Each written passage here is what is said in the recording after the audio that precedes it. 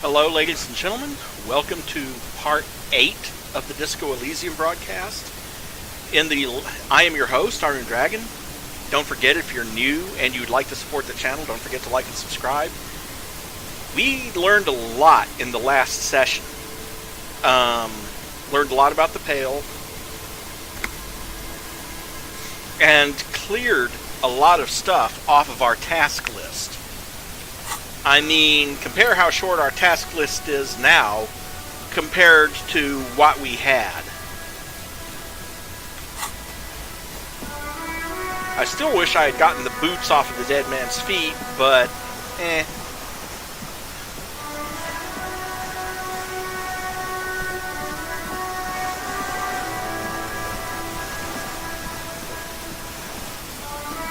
just because I'm a completionist and I like to get all that stuff.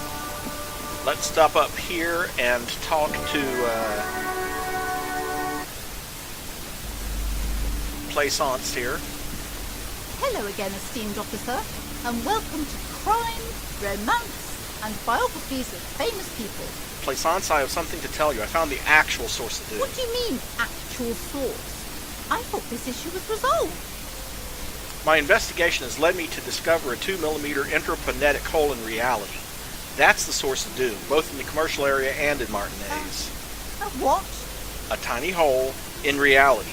It may be connected with Pale, an origin point of sorts. It would explain why historically so many things have ended in failure here in Martinez. Ma'am, what he's saying is true. We found an intraplanetic anomaly in the small Pinewood church down the coast. I don't mean to be an alarmist, and more research is needed, but it's not looking good. But that's not in any of the ancient texts. How am I supposed to protect my bookstore from that? Well, you could turn your store into a disco. She's too afraid to even say the word. You can protect it with hope by refusing to give up. That's what people have done in the past, by building a church, a place of worship around this thing. You're right, officer. I mustn't lose faith, especially now that Annette is finally settling in at school and making friends. No, we can't just leave. Besides, didn't I have some Sailite hope catchers round here somewhere? I must find them. Everything will be all right if I can just find them. Thank you for your help in any case. You're welcome back here any time. Farewell for now, book peddler. Oh, let's talk to the little girl real quick, because we haven't done it. You just can't get out of the rain and into the gutter. Okay, there's a check here. Hi, Ace Detective. Are you here for more? Because you know each other. She's been talking to you so openly because you've talked before. Hang on, so you know me? We've met before? Yes, I used to stand out there all the time before Mother told me to focus on my homework. You've been running around all week without your shirt on, sir, apologising to everyone. I don't really understand what you've done wrong. Did I ever talk to you? Of course, you've stopped by a few times. You certainly look better than the last time I saw you. Thanks, I'm trying. Yeah, I can see. You don't have party eyes anymore. Party eyes. Yes, of course. That makes sense. Party eyes? You know, like a cat in the dark, all big and wide-eyed. It certainly looks odd on a man. The swiveling eyes of a loony drug addict. That is what she meant. You were probably gurning too. Good thing she didn't say party eyes loud. Her mother's nearby. Fuck yeah. You should get some party eyes right now. Snap those sequins on you, boy. Does that mean I've been partaking in narcotics? Oh, baby, that's not what you have to worry about. Worry about the important thing. Thanks, I've learned something about myself today. I'm glad I could help you, sir. Little girl help. My Dick Mullen book ripped before I could get to the end. Do you know what happens? Which book was it, sir? Dick Mullen and the Mistaken Identity. Oh, I'm very sorry, sir. I haven't read that one yet. I wish I could help you. Darn. Math. It's really difficult. Like, really. They say you need it to get rich. Better than standing outside in the cold, I guess. Oh, I found something while you were away. What is it? I thought this would fit you. Like, thanks for helping out. Not me. The city, I mean. Like a detective does. She gives you a hat, almost exactly like the one Dick Mullen wears on the covers. A detective hat? Yes, just like the one Dick Mullen wears all the time. You'll look way more serious with that. Well, I'll certainly look less stupid than with that stocking cap on my head. Right, I have to get back to my homework now. before Mum notices. Man, this is hard. She looks back at the infernal scribblings under her nose. Okay, bye. See you around, Annette. Speaking of looking more serious, let's put back on the commander's jacket. And there's the hat. Hey, it adds +1 to encyclopedias, so that's good. And then with the +2 from the glasses, yeah, encyclopedia's up at +6 now.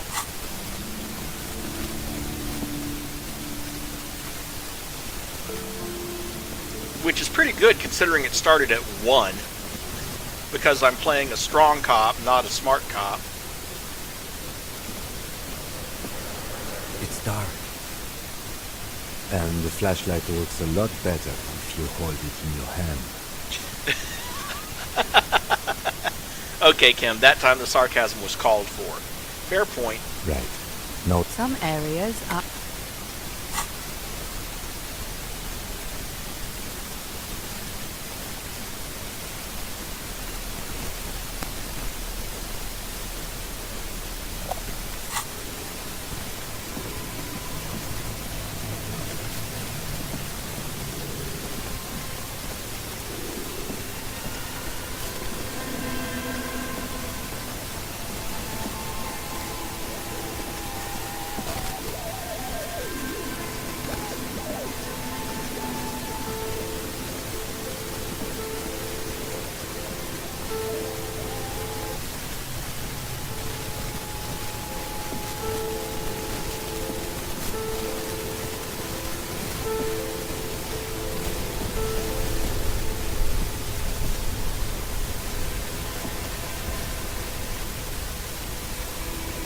Way out, or yes it is.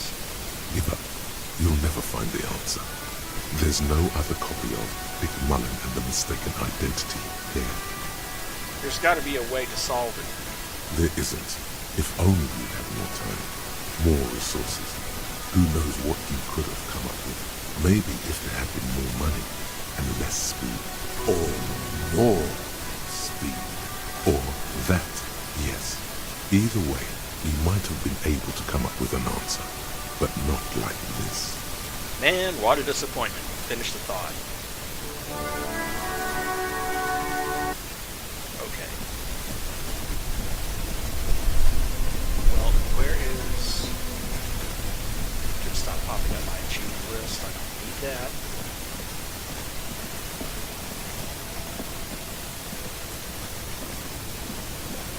A thick layer of coal dust covers the furnace.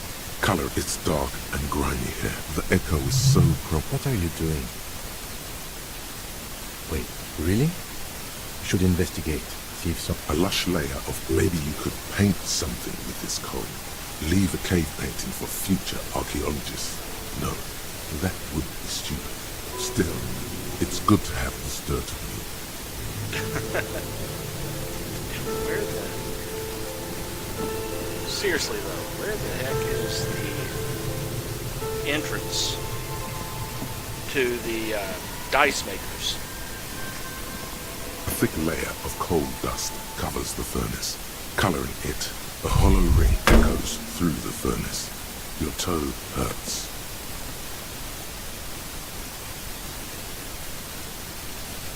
Looks like it. No one has used it in ages. It's dark and the echo is... What are you doing? Wait, really? Oh, I wish I damn well remembered where that was.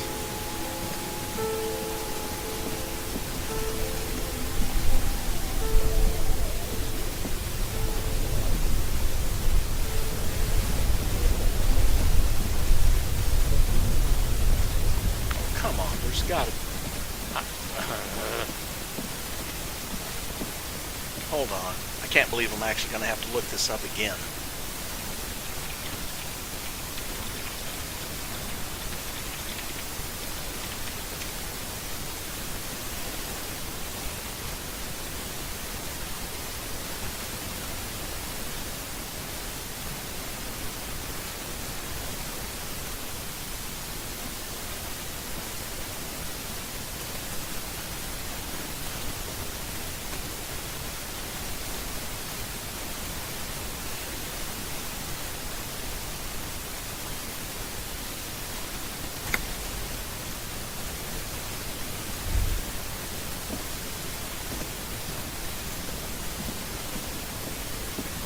thick layer of coal dust covers the It's dark. The echo. What are you doing? Wait, really? This sounded real, not imagined. Can I not find the way back up there again now that I've left the place? Because last time I just shouted into the furnace and she opened the damper. There we go. Oh. Maybe. Aha. Silly me. Oh, it's you again. I think Are I you found looking the for a actual guide? source of the curse. You mean the curse that I'm spared of because I live outside its immediate reach? Yes, well, about that. I'm listening. There's a 2mm hole in reality located in a church on the other side of the canal. I think it may be related to Pale. Excuse me? A 2mm hole in reality? This can't be true. I'm afraid it is, man. Sonalukan and Kill, the former lead programmer of Fortress Accidents, made the discovery. Soma is involved in this? She appears to take this in while the chatter from her headphones continues unabated. So it's even worse than I thought. It's not just the commercial area that's cursed. It's the entire world. She looks outside the window where daylight has filled the yard. No, I wouldn't go as far as to say that the entire world is doomed. Just marking eggs? She gives you a rueful smile and takes a look around. In any case, thank you for stopping by.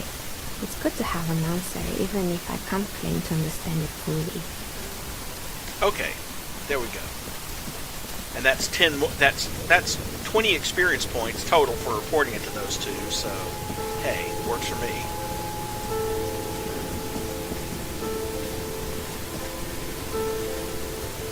Yeah, guide dang it moments are a thing, except this wasn't so much a guide dang it moment as a oh my god, I'm such a dope, how did I not see that other staircase thing?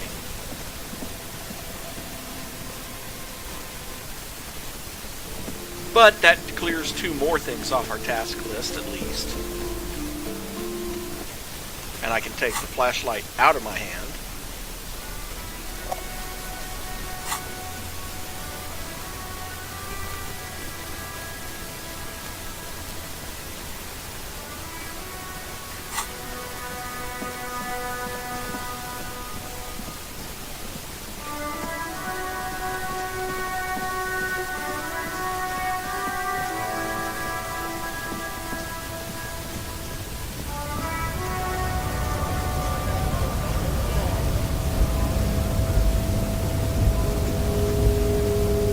Now I have to go up here to where the container is and put on all my stuff that increases rhetoric and try to talk the container open.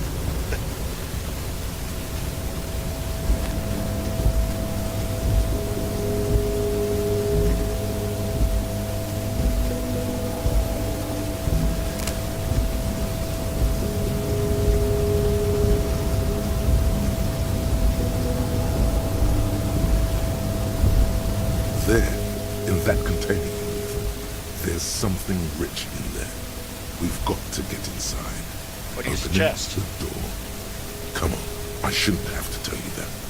Get me up close, and I'll show you how it's done. Okay, Savvy. I think it's still a rhetoric check. You're back before It the is. cargo container. Its drawer has not lessened since you were last here. If anything, it seems to have grown slightly. Well, let's see.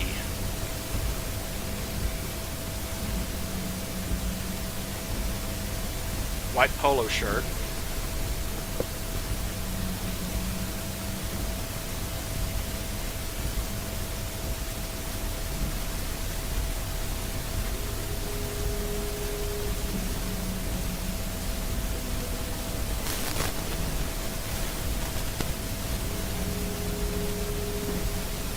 I think it's the only thing I've got that affects it positively. But I don't think I'll have to save scum it. I mean, look at that. 92% Its drawer chance. has not lessened since you were last here. If anything, it seems to have grown slightly. Step aside, rank and file. Savvy's at the top of the VIP list here. That's right. Out of the way. Whoa, watch it. How did he get in front? Little slime ball. Thank you. Now, are you ready? It's time to make our entrance. Clear your throat, knock on the door. Hi, it's Savvy here. Savvy with 2 V's. I'm on the list, the guest list. At first, your knock rings hollow on the door. And then, just like that, you hear a click, then a rattle. Some mechanism unlocks itself inside the door. Ahoy! Come on in! Mega rich light bending guy. You can't be serious.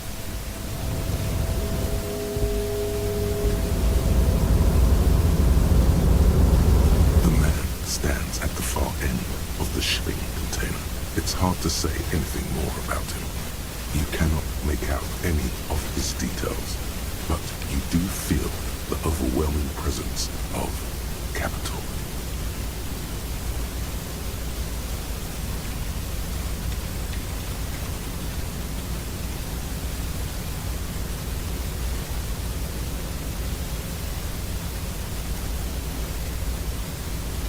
Okay. The feeling causes all the hairs on his body to stand at attention, like soldiers preparing for review. Squint. Something's amiss. The light beams bend around his face and scatter in 1,000 directions.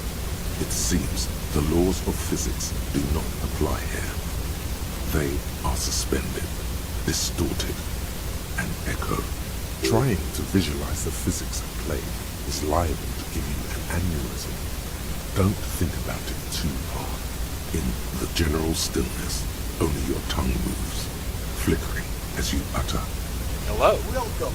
Savvy, was it? Make yourself at home. Sorry, I'm not better able to receive you. I wasn't expecting visitors today.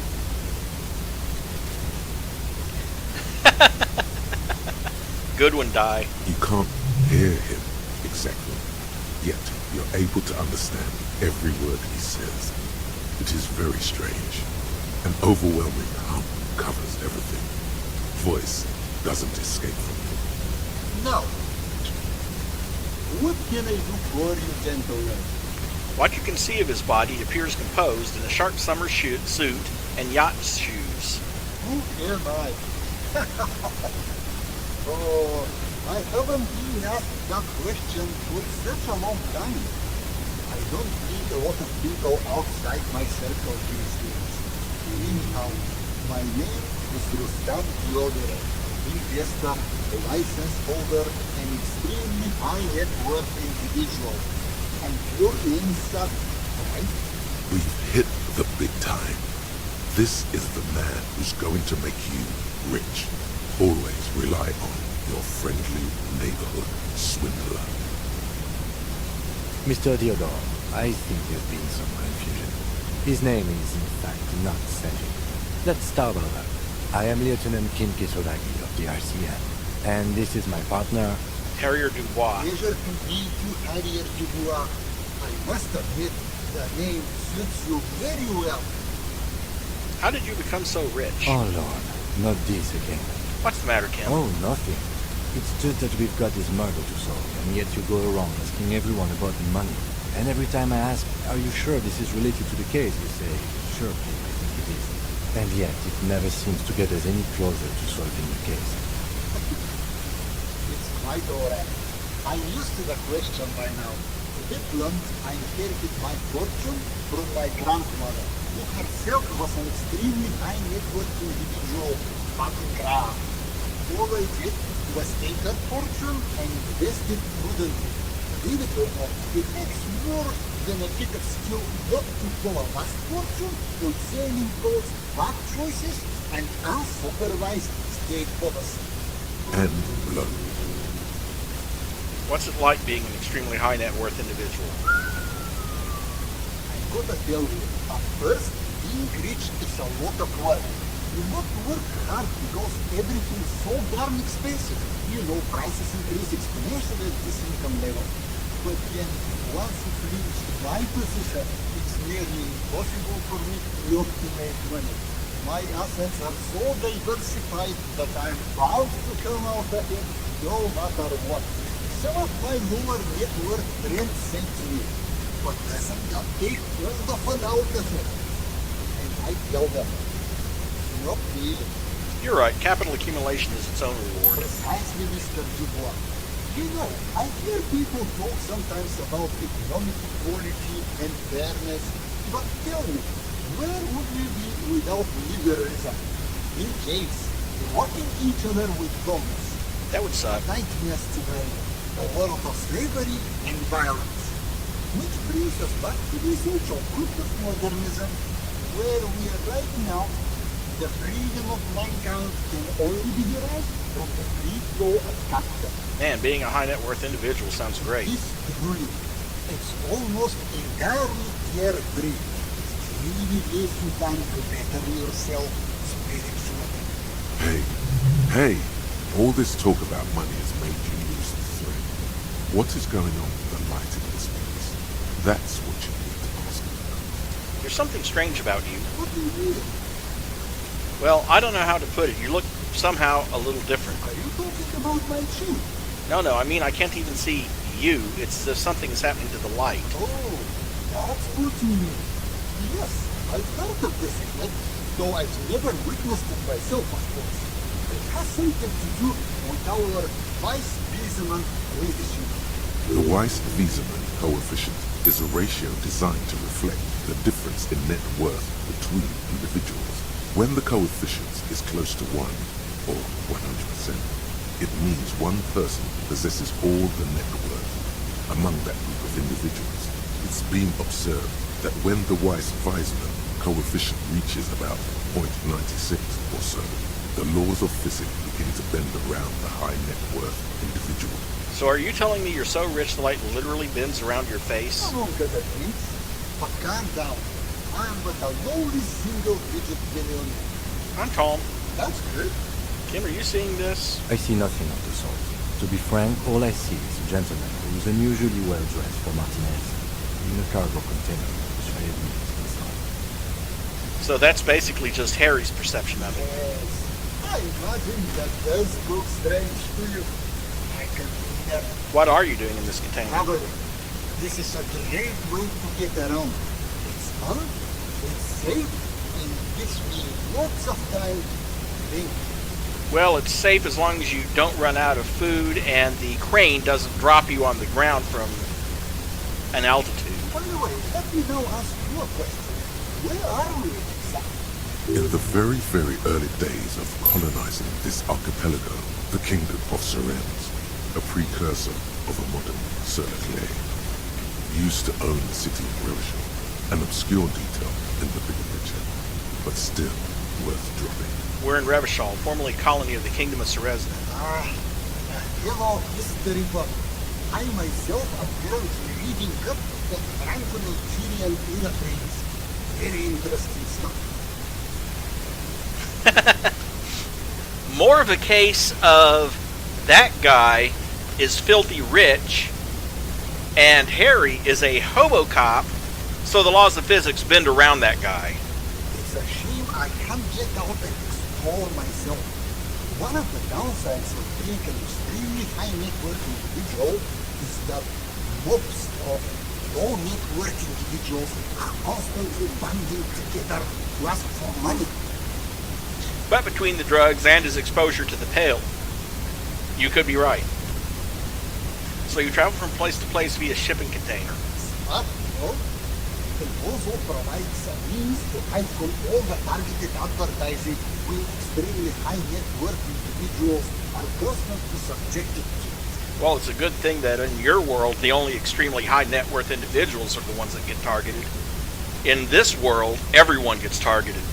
Luxury yachts, high fidelity portable radio systems, mail-through outerwear, and so on. It just gets a bit middle class after a while. A bit bourgeois. Ah, so you're saying being rich isn't worth the hassle. What? No, I do not say that at all. Being rich is great. But just don't tell anyone I told you that. The bending light appears to wink. Have you considered breaking into the local art market? There it is. I knew it. This is the Newton 33 age law. A a fellow entrepreneur.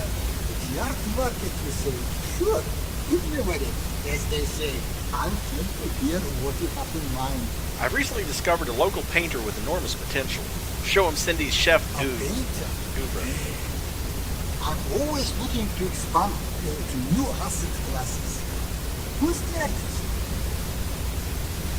Cindy the Skull. Ah, and the name of the piece? He leans in to take a good look at the rectangular plastic board coated thick with emulsion. Well, we can call it Keith.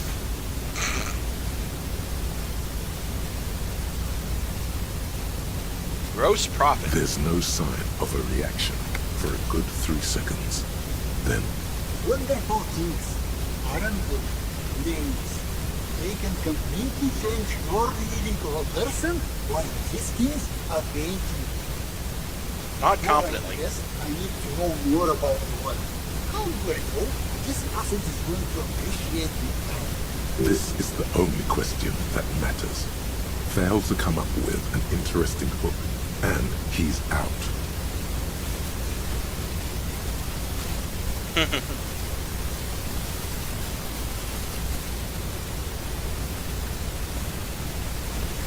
Now, let's see. Staring at it long enough lets you immerse yourself in carperie. Let's immerse yourself in a modern school of thought. Are you sure? Complete nonsense. Both carperie and what you just said. Can't bathe in thoughts.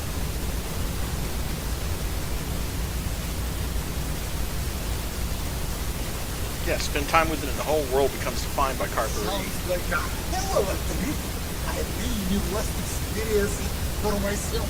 The light emanating from him seems to intensify. Great work. That might have done it. Well, I think that settles it. You found the fire, my friend. A pleasure transacting with you. The light around him warms you like a friendly embrace. However, there are a few complications. I don't have the cash of need right now to pay for art of this caliber. What I can instead offer are shares in our Bushlight website. Shares. That's even better. You can do a lot with them if you play your cards right. We have a deal. Splendid. You hear the sound of expensive fabrics brushing against each other. When it stops, a roll of paper emerges from the radiance. Take the scroll. Thanks. The light around the individual in front of you changes somehow as you take the scroll. You can't figure out what's different. You just know that it is. This transaction has changed the physical relationship between you. You are now more alike somehow. The Weiss-Wiesmann coefficient for you and this individual has now dropped to 0.9989. Repeating. That concludes our part of the transaction. Once you've turned over the asset, my people will get the legal ball rolling. Another deal complete. Welcome to the big leagues. If you haven't already, I would advise you to consider hiring a personal brand strategist. What does a personal brand strategist do? What don't they do? They practically do everything. From spotting good investments and analyzing design trends to booking a lunchtime table in the prestigious Land Estate. Could you hook me up with one? Unfortunately not. I only know the ones who work with multi-millionaires and beyond. But take a look around, and I'm sure you'll find one. Personal brand strategists are attracted to money like sharks to water. You'll find them in network offers many new doors for you. Here's an avant-garde proposal. What about Idiot Doom Spiral? He used to hustle and hang out with the sales halls and trend pushers of the marketing world. Let's ask him if he knows any personal brand strategists. Oh, and we should see what this net worth might score a discount, or better yet, get you some free goods. That's the kind of thing that really makes you feel like a hotshot. Ask the local merchants about it if you get the chance. So, what's next on the agenda? We should get back to our investigation. Thanks for your time. Why go so soon? I feel with so much more to think about. Ah, well, until next time.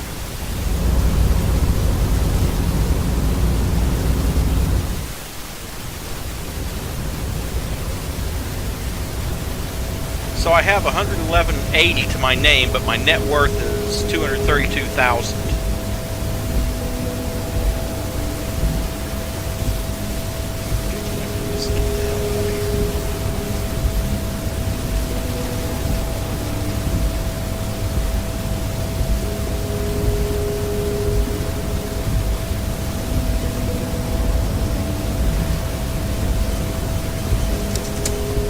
That particular set of stairs always gives me trouble. Fortunately, Idiot Death Spiral actually was one of those.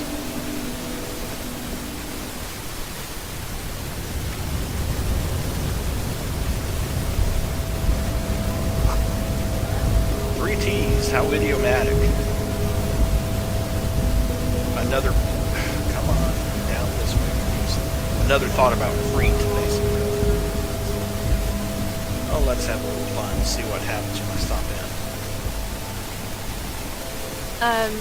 Is this about the question again? Because I don't really What kind know of discounts can a man with net worth get in here? That's team speed for. She couldn't be more Excuse us. My partner here, of course, knows that net worth is not legal tender. Yeah, I don't know. Just figured I'd say that. Okay, so we get close to the whirling rags and fast travel back to the fisherman shacks. And then come over here to the drunk guys.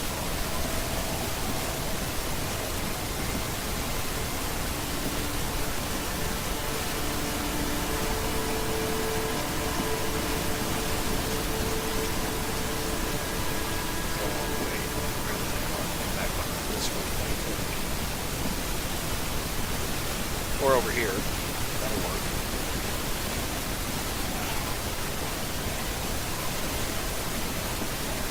Oh, and of course I've got to go back down and around because that's just the way the isometric map works. That really annoys me about this sometimes. Is that you should be able to get down through there, but you can't. Tequila Sunset. Do you know any personal brand strategists? I need to start building my image.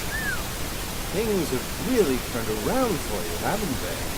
You've got big money problems now. He looks back at you, eyes gleaming. Don't be shy, Tequila. Of course I'll do it. I'm your man. What do you mean you're my man? Your personal brand strategist man. Now, I know I'm not your typical chef. I don't wear a suit. I'm not 100 years old. I'm not about to die tomorrow.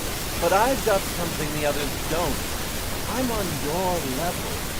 And as I already understand your needs, I can marry my high concept ideas with your brand. I'll help you make your mark.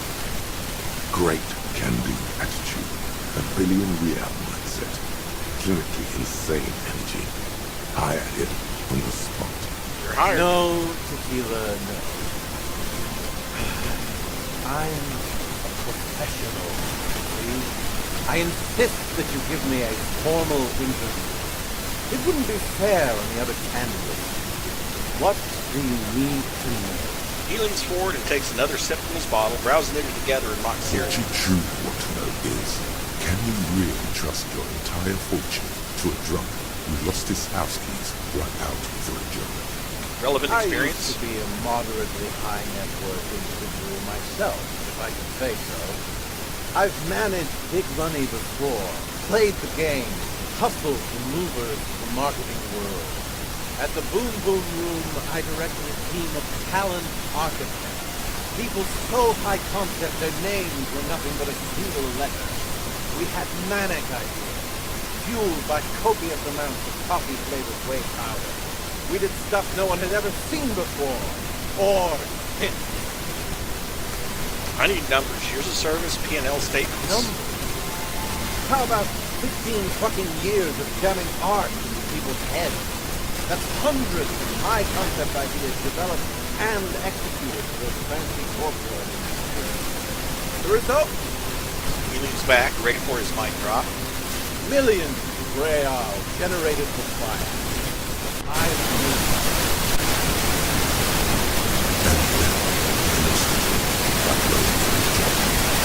Not exactly inspiring. How does your drinking impact your work performance? Moistens me up to feel the high concept. He tries taking another sip of the bottle, but misses and pours some of its contents inside his collar.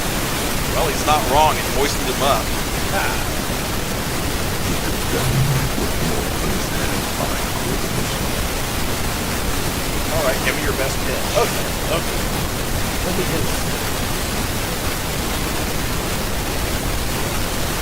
He manages to down half a bottle, then sits up straight, a hazy but oddly determined stare in his eyes. His finger shoots up. You see, network means nothing.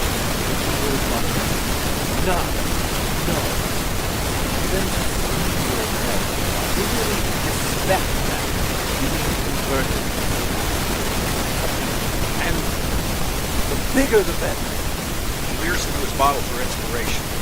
Yes, show them real art, then we'll be able to appreciate the majesty of my finances. The horseback monument. That's the center of the district. It has to pay attention to that. We could get your name up there in lights. Damn things do You're aware that monument is supposed to look like it's exploding. It doesn't need renovating. I didn't say renovating. I said reconceptualization. It's medium concept shit is what it is.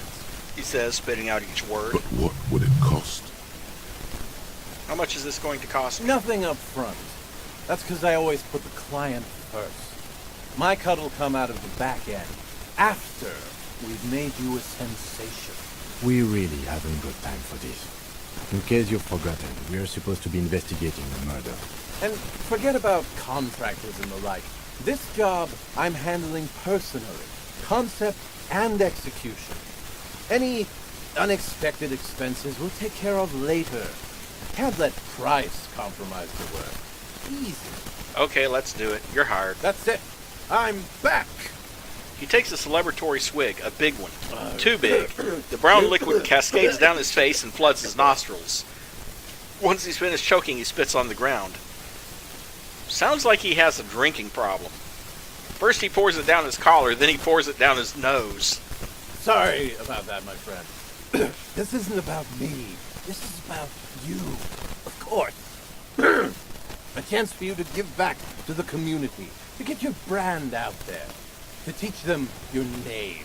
He spreads his hands across the sky. I can already see it.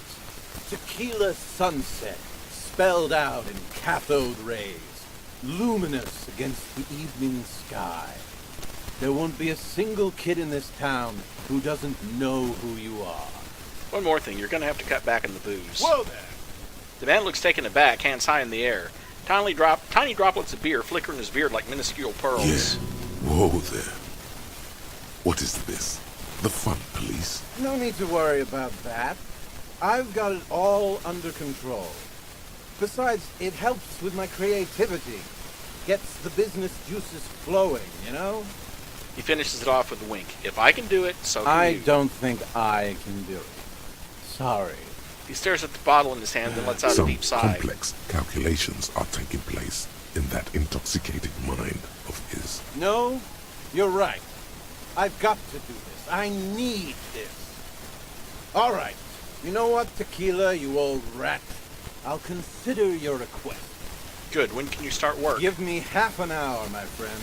In fact, I demand you to sit down here and not move until I'm back. Open a beer. Chat with your old pal. The lieutenant massages his temples and looks down at the ground. Relax. I see you both running around like maniacs, just back and forth, back and forth. Gotta live a little. Enjoy the day. He turns his swollen face against the snow. droplets of beer freezing in his beard. Sure, sounds like a much-needed break from all the work. Exactly. Just give me a minute or two. Or 30.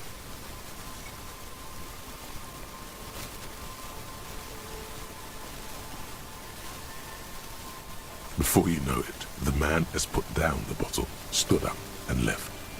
Minutes pass. The clouds change shape up in the sky. You chat a bit with old Rosemary.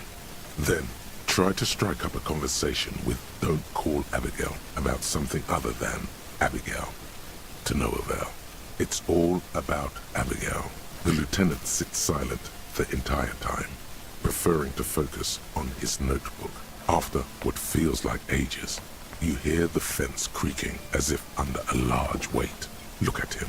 Just look at him.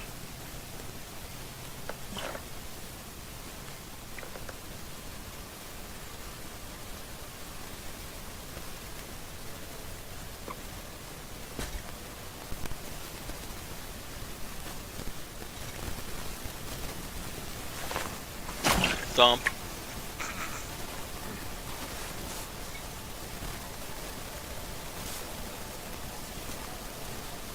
It's Idiot Doom Spyro. He's back, like a beast made of jaundice and fetid polypropylene. He returns locked in stiff combat with a most fearsome foe. All finished? I know. Ran into some problems there. Material shortages and the like. But don't worry. Genius thrives under constraints. That's why you pay for the bill. He seems even more drunk than before. He can't even walk straight. How did he write your name in cathode rays? Good. Can anyone take a look at the monument now? Yes. Whenever you're ready. And I don't think you ever will be. He pauses to pick up his bottle. Just head on over to the horseback monument. You'll see. World's gonna know about you, me, and the shiny numbers in our bank account. The lieutenant closes his notebook and nods at you, ready to go. But if there's anything else your old friend can do for you, let me know. He takes a mouthful of beer, swishing it around in his mouth like some kind of sommelier. He's seen it. Okay, we need to check out the horseback monument. And then we basically get to continue with the main plot until we get to a certain point in the story.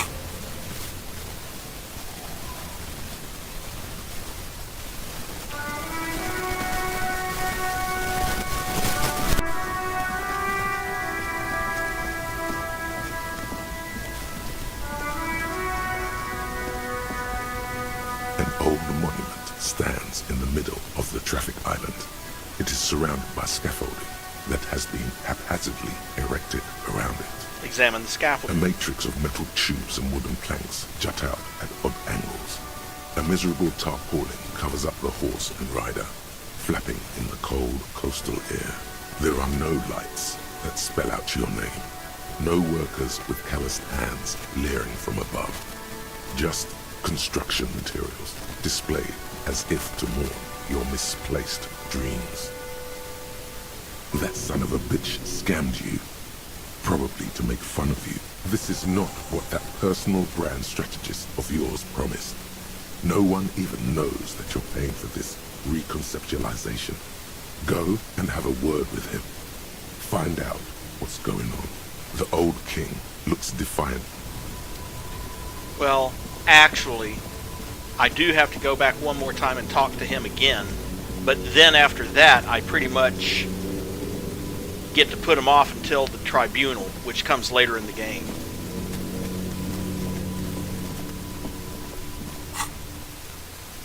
Travel back to the shacks. Again.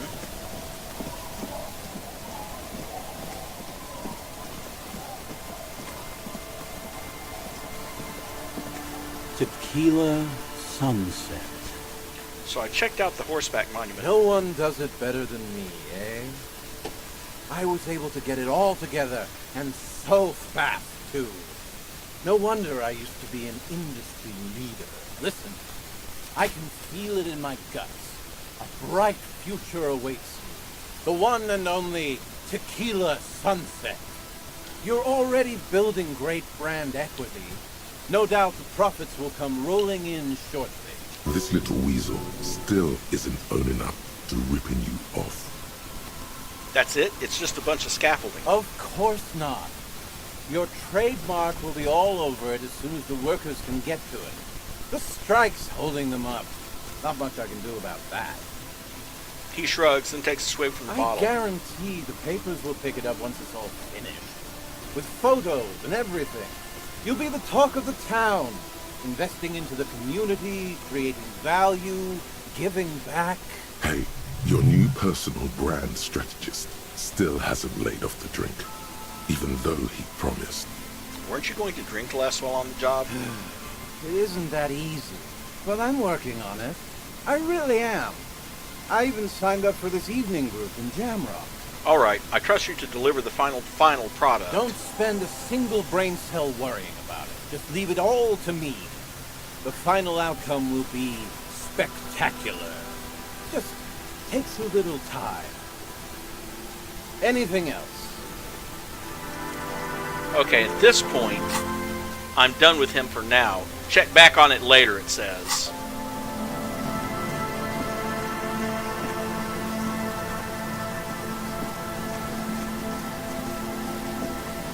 And I'm going to go ahead and recharge my health.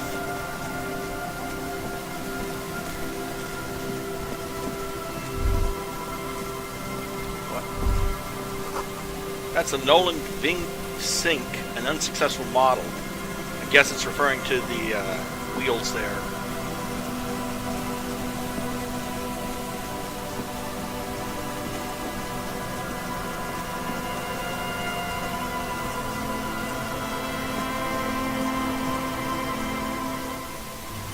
And see, now the ladder is available. A rusty ladder leads to the rooftop. Some of the rungs are missing. Yeah, that doesn't look good at all. Assess the The situation. distances between the remaining rungs are rather wide. You'd have to use the mounting brackets. However, they seem corroded and the peeling rust is razor sharp. In addition, the first rung is going to be tough to reach. It's what, 3 meters above the ground, and you're 180? Seems about right. Not to mention that the roof is collapsing and the wind gets pretty brutal up there. Dismounting from the ladder is going to be hard. Perhaps if you were to not climb the ladder. Instead, what if you were to do something more subtle? What if I don't climb? What if I just teleport? Teleportation is not a thing. The lieutenant stares at you stone-faced. It is the thing. It just needs a bit of Okay, concentration. let's say teleportation is a thing. Wouldn't you need some kind of scientific apparatus to create a teleportation field? You can't just do it without apparatus. What are they talking about? The kid behind you whispers, asking his father. Teleportation, Miguel. It's generally thought impossible. Won't hurt to Oh try. yes, it could hurt a lot.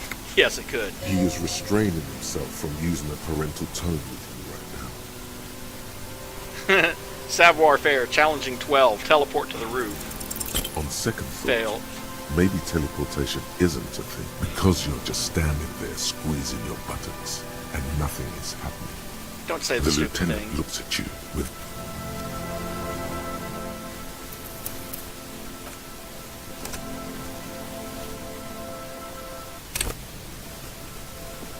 a rusty ladder. Yeah. The distances, in addition, not to mention, what if you were... Teleportation is not a thing. Okay, What are they talking? Teleportation. Oh yes, He is restraining himself from using a parental tone. All you need to do is close your eyes and concentrate. Darkness enfolds you. You can feel the distance between the bench and the first rung of the ladder. All you need to is... Do it. Zoot, zap, pow, crinkle. It's like magic. You feel yourself disappear. Your atoms fading out of existence. And then you feel your muscles aching because you actually climbed the damn ladder. Oh my god, I can't believe it. Bam! You find yourself on the roof, having mastered the art of physical displacement. Don't gloat. Just stand there like a Samara You know, bastard. for the record, you didn't teleport there. You just climbed the ladder with your eyes closed. The wind at the top of the building starts howling loudly, blowing away the lieutenant's voice. Faintly you hear, actual static in the stream?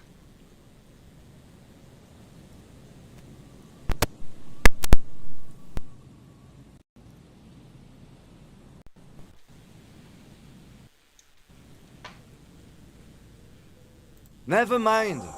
Find a way to let me in when you get inside. Don't go adventuring with a backup, especially if we think the suspect may be hiding here.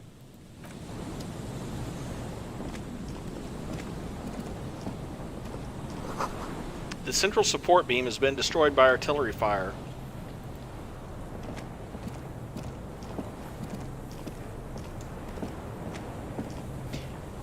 And I made 10 more cents. What? Hold on. Stones fall. It's a long way down.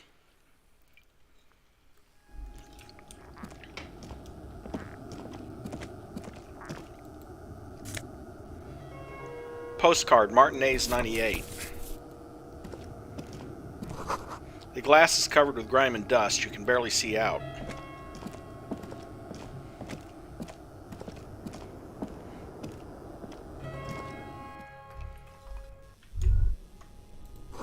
You should take out your flashlight. Okay, fine. Let's take out the flashlight. Items, tools, flashlight.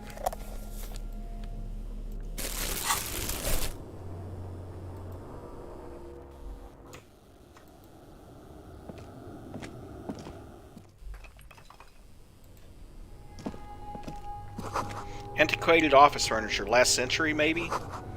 The collapse nearly sealed the basement. One can barely squeeze by. Overturned table covered in orange mildew, crawling with something.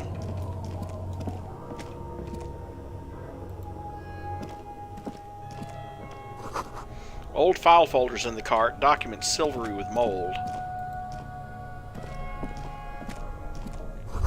A series of thick, dusty panes of glass. This isn't just glass.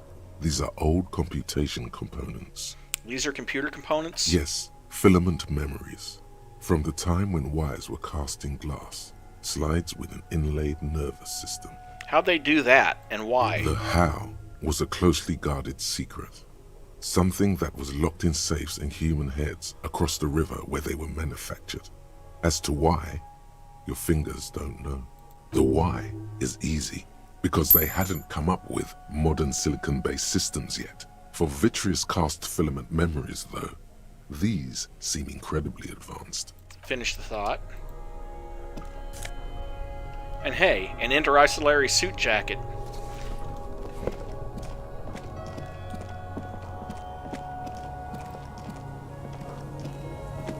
Two rusty metal plates that slide apart form a crude door. It's been here under the boardwalk for a while. Push the doors open. The doors seem to be on rails, but they've gotten jammed. You grab a side and put some strength into prying it open. With the help of your partner, the two metal panels slide open with a creak. Huh. I hope no one dangerous heard that. How did you even get there? After you climbed up to the roof, you mean? There's a maintenance entrance under the boardwalk. It's next to a drain pipe, possibly a storm drain. It was easy to miss before. At least now we know a quick way in and out. Yes, we have an exit, so let's get going. Time to investigate these passages. He peers into the darkness. Time for a good quick save. Also time for me to possibly consider putting on that cuirass to increase pain threshold. And wearing that windbreaker over it to increase pain threshold.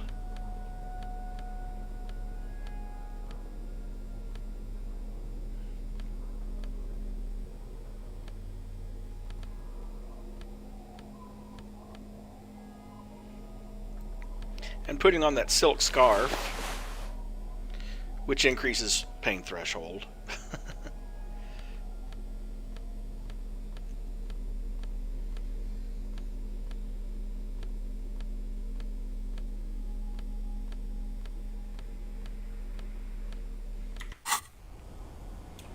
Doesn't increase my hit points any, but that much pain threshold. I mean, if you look at the pain threshold 8. Unfortunately, it's not endurance. If it increased endurance, I'd be happier with it. But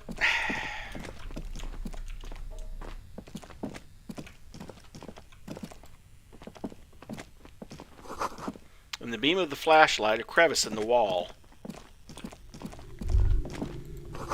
Stale fabric and dust. No one slept here in months, maybe years. Pots and plates full of dust and spider webs. Revolutionary propaganda on the bunk bed, ancient flyers and brochures. The same slit window you saw from the outside. Could this have been the killer's hideout? And this narrow window, the point of origin of the shot that killed the mercenary? This does look like an embrasure, a slit made for shooting out of. Peek out. Outside the window, the day is clear, and as mild as can be in early spring. Could the killer have used this as a hideout? It's a great place to hide, certainly. But there hasn't been anyone here in ages. I can't see the whirling in rags. The shot didn't come from here. Indeed. No one could get a clear view. Well, at least we've been thorough. I like thorough. The lieutenant's voice betrays a slight disappointment, which he glosses over by reasserting control. But that puts us another step towards completing this one. Check the island for bullet traces happens way on the end, and we're on this one. So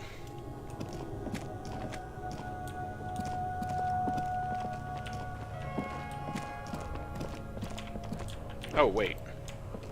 How did I miss this? Need to go back in here and check this. A revolutionary's hat.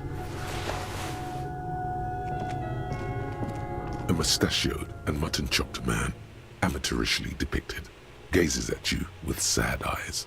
A plaque reads, K. Mazov. There is a spider web in the lower left corner of the portrait. Brush the dust off the portrait. Years' worth of dust is shaken off. The full head of hair, matched by an ample moustache and sideburns, look a bit silly. Someone crouches, heels digging into wet sand. Hands sweep across the sand, grains sticking to the frayed skin of the fingertips. An old man sits on a slab of concrete and taps his fingers against the glass of a scope. You shudder. It's that Mazov guy. This must have been the hiding place of some naive leftists. Some radical or radicals were hiding out here. They left a long time ago. A long time ago? How long? Half a century. This was probably part of the network of defense posts the communards built against the amphibious landing. He looks around. I think the purpose of this bunker was to produce propaganda. It would have had radio equipment back then, but that's all been looted. What's with all these secret weapons caches and secret bunkers? We have found a lot of those lately. I guess what most people think of as history tends to linger in rundown neighborhoods.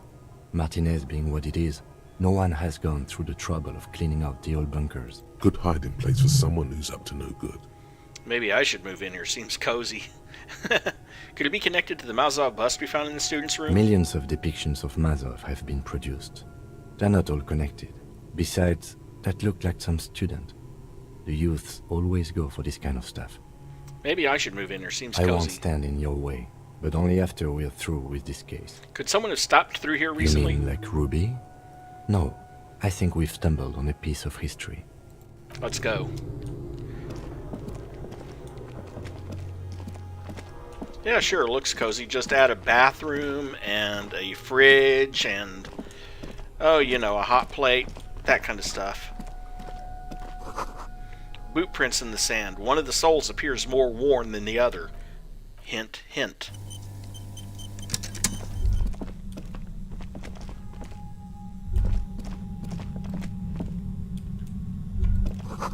Something in the air, an unnatural buzzing. The tunnel collapsed. You'll have to find another way around. I love how I get 10 cents just for that. It's getting louder, the buzzing sound. There it is again, like a swarm of hornets buzzing under your scalp. A strange tingling you can almost smell. Lieutenant, do you feel something? No. What do you mean? A pain, a strange I tingling. don't feel it, but we should still be careful. There were footprints back there, and I'm pretty sure they were fresh. I saw them too, footprints with the right sole worn smooth. Looks like our suspect. If she's in here, we need to plan our next step carefully. What do you mean? Once we detain a credible suspect, Who knows what the Union and the Wild Pines will do? We'll set in motion events we have no control over. Keep calm. Go over the whole situation in detail. We found out Everark's plan to take the harbor. Maybe we should tell Joyce about it? I leave that to your judgment. You already know what I think about cross-pollinating information like this. It's dangerous, but... He just can't be sure. Maybe it will yield something useful. How bad do you think things could get? Well, we are not responsible for what we can't predict, are we? I don't think the entire city will be razed to the ground. Oh, thanks, Ken. That's really helpful. If you can't predict it, there's nothing you could have done. What do you think is waiting for us there? I think I see a cavern. Maybe more cellars? I think we've been careful enough. We still have the element of surprise. I wouldn't be so sure. You haven't exactly been sneaking. Or maybe not. Either way, once we go deeper, there will be no turning back. Well, yeah, I mean, obviously I would want to have a high-speed internet connection.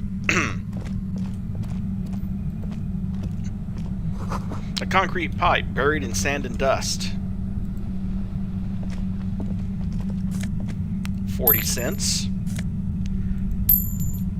1 real 15 cents.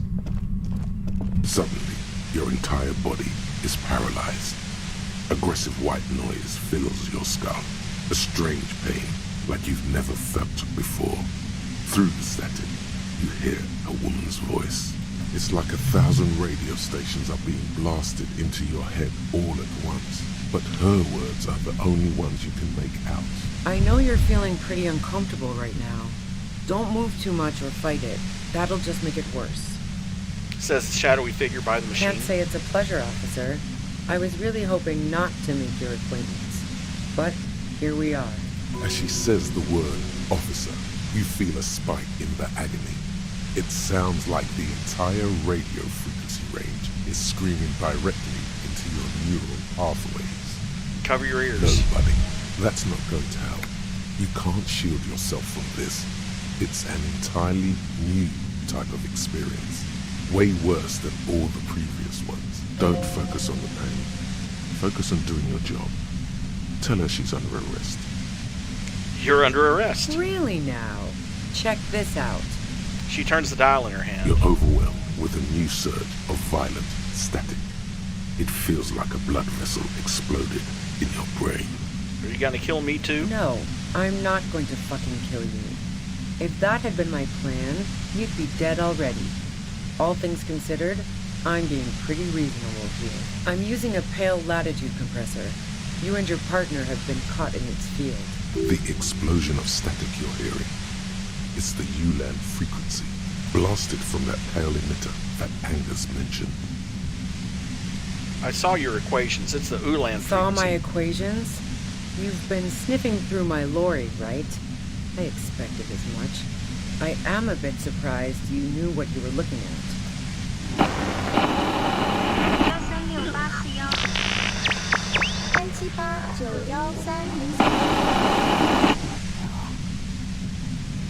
A pale latitude compressor is used to sort of make the pale more manageable. With a lot of these, you can force a radio signal grid on the pale, literally crunch the distance across it. Signals are relayed across a series of repeater stations fixed to buoys. Not a fun job manning those stations. All alone out there in the pale, people lose their minds in just a few years. So, what we are experiencing is a concentration of radio waves. He gestures towards something with great effort. Precisely.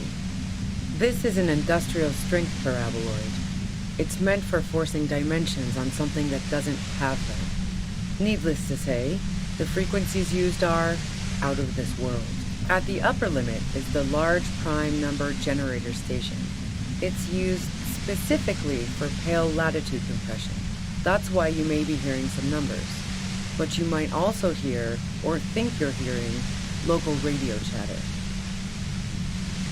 Have you experienced the compressor yourself? Yeah, I stuck my head in there before using it on you. It seemed like the ethical thing to do. Can't say that I enjoyed it. The field was weaker, but I can imagine what you're going through. How did you get your hands on this thing? I built it myself. She nods towards her torture device. That's illegal. I'm guessing it's patented. But we are beyond that, aren't we? Oh yeah, way beyond. This is all great, but let's talk about the man who was killed. Yeah, let's not talk about that shit. You were hunting me and fell into my trap instead. That's all there is to say about it. Could you just turn it down so I can ask you something? If you've got something really important to say, you can do it through the white noise.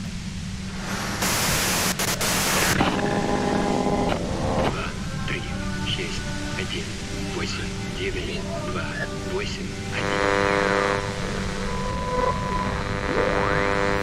for a deal with my mattress. Free! And ember!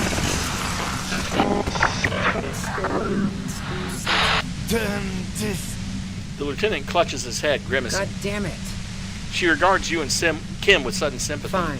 If you really want to talk, I can dial it down. I've also got a gun, by the way. She steps reluctantly out of the shadows, and the pain lessens. The gun she's carrying is a 2-barreled front loader, not like the murder weapon. Well, it doesn't feel much better, but you can form sentences now. Thinking doesn't seem to hurt as much. How did you know we were coming? I heard you in the passages, and I've been preparing for quite a while. By hiding bullets under floorboards? So you found my shack, huh? I'm not surprised. She didn't rat you out, by the way. So nice. That's one knife I didn't want to find to my back. Why hide the bullet, though? This could have turned out pretty bad for me if you hadn't walked right into 25 bands of ultra-high frequencies. Did you shoot Lily? No, I didn't do it. I only helped stage the lynching, though I doubt that makes much of a difference to you. Who ratted me out, by the way? Was it Titus? No, he wouldn't have broken first. It was your girlfriend. She cracked. Nah, she didn't crack. She's a survivor. If she told you anything, it was to save herself. But she couldn't have known I was on the coast. How did you find me? Your own boys told us you were on the coast. My boys? Yeah, the ones you poached from Titus. And Titus himself. What is this? I thought Titus and I had a decent collegial relationship. Oh, doesn't even matter. How could they be my boys when they're not even my friends? Those guys liked me, I know it. This is what happens to people whom people like. A dull despair is creeping into her voice. How the fuck do the rest of you get by? Wasn't it you who called me the human can opener? It's not personal. I opened them up. Didn't I? Now you've come for me. Fuck them all the same. Honestly, I don't know how I do it. I just stumbled in here. What shit? I told you I didn't do it. Sounds pretty simple to me. Do you have an alibi for when Lely was shot? Man, I was with the boys the whole night. I hope they at least bothered to impress that upon you. They did say you left to take a really long leak. Yeah, and I'm sure they also made some funny remarks about it. They always do. I've driven a lot of long haul and chugged a lot of beer, man. Can't do either without some power of mind over bladder. And anyway, that wouldn't have been enough time. Our investigation has shown that 15 minutes was just enough time to commit the murder. Now I'm curious. Please, explain. Look, there's a secret way from the first floor of the Whirling to the roof. Don't know it, but also... Evaluating your competence as a police officer. The shot couldn't have come from the roof. Or we would have all heard it downstairs. She has a point there. No one mentioned. The pain stops him from finishing the sentence. That didn't go super well. You've got to lay something better on her. Would you say that Lely was a likable person? I didn't like him. Hardened mercenaries aren't particularly likable types. Did you feel protective of the Union? Yeah, sure. And I didn't like Wild Pines sending in those foreign hirelings. Me and a fuck ton of other people around here. You don't feel sympathy for mercs? It's hard work. Plenty of broken people who don't come with that kind of body count. Besides, they're paid well for what they do. I have other questions. I'm listening. You have a gun. And? I see it's a front load. Do you collect guns, maybe old rifles? No, they're not practical. Break too often. A doubt creeps over you. She sounds so sure of everything. So, not guilty. I can't quite tell what kind of gun A it is. Knoxway 80 front loader. 2-barreled. Not really what you were looking for, I'm guessing. That isn't it. There's other evidence I want to ask you about. Evidence.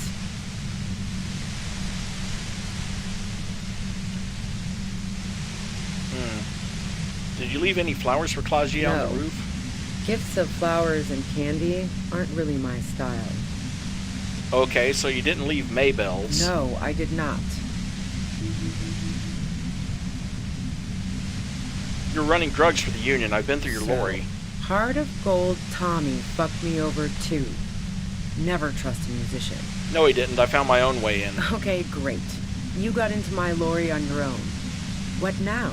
You're going to arrest me for drug trafficking? You had a financial incentive to kill the merc. It's to get away from all that murderous shit that I left Jamrock, my previous employer, for the Union. I got lucky being a dispatcher. Never had to do any of the really dirty work myself. This gun has only been used for self-defense against... There. It's going to be easier to reach the machine now. But you're threatening us with it. Based on what I've heard about you, you are serious scum. She responds, holding your gaze. There's a sinister note in her voice.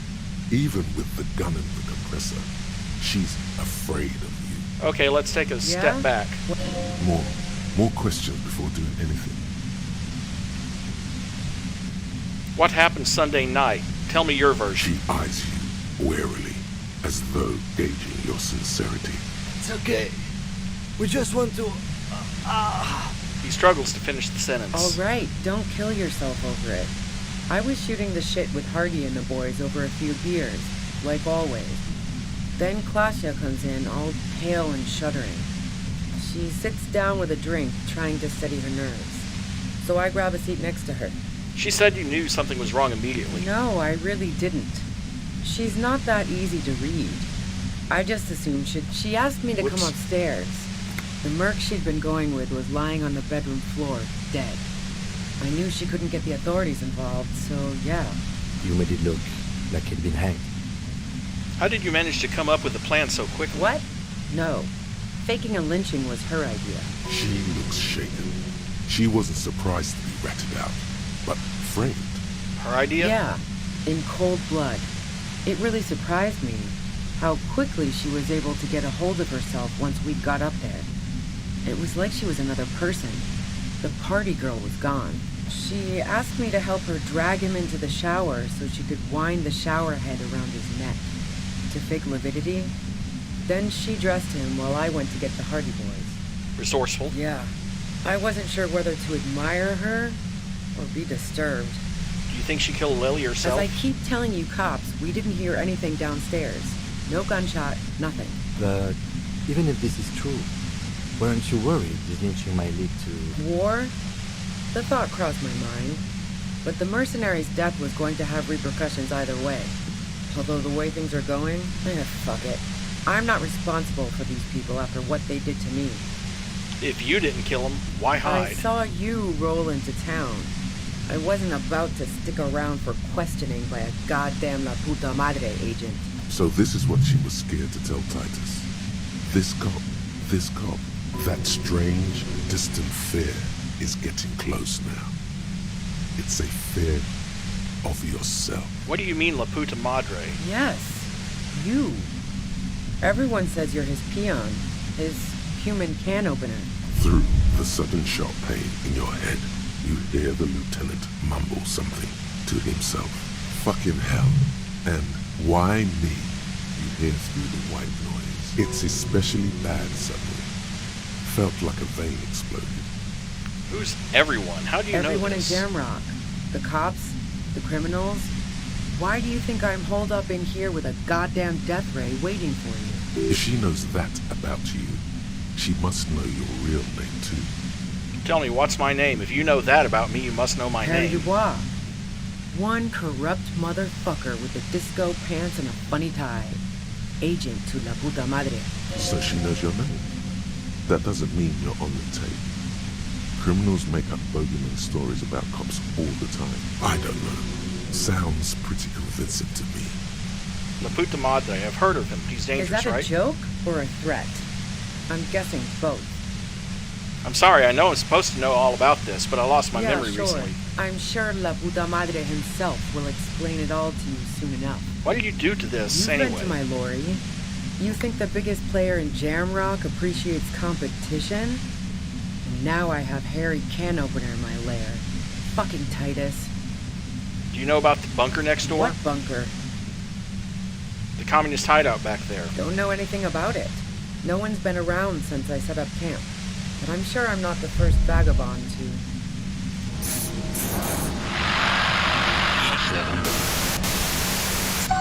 Keep calm. Breathe in. After the pain recedes, it's a little clearer.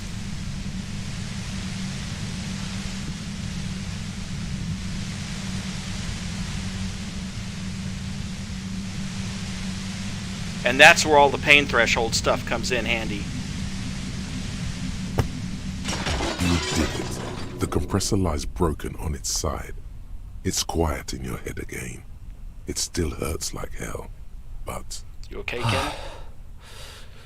All good, officer. Be careful. She looks at the machine, assessing the damage. Her hand trembles. Oh, fuck it.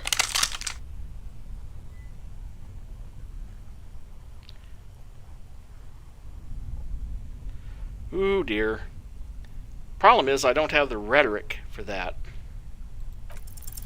You should know the words to say. You've been here yourself. So why is it not coming Why am I to you? standing here like an Because idiot? you've misread the situation from the beginning. One idea. I A need smirk one idea. crosses her face as she watches you stand there, mute. You watch as her brains trickle out through her neon hair. She killed herself. I failed to talk her down. Lieutenant Yefreitor Dubois, control your emotions. There is no coming back from this one. It will stay with you in nightmares.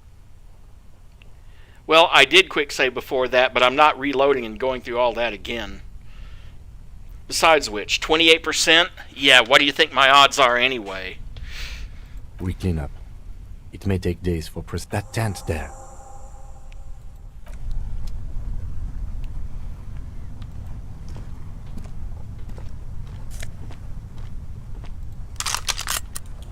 At least I get to grab her pistol out of it.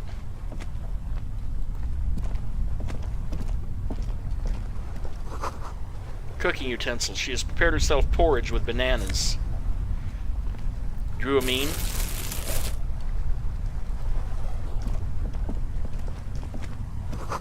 Dark water trails into the distance. There is no way out. Take $8. The plain red tent stands by dispassionately. It was pitched by practiced hands. She was used to camping out. Look you inside. see a rolled-up sleeping bag and personal belongings. We should put her in the sleeping bag, so the rats don't get to her. Okay, let's carry The her over here. lieutenant nods.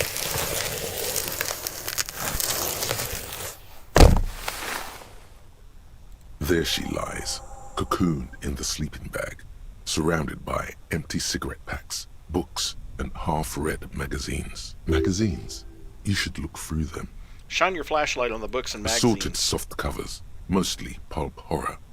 A motor carriage lies buried in the snow on one cover. On another, a ghost airship. You also see a collection of radio enthusiast magazines. See anything? Sift through the magazines. Rager Monthly, Journal of Material Science. More Technological Digest. One of the magazines doesn't have images on the cover. It's not a magazine. It's a leather notebook. A notebook. You pocket the worn brown leather journal. We should read this immediately, like right now. Yes, we should.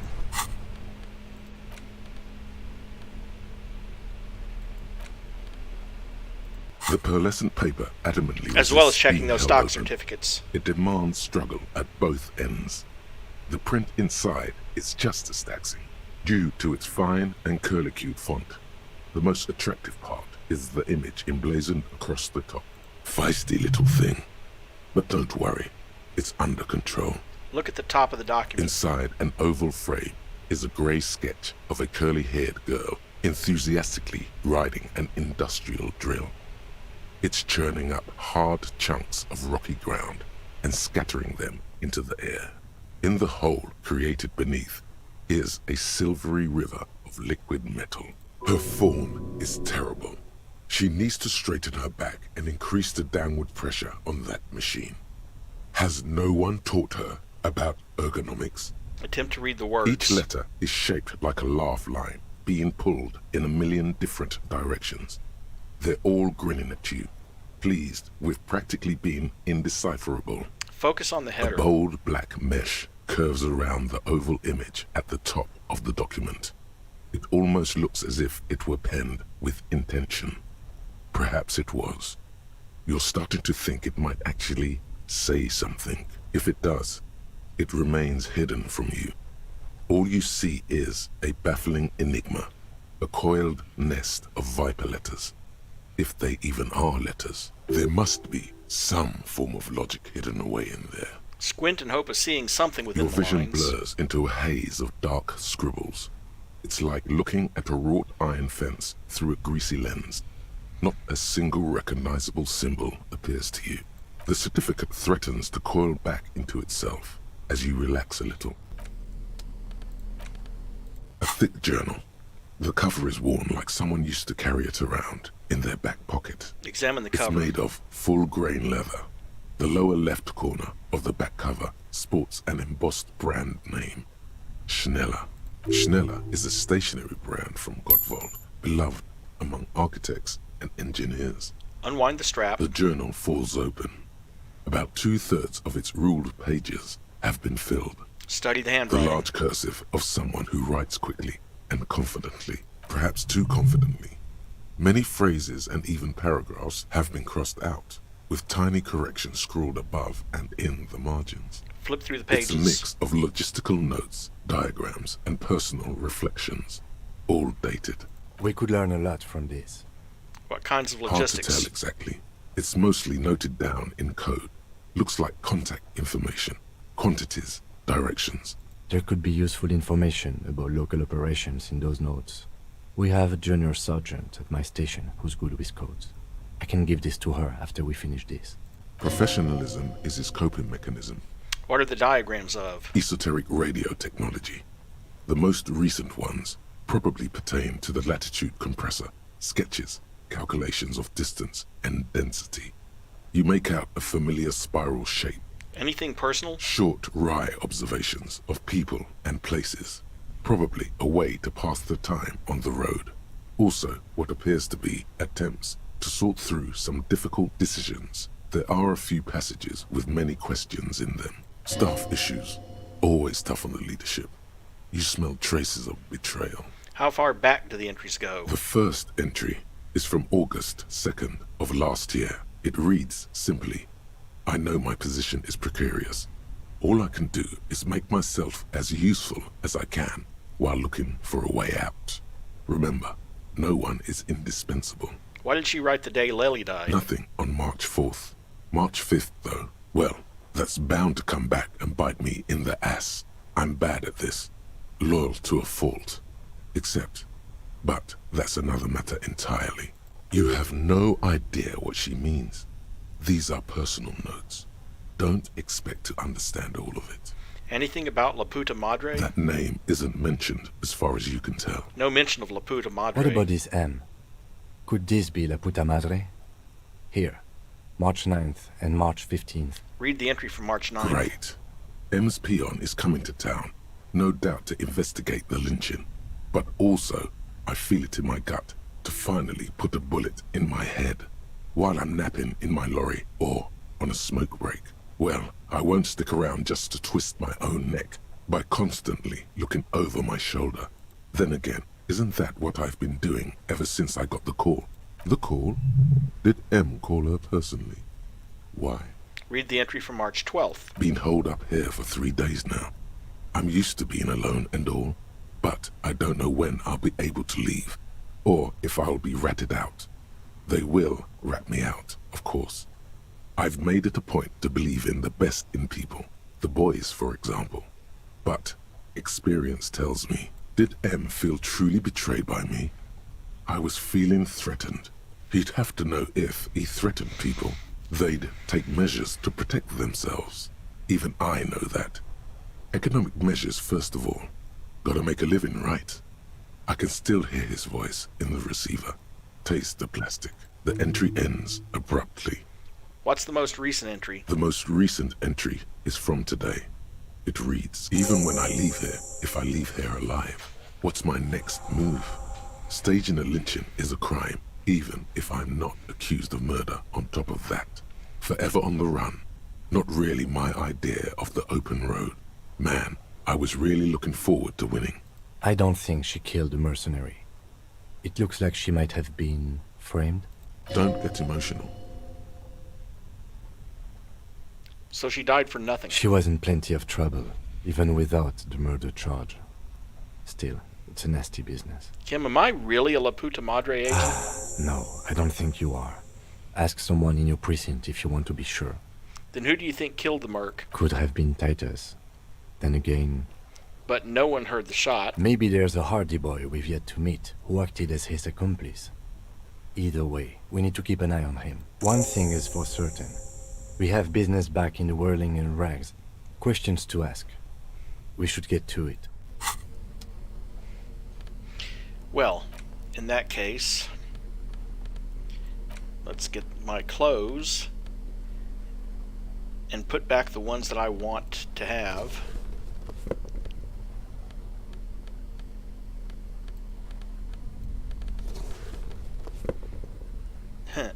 Just for fun.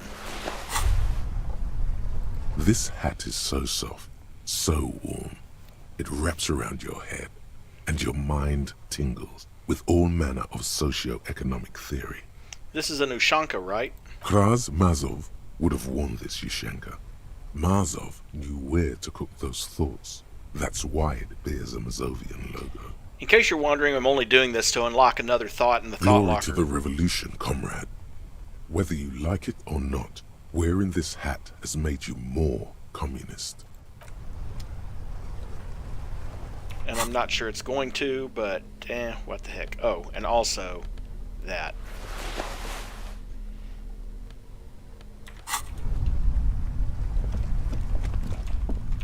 Okay.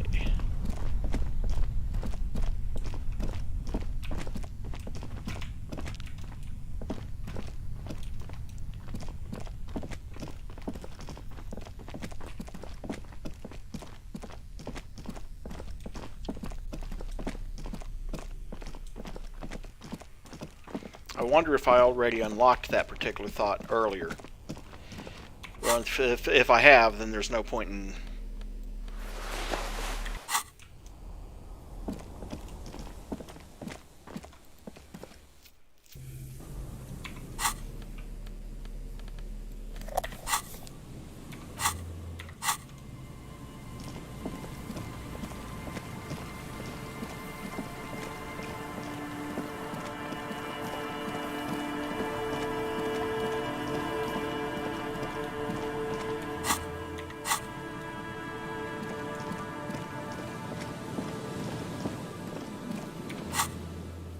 Come on.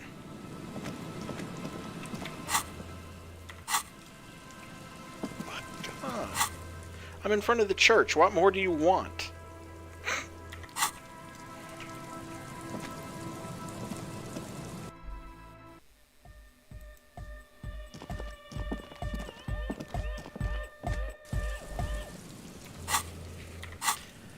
I guess it wants me to walk back.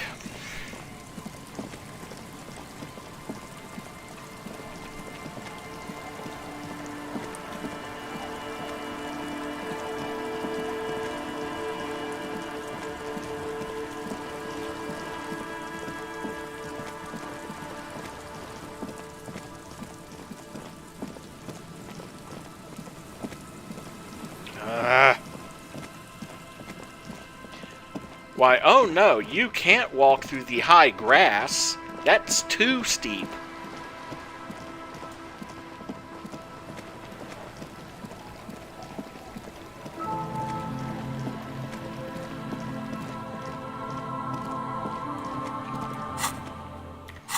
And no, it won't let me, and it still won't let me fast travel.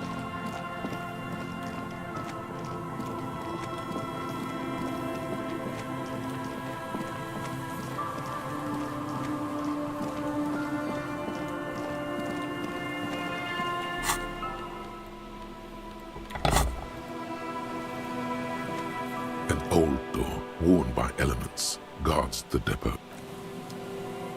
An old door, worn by elements. From here to the whirling, I can't see how.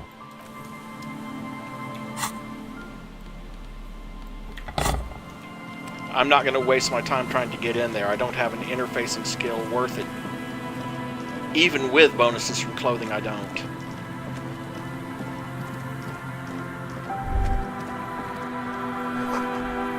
This relay tower coordinates boat traffic in the bay. Barely.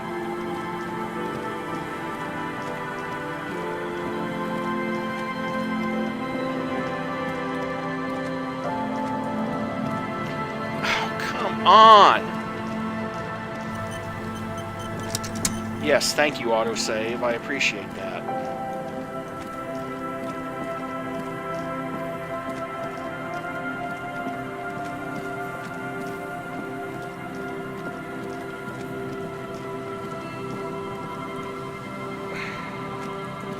Seriously? Either let me find the bridge back across, or let me fast travel, damn it.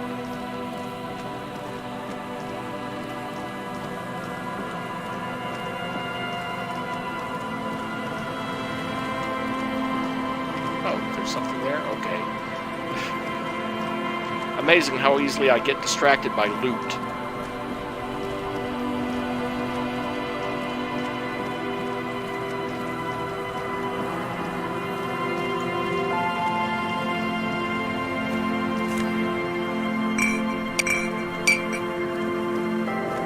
Two bottles, hey, that's 40 cents.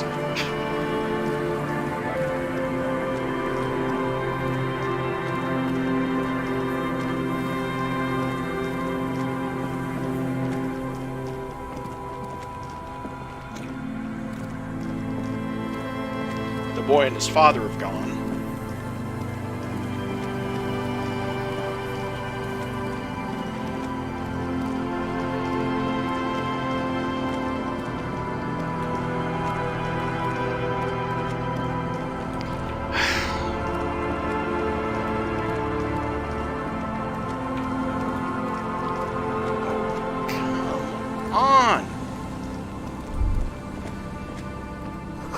This section of the coast hasn't been used in decades. Yeah, we noticed. But there's a $1.15 there.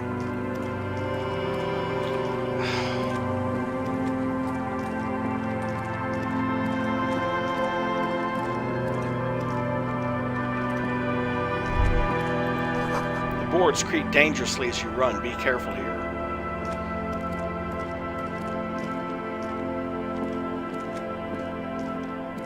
A row of ghostly shades facing a crumbling wall. With another 7 shades, a cold...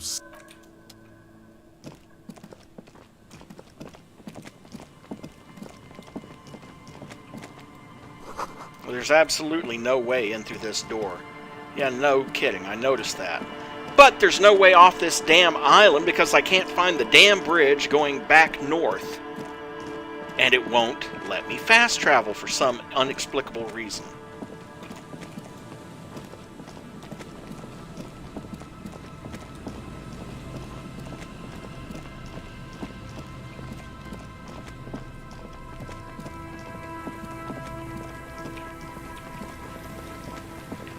Even when I go where it wants me to go.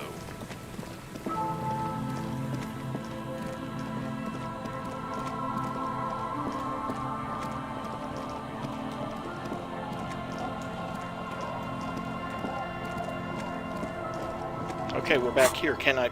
No, I can't.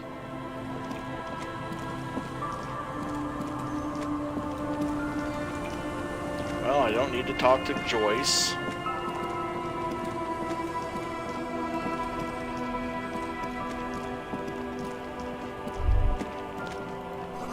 Seems the walker was either very confused or drunk out of his mind. Yeah.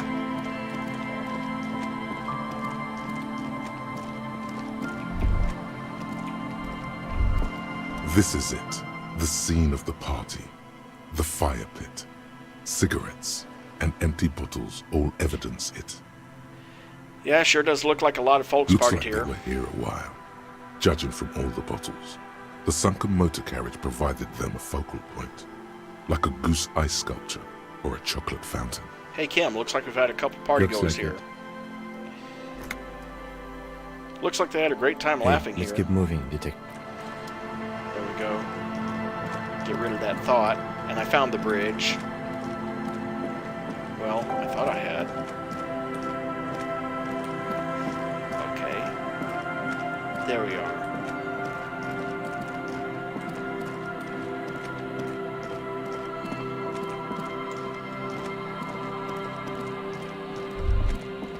Stop. Now. It is time. For what? Crisis. Death. You can feel it in your blue soul. What am I supposed to Be do? prepared. Make sure you have your pepper box in your hand. Your fingers reflexively reach for the Villiers 9mm pistol in your pockets. I'm not sure I feel ready for what Then lies you'd ahead. better get ready. Okay, well, let's have some fun. Pepper box pistol in one hand. Pepper box pistol in the other hand. Yeah, this is, Holding the gun feels natural and satisfying. It's like an extension of your arm, the polished wooden handle almost fusing into your palm. yeah, we are at the tribunal.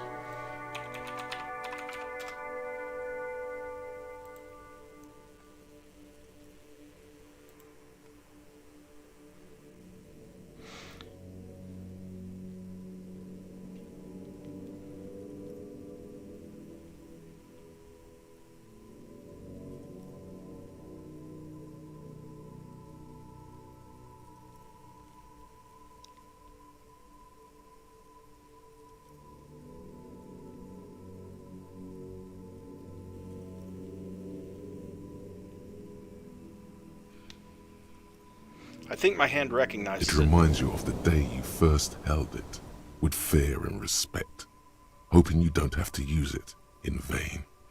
The sun was out in Jamrock. It was so long ago.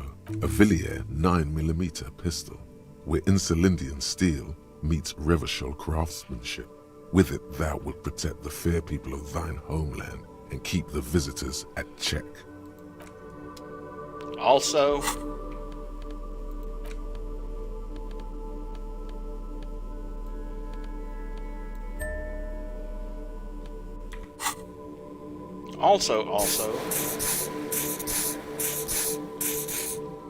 full heal.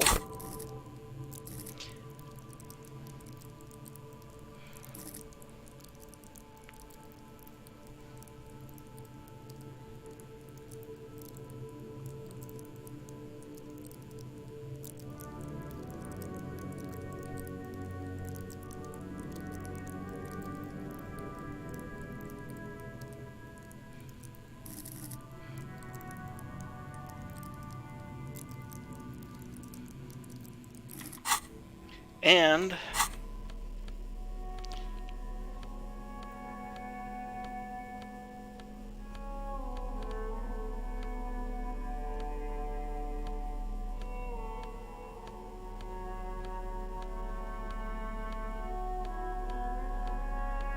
checking to see if there's anything here that increases my hand-eye coordination. Oh, hey, the pinball maker's coat.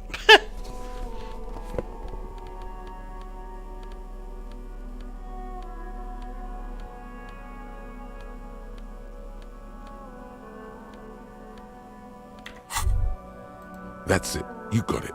Got what? The whole shebang. Oh, the coat and the hat? The coat. The hat. The swindle so crooked a yeggman couldn't break it. The deaths of Charlie Spillane and Deanna Deneuve. The case Dick Mullin was on. That's what this crooked swindle must be. So the killer was the Highbinder's twat of a son? Don't think like a cop. Cops don't solve cases. They slide nippers on the goons and take them into big houses. But they don't solve anything. Who does then? The Dicks, Gumhills, Hawkshaws, Peepers, Sleuths. Men like Mullin and you. So I am a dick. Bullseye, a snooper, and a damn good one. I think I've always felt like a private If investigator. there's any doubt, consult your trusty Dick Mullin book. and reconnect with the real you. Him, Dick Mullen. You, him, use, Modus Mullen. Also, anything to increase reaction speed.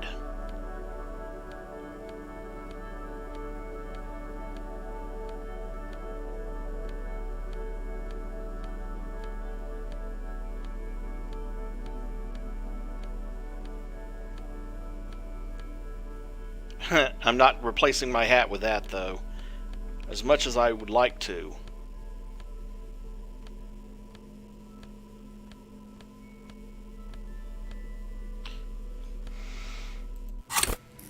Okay, I've got 6 skill points.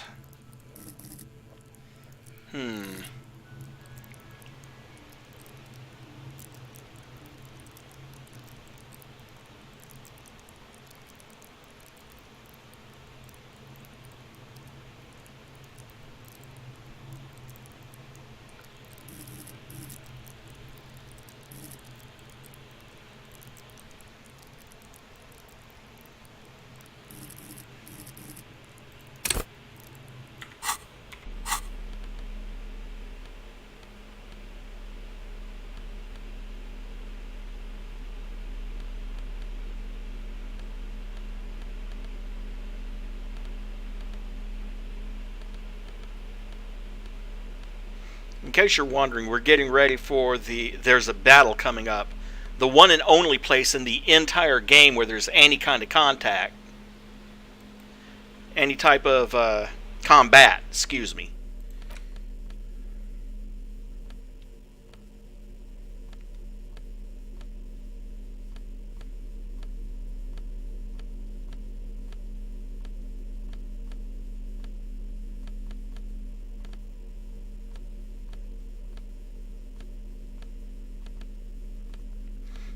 And it's done entirely through dice rolls. So I'm looking for things that increase the key dice rolls.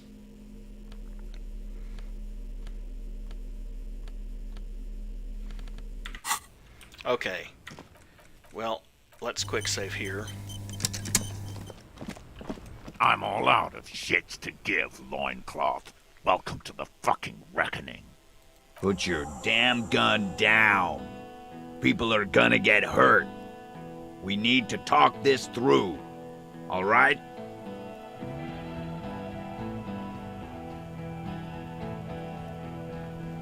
Shut up! You're not gonna talk yourself out of this, loincloth shit fuck. This is the mercenary at the gates. His chest rises and falls under the ceramic breastplate. His fingers reach for the butt of his sidearm. There's something very wrong with him. He's dangerous. This is a misunderstanding. Nothing irreversible has happened yet. You can just return to your unit and forget all about this. The Kypt is merciful, willing to spare us if we just forget about our murdered and humiliated commander. I think we should just kill everyone, Corti. You are all drunk. Come to your senses. You won't gun down 7 people in the middle of the street. This isn't a frontier town or a jungle outpost. Easy, Lizzie. Let me handle it. I know guys like this. I'm sure we can come to a peaceful agreement. Ain't that right, fellas? He is facing overwhelmingly superior firepower, and he knows it. Peaceful. It sounds like the armored figure is weeping. Nest in your abdominal cavity like a little wild mouse. The masked man's words are barely intelligible, but you can hear them. Fuck, there's the third one. How did we miss something like this? The lieutenant points to the helmeted figure. This third one, he is the most dangerous of them all, heavily armed.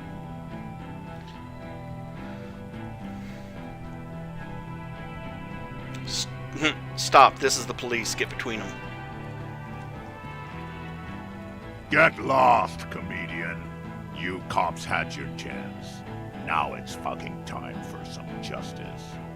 He licks his lips, waving his gun at the crowd. Losing his balance for a moment, he staggers backwards. Fuck! I can see you're drunk. Ah, yeah. Welcome to the fucking party. You're probably gonna get killed too. I don't give a shit if you're cops. No one is going to kill anyone. Let's just put the guns down and talk like civilized human beings. With a wordless gurgle, the killer loads his long rifle. The leader gives a small nod to the helmeted man. Suddenly, the grip of your sidearm feels comforting and warm in your hand. Feels like it's saying, do it. Shoot him in the mouth. Shoot him before he shoots you. Yes, yes. Just shoot him. I'm barely keeping you together here. No time to talk. He will only rattle you. Whew, boy. International something. Don't easy now. Easy. Just tell them these dangerous. Ask about him first. You don't want personal facts about his dead friend coming out of your mouth. He has to start it. Who are you, Cordy? Sergeant Major Raoul Cortiner, reporting in to burn this fucking mud hut to the ground. He points at the whirling in As rags. he moves, the interlocking pieces of his armor click softly. For killing, maiming, and humiliating our commanding officer, you're all sentenced to death by lead. He had blue eyes, didn't he? Your colonel. Baby blue, yeah. Like someone fucked up and put a baby's eyes on a grown man. He smiles, pulling his face in a strange It was way. creepy, but bitches like that shit, I guess. Or, I don't know what bitches like. I just know how to mow down cloths. Listen, you're Lily. Everyone says good things about him. He was a What talker. do you mean, talker? We've heard testimony. People say he was charismatic, a nice guy to be around. Yeah, he liked to chat up the natives. Share leaflets.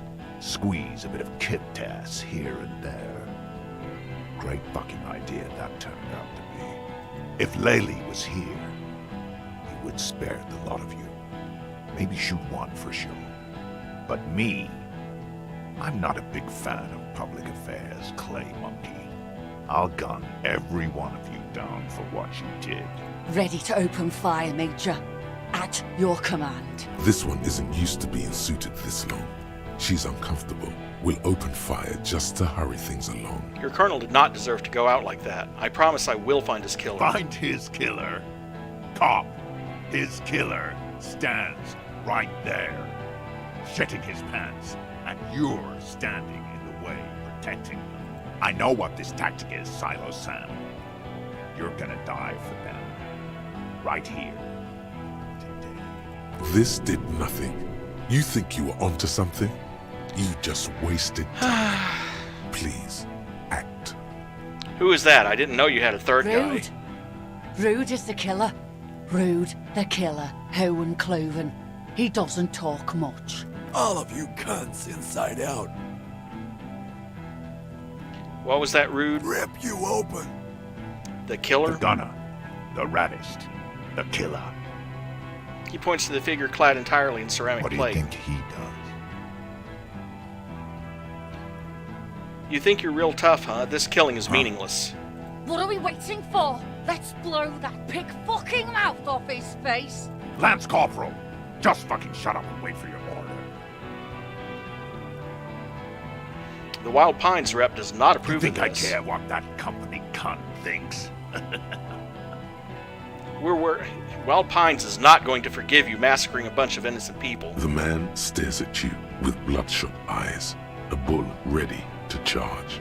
He's not listening, but looking for an opening. Now is not a good time to strike. He's looking right at your hands. Do something else. Get him distracted. We're working together. She knew you're out of control. She's She told gone, me. you stupid fuck. Sailed off 5 minutes ago. She doesn't give a shit about you, Silos. Stay cool! Don't do anything stupid! That company bitch is gone. Laylee's gone. Fuck are we still doing in this shithole? He looks around, tired suddenly. Sad even. Guys, I just get in the way. I don't even have a gun. Hold your ground. Any more of you run, I'll shoot you myself. We're doing this together. They're afraid. All of them. Trembling reeds in the wind. They'll run, scatter soon. one by one. They didn't do it. Who did that? It was someone else, someone who's not here now. How fucking convenient. His fingers are twitching. That's a draw reflex. He's about to draw. He was shot from a great distance. A sniper did it. You think I'm fucking stupid, cop? What if I just shot one of your pals here, right now, huh? How about the kid? Tell me. It's a magic. Listen, please. This cop and this drumhead court marshal won't decide who... He's gonna do it. He's gonna shoot her. The Hardy Boys confessed to hanging him, all together. Titus said we took him out back and hanged him. He said it loud, in a public place. Listen, he was shot. You're lying. DePaul heard it. A Kiel Model 40 revolver, 8 rounds in the barrel. The gun slowly sways in his hand from the inebriation. You heard wrong. She and these men have been helping us find the shooter. The hanging was only a cover-up. Listen. Fucking liars. The shot rings in your ear. The young woman stands and looks behind her. The shot has flown over her head, crashing a small pane of the glass window behind her. I missed. Not true. He purposefully over-aimed and shot the window. You had him second-guessing himself, only for a second. Do not assume he will miss the next time. I know what I heard, Corty. They said they killed him. They said it was a good way to end a Sunday night. Where is Clausier? She can Who the explain fuck this. is that? Glacia, the woman upstairs. Where is she? She left! The manager calls down from the balcony. Unarmed, hunched, but keeping it together. What do you mean she left? She left! Her room's cleaned out! Right before these assholes showed up! We should have arrested her. Hey, Bushman! Your little cunt isn't gonna help you out of this one. You're all drunk. Look at yourselves.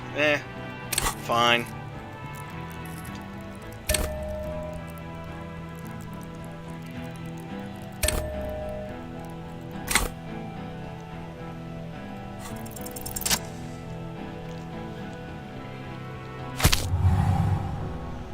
A plume of smoke and fire erupts from the gun, and your hand goes numb from the explosion. Look at Courtenaire. There is a hole in his cheek. Blood gushes out as he stumbles backward, eyes filled with rage and disbelief, gurgling, muttering something unintelligible.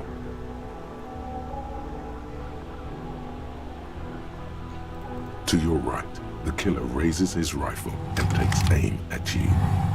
His moves are steady, but the long barrel of the rifle sways slowly. An Easter AR-FA7, built for taking out light armored vehicles. It will devastate you.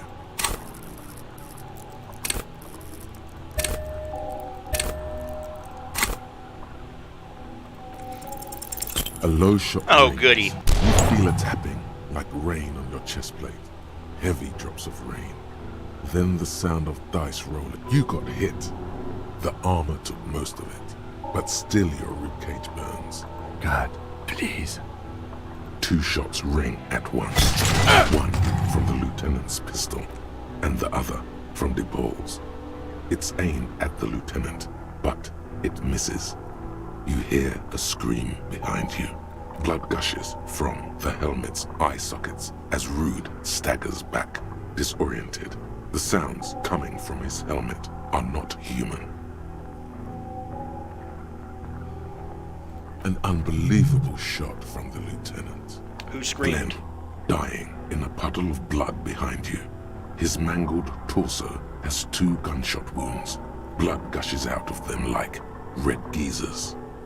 You see 2 crazed eyes stare at you through all the smoke and the panic. With blood gushing from his face, the man raises his pistol at you. Then he squeezes the trigger.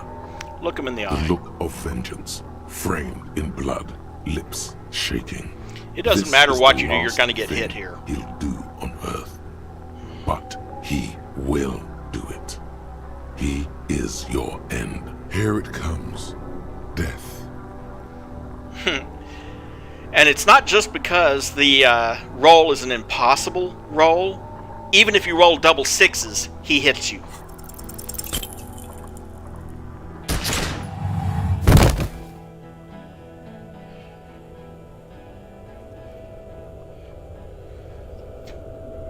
You can't.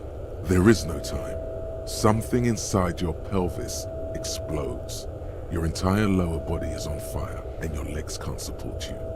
You fall down like a rag doll. And you also can't save all the Hardy Boys either, so don't even bother trying with that. The pain is too immense to scream.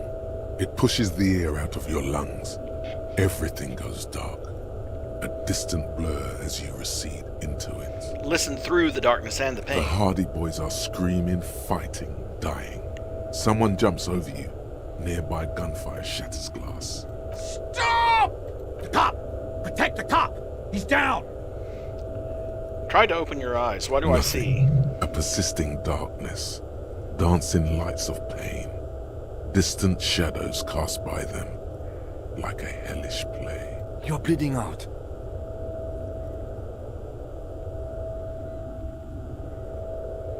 Live fast, die old. Wince from the pain. Yes, keep talking. Stay awake. Look at me.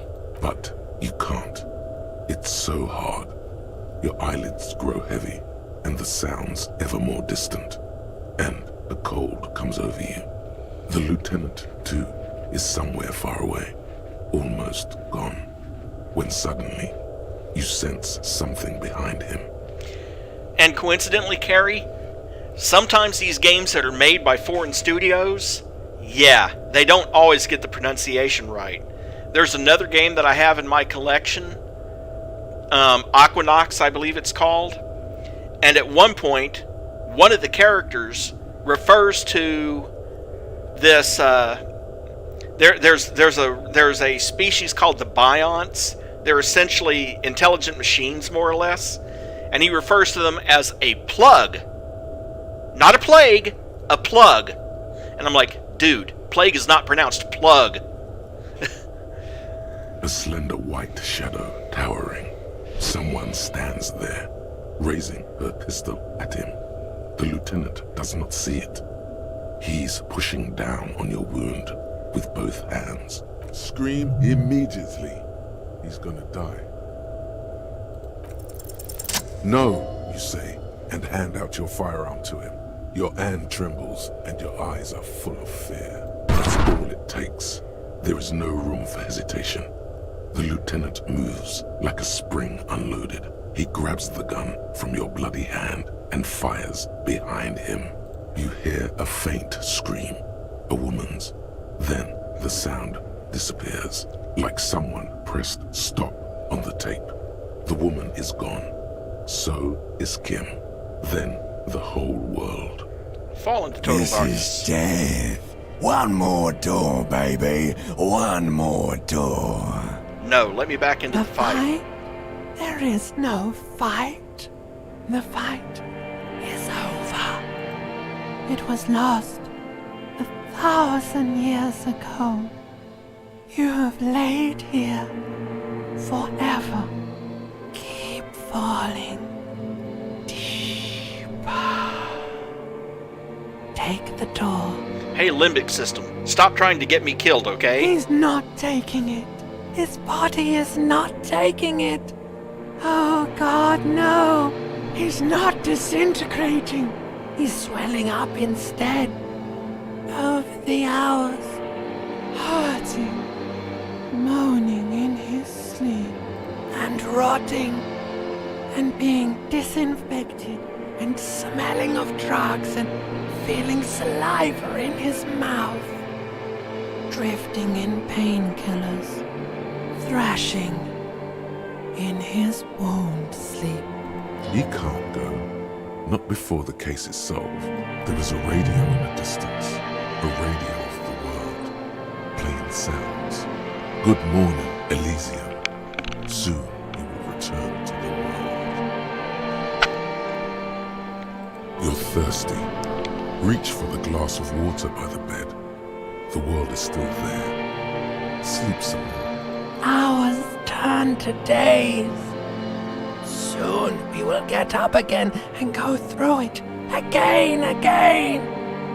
Finally we know what the infernal engine was outside. The clarion call.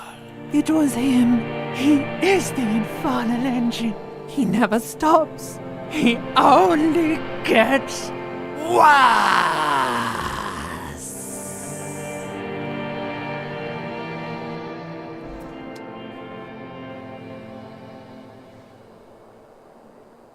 You see the lieutenant's familiar shape in the orange jacket. It turns double, then triple, from the pain. It's nothing. You're alive. That's what matters. Sunrise, Parabellum. He's in the middle of a freshly cleaned room with the fan above his head like a halo. His face is covered in bruises. Ouch. It's not ouch time yet. You just got the Dramamine pill an hour ago. Wait until it wears off. Dramamine? Then it's not that bad. Neither surgical nor organ damage bad, but still under-the-counter bad. The room, it's clean. Mr. Gart cleaned it. It took him an entire day. How long have I been out? 2 days, in and out. You've been up enough to take Dramamine and curse. And drink water. What did you say? Sunrise? Sunrise, Parabellum. Sunrise, prepare for war. It's an old revolutionary saying. Isn't that written on your... My gun, it's engraved on it. It served you well. Is it war today? The gates of the harbor are boarded up. The streets are a little more empty. Apocalyptic violence is yet to erupt, I am relieved to say. I think we may have held it off, for now. Barely. Good. Yes, we have also completely failed. But that's okay. What happened? What happened? You shot the major in the face. A firefight ensued. Is he dead? Yes. You're a real killer, Harry. Swallow. As retaliation, the rifleman tried shooting you. He hit the cuirass. I heard it go off. I was looking for a clear line of sight to him. He sounds a tiny bit sorry he did not find it before you got hit. Well, that was because I failed a reaction time roll. I shot and wounded him, while Glenn took a bullet in the spine. It was meant for me. He did not survive. There's a pause. Titus, Fat Angus, and Theo charged. Angus and Theo did not make it. They both died before they made it to intensive care. Titus survives. So do Alain and the musician. I forget his name. Eugene? Yes. He's still alive too. You were bleeding out. You said something, I don't know what. And you warned me. I was able to disarm Officer De Paul before she got the jump on me. I killed her. And that's what happened.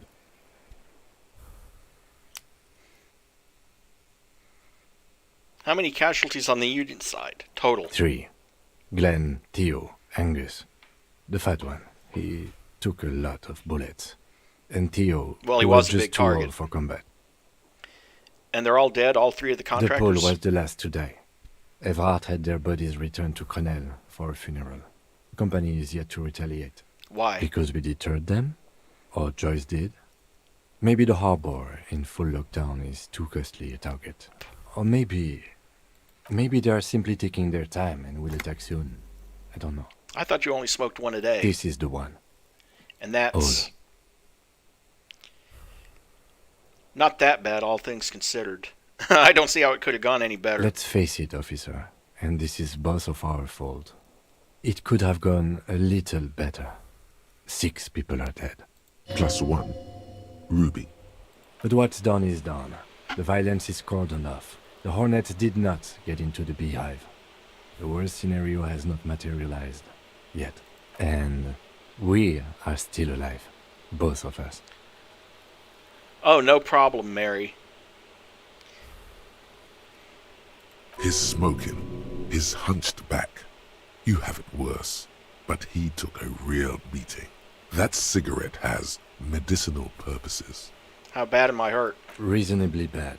You were shot in the left quadriceps. That's your thigh. It appears no major arteries were nicked. The bullet was removed and a bacterial infection treated with mercurochrome. The bruising in your shoulder is negligible. The armor took the brunt of the fire. Can I walk? We will see. Has anyone from my station been to see me? No. Really? I called your station after the fight. The injury was logged in. They told me they've sent officers to join you on the site. Okay. I'm sure they're worried about you. If not my station, then who treated me? I did.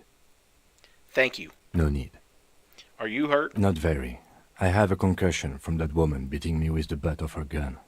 I tried to not move too much. Things would be worse if you didn't warn me. Thank you. I did not see her coming. Stupid of me. Okay. Get up.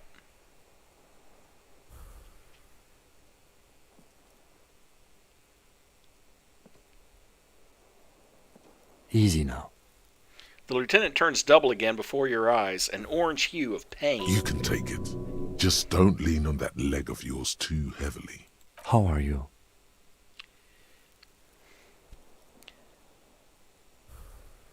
I feel fantastic. Let's rock. He nods. What happens now, I Kim? honestly don't know. You don't know? We can't talk to Everard. The harbor is in lockdown. Everyone in there is outside our grasp now. And Joyce has left too. Joyce is gone? Yes, she left yesterday morning. To meet the board of Wild Pines, or that is what I've heard. There's a pin somewhere in the machine that keeps Connell from sending in a death squad. He looks out the window. Maybe it's her. Maybe she kept her hand. Either way, Ruby's gone. And Claudia too. We really should have arrested her, you know? Who did it then, Kim? Who killed the hangman? I don't know. I think the theory you presented, it's someone else, outside our circle of suspects, was right. It better be. Everyone within the circle is either dead or gone. Honestly, I think our investigation has not produced a single credible suspect. The fucking Maybells, Kim. The flowers. What? This one, remember? Every piece of garbage in the city is not connected to the case. You don't have to keep everything. What about the hole in the wall? Someone was checking I her don't out. know. That's been there for years. The footprints. Yes. God cursed the footprints, not solving the case for us. Au diable. There's still a 28% possibility the shot came from a distance. We should go upstairs, rethink the ballistics in situ. I agree with this. What else? An antique bullet from a Bell Magre 4.46mm. How hard can it be to find one? It's extremely easy. There are thousands lying around from the war, all completely unusable. It's precisely how easy it is that makes that bullet useless. There are all these old bunkers and weapon caches, Revolutionary We could era. find thousands more if we wanted. All of Revachol is full of them. The miracle hasn't happened yet. It's not over He yet. does not know what to reply. Looks out of the window, then back at you. It's morning outside. You think. You know what I think about solving crimes? He arches his brow. The ceiling fan patiently spins overhead. Solving crimes is hard. It really is very hard. That concussion must be making him dizzy. You're not ready to give up, are you? No. Are you ready to limp? I'm ready. Good. Where do you want to limp to? A gust of wind blows in from the bay. The duraluminum box around you vibrates imperceptibly. A familiar cold, a red thread on the roof upstairs. Taut, plucked like a string by the gust. We should check Claudia's room upstairs. Another look at the window, perhaps? The one he was shot through. I don't know. I can't think of anything better.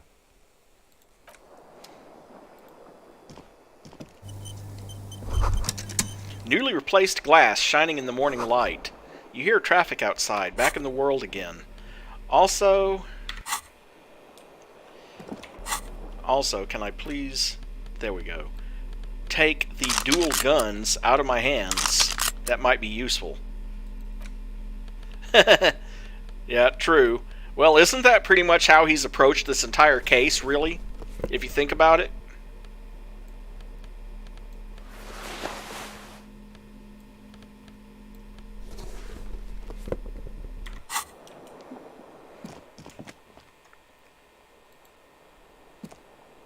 The fan is spinning.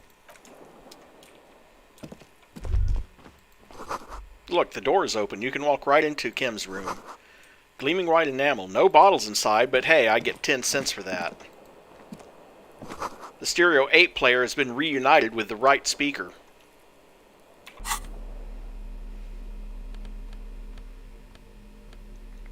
And of course, you know what I'm going to do.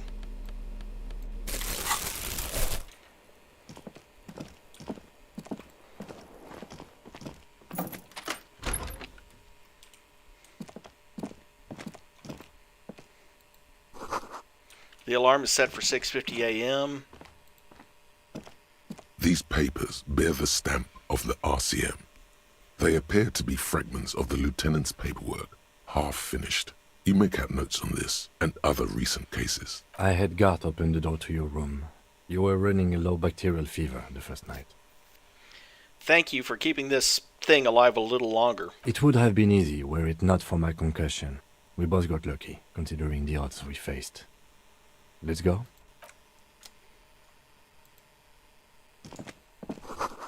Medicinal supplies on the cupboard. Mercurochrome, a scalpel, antibiotics. Okay, now let's go.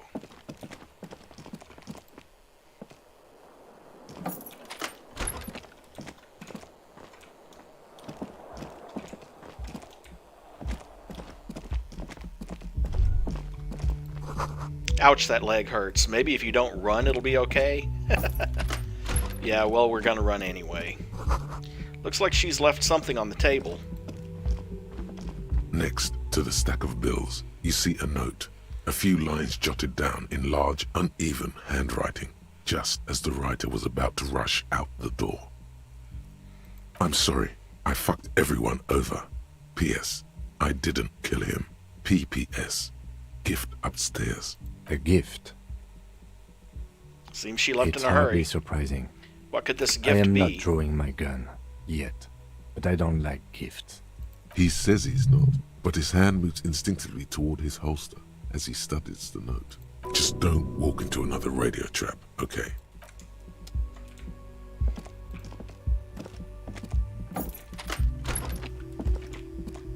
The medicine cabinet is pity. She's really cleaned this out. She certainly had her priorities straight when she was packing.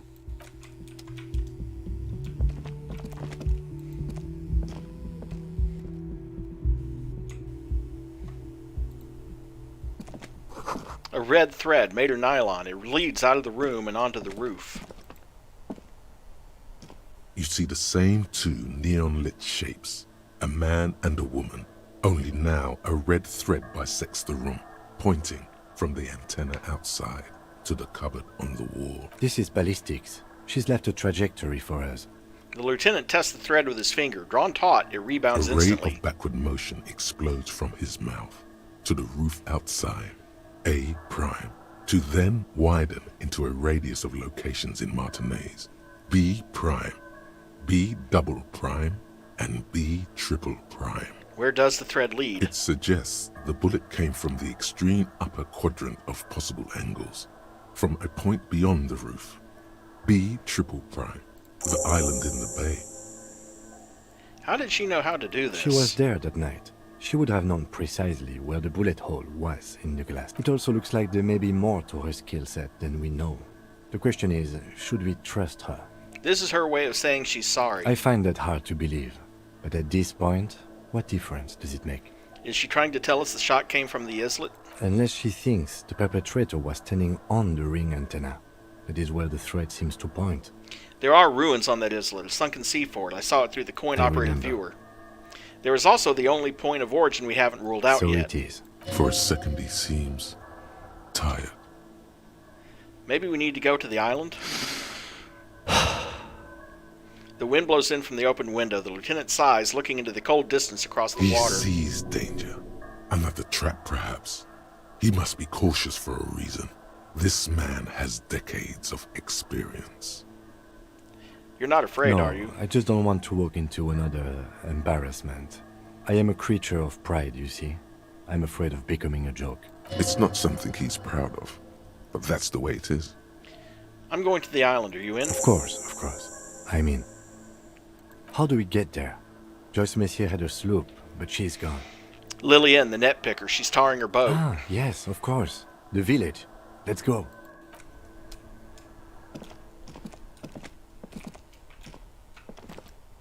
But first...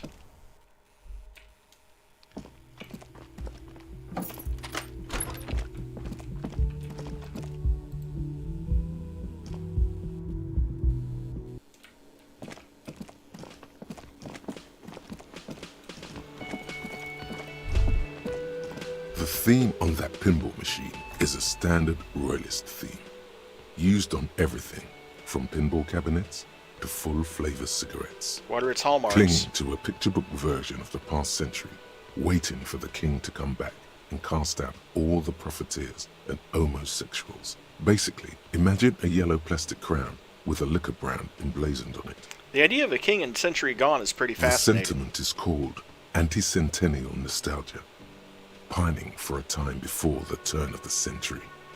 It's common even now, after 50 years. Seeing you approach, the bruised man raises his bear in welcome. Crazy motherfucker. Didn't think you had that fury in you. But I guess I've misjudged a lot of people lately. That was one hell of a shot. Hell of a shot. The fucks did not expect that. He looks at you with unmistakable respect. I guess what I'm trying to say here is, thank you for intervening, fellas. That was mighty brave of you. He extends his hand. His hand is covered in bruises and half plastered. Still, this hulking lump of man is glad to be alive. This is big. It's as big of a thank you as Titus Hardy can muster under any circumstances. No need to thank me, just doing my job. Well, cheers anyway, Copper. He raises his whiskey bottle in salute. I'm sorry about the people you lost. Theo was old. I think he'd be pretty happy with the way he went. Never could imagine him withering away on a sickbed. But Angus, he was just a stupid kid. Didn't realize the mess he'd gotten into. Trusted me. Still, the balls on that kid. Went down fighting for someone else's shit like a fat, angry bear. And Glenn was my friend.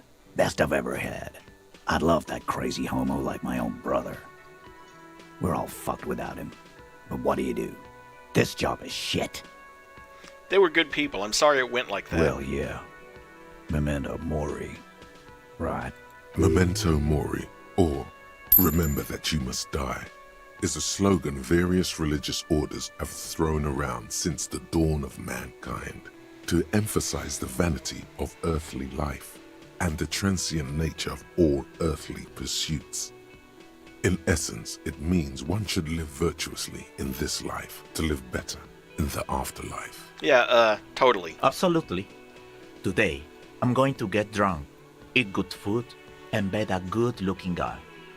Because tomorrow, a motor carriage might run me over. Or in other words, eat, drink, and be merry. Or you might die of a heart failure. Or syphilis. Hey. Fuck you for ruining a beautiful idea.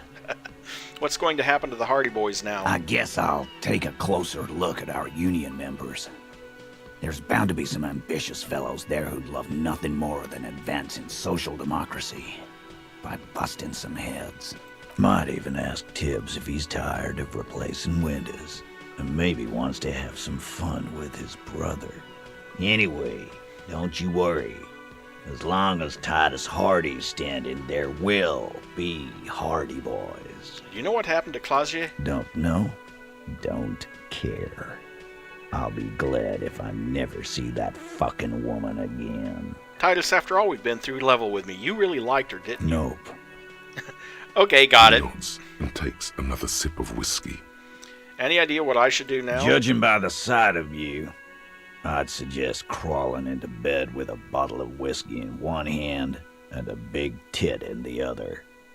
Yeah, go pay Monica a visit in Janrock. She's got a knack for making men forget about their worries. Biggest pair of milkers in all Rebacho. You're such a gentleman. Hell, you both look like you could use some feminine company right now. Thank you for your advice, Eugene, and you too, Alain.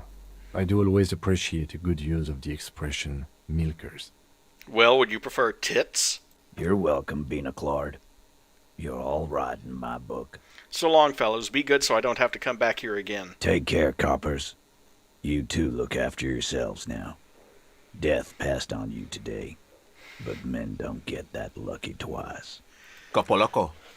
And normal cop, I guess. Good luck in Shamrock. Scars made the best tattoos, they say. Thanks for getting involved, guys. Not a lot of cops would step into that line of fire, but you did. And if you ever feel like the uniform is holding you back, I've got a few vacancies. You'd make one hardy boy, Copper. Wow, so someone's been a little boring. What? Yes, my standard liege. Someone's seen all sorts of wild ideas pop off and thought, I'll take the boring one. The regular, please. The brown. I like standards. Of course you do. Maybe some regulations and a usual pistol to go with them. It's official. My lord's coppo type is regular cop. I'll let everyone know. I'll send out a telefax. Why not? Send out the telefax. I'm not ashamed. Done and done. No actual communiques will be sent, of course. That would be too dramatic. Really? I thought that was the UPS. Just kidding.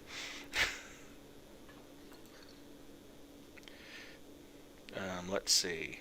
What was I after? Oh, yes, this one. Check and see if that's a... Well,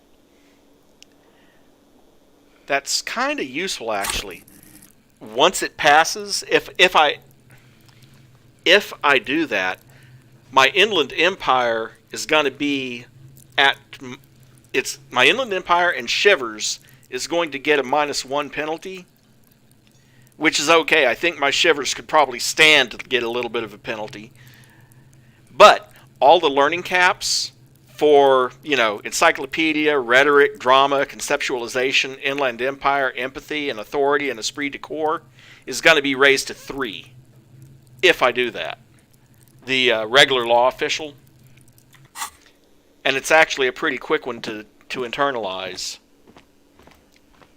An hour and 20 minutes of game time.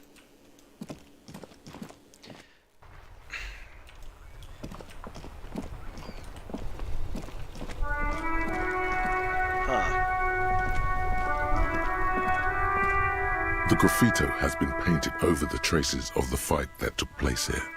It smells of blood and heavy fuel oil. This was Cindy the Skull. Looks like Cindy the Skull finally found the words for her masterpiece. The lieutenant crouches, touching the fuel oil with his finger. Looks like it, yes. This is still fresh. It wasn't here yesterday. I smell heavy fuel and oil. Blood. Some of it is even yours. Heavy fuel oil. Isn't that flammable? Leave. I'm not going to be an arsonist. However, something I need to check on now that all that's over.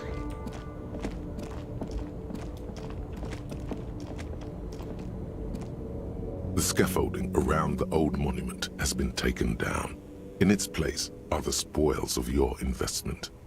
Numerous rods and ropes still hold the original reassemblage in place. Reflect on the reconceptualization. Petal reefs cluster the monument in gloves of color. Nectar scents the air and calls attention to the blossom. Atop it all sits a figure, veiled and black, sorrowful due to an unknown loss. A fitting testament to the lives lost. The lieutenant says as he turns towards the plaza. He holds one hand against his chest, the other outstretched, palm flat to the air. That's a variation of the Stations of the Breath. It's used when the body of the deceased is not available to hold a hand against. Why dwell on dead tissue? Your body survived the battle. Your muscles proved the mightier. Celebrate the living instead. Perform the Stations of the Breath. He holds the position for 2 seconds, then relaxes, turning to face you. Detective, I have a few questions, if you don't mind. No, I don't mind. He nods, eyes still on the veiled apparition above, on the troves and troves of flowers below, their sickly sweet scent, pungent in the cold air. Why did you do it? I wanted better for myself. He nods. The roundabout is quiet, almost eerily so, in the snow. The penumbral griever cuts black his misery against the white weather, the flowers lifting him in requiem, starting to wilt in the cold. Honest. Maybe even too honest. Didn't we talk about giving back to the community? Nothing wrong with raw ambition. And was it all worth it?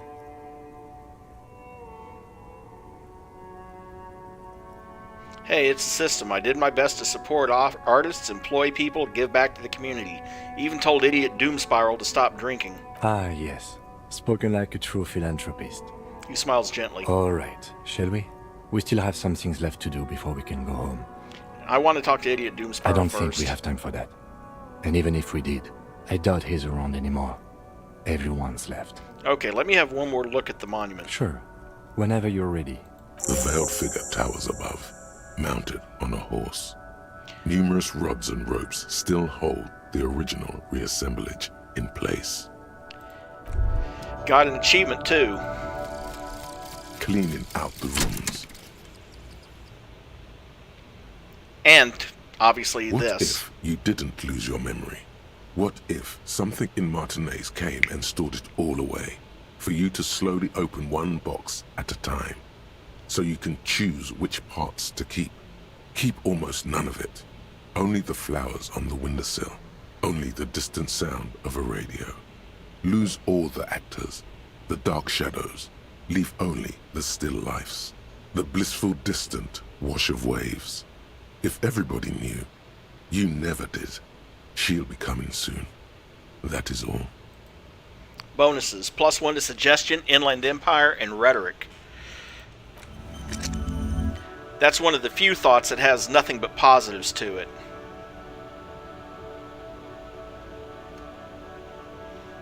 And I am going to go ahead and spend a skill point to unlock another thought, just in case.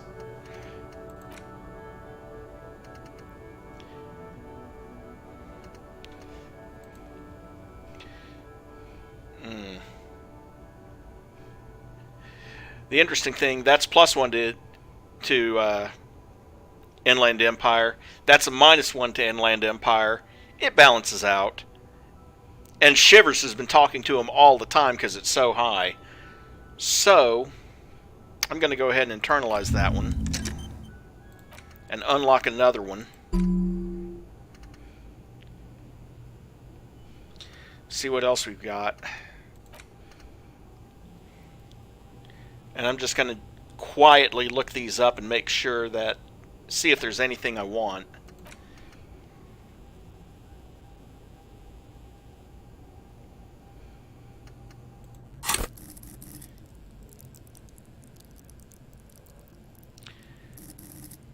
Well, not just yet. Not that one.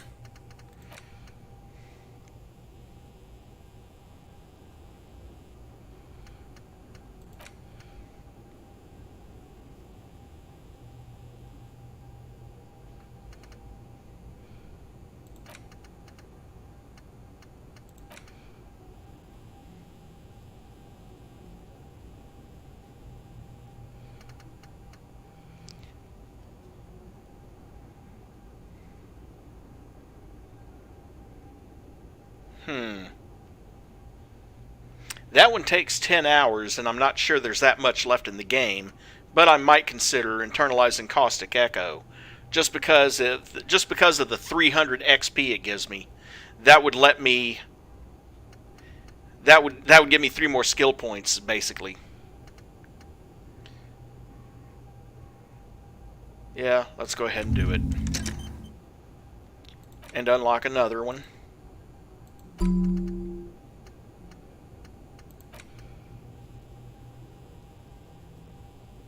Nah.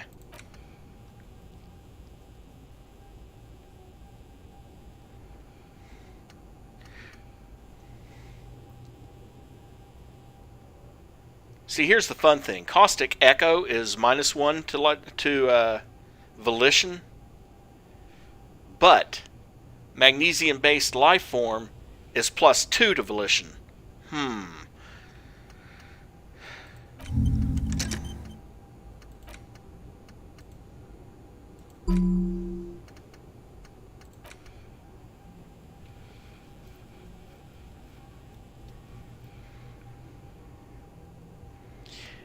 Anti-object task force is an interesting one just because randomly attacking stuff, like kicking that furnace earlier, instead of losing health, you gain health.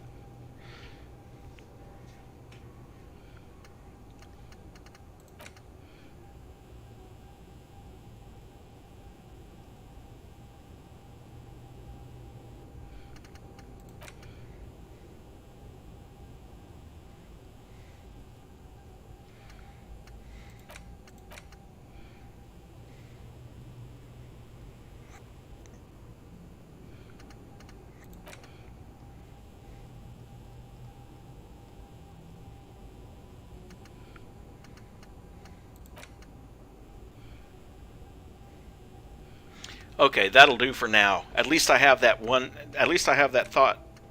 At least I have one spare thought, because there's one that'll open up later when talking to. Oh, okay, never mind. I apparently can't unlock that at this point because you have to shoot down that corpse on day 1 or day 2 in order to get that thought that I was going to get.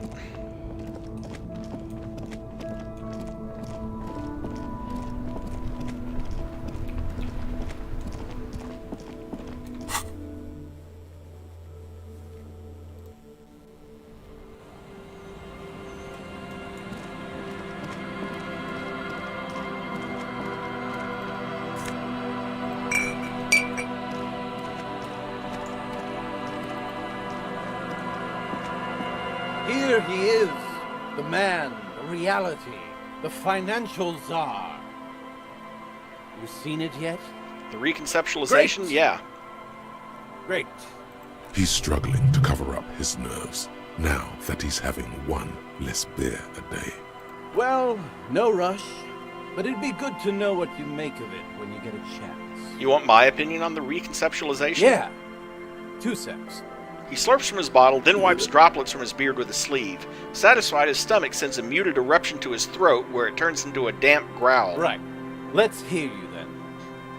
I put a lot of work into that project, Tequila. A lot of work. Had to bring back my hustle game and call in some old partners to pull it off. So come on, tell me what I want to hear. I love it. Pure naked brilliance. You love it. Shit, Tequila. That's just made my day. His face lights up as his drinking buddy gives him a congratulatory pat on the back. Give me more. Give me more.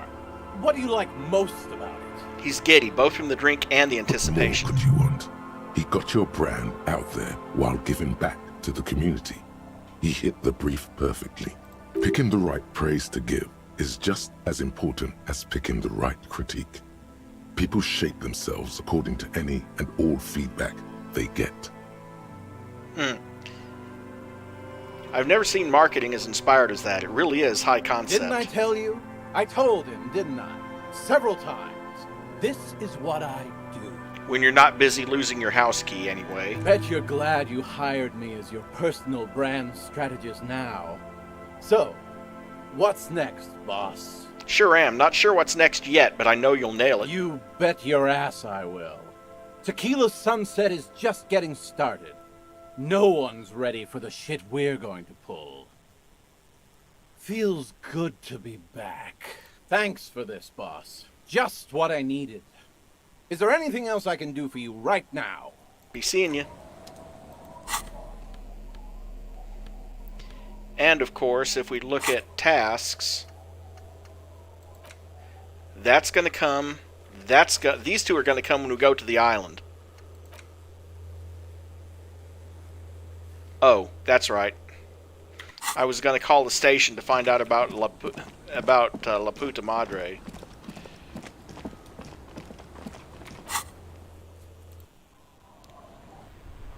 And while I'm at it, I might as well turn in those other bottles I've been finding. Inside, you see a set of steering levers, a radio microphone, a pull-out toolbox. Pick up the radio again. Precinct 57, how may I assist you? Alice, please connect me to the 41st. Well, no, excuse me. Yeah, please connect me to the 41st again. Just a moment. 10-4, come in, officer. Over. I'm happy to report that I have found my badge, Jules. 10-4, sir. Glad to hear that. I'll write down that there is no need to issue a new one to you then. Over. Feels good to get that off your chest, right? Celebration with beer? I have successfully located my pistol. It's on me now and I won't lose it again. 10-4, sir. Roger that. And very glad to hear it. I will make relevant changes to the report. Jules, I've heard that some people think of me as La Puta Madre's peon. Do you think I'm corrupted? 10-4, sir. Well, there's been some talk, sir.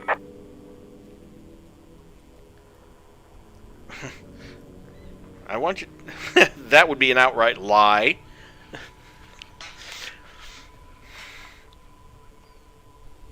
I want you to know I would never ever do anything like that. I'm not taking bribes, I only Jules. meant that there's been some talk in the station, that's all. But there's always some talk in the station. You know how officers in Jamrock are. But then again, some of us truly are on the take. It's unfortunate. Over. That's all for now. Roger that. 10-10. And that ends yet another task. So now we're down to just these 4. And that doesn't happen until later. These 3 obviously are all on the island. So we're closing in on the end here pretty quickly. Now then. Before I go anywhere, let's go ahead and turn in the bottles I found. Because why not, right?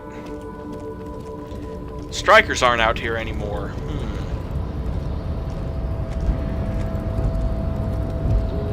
We gotta walk all the way up here to talk to the guy.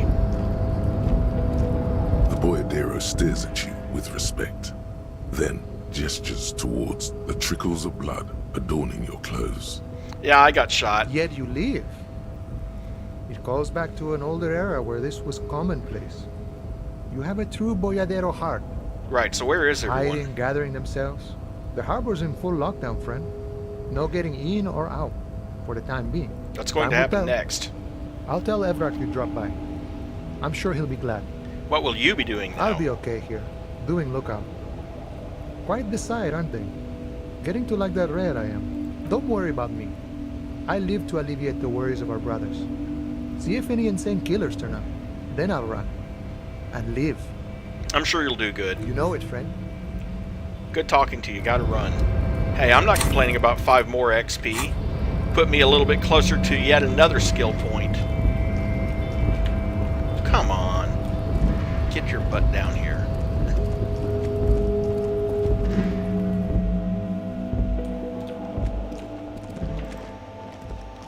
The tear machine stands in the corner. Your bottles clunk into the machine. Insert my bottles. Make 1 real.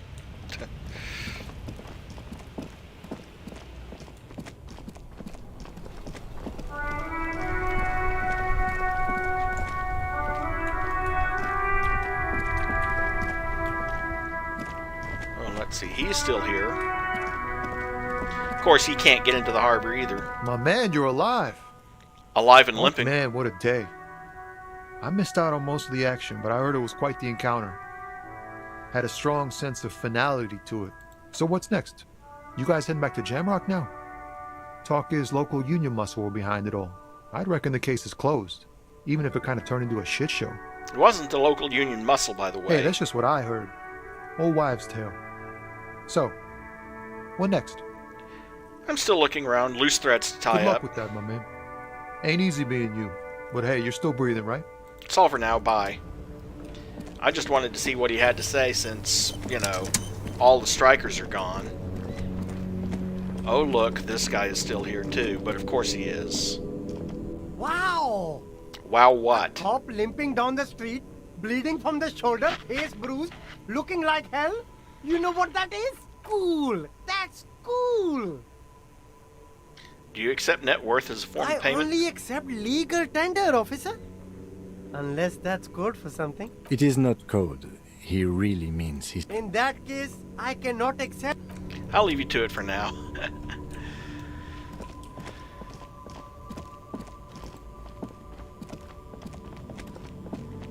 The gnarled hawthorn tree on Rue de Saint-Gilles Lane, patting the tree, reveals a small sticker which has almost been worn to oblivion. It reads, RCM Emergencies Desk, number 8102, underneath a slogan, Mankind, be vigilant. You tree-hugging pansy, the gnarled hawthorn tree on Rue de Saint-Gilles Lane endures the wintry gusts with ease. Well, I could punch it, but that would just damage me. Because that one thought is not one that I've internalized yet. Okay, now that we're back up here, let's travel back to the fisherman's shacks. Our tenant, the policeman. I hope the waves don't keep you up at night. What can I help you with? I got shot. Even I can see that. I told you not to bring your trouble with you, policeman. We've got troubles of our own here, though I suppose you took the worst of it. Turns out you were your own ill omen. I guess you were right. The men with guns are coming for I'm me not after sure all. those were the loss of the men with guns, either. There are always more coming for your kind, officer. Then we'll be ready for them. Goodbye, I'm off.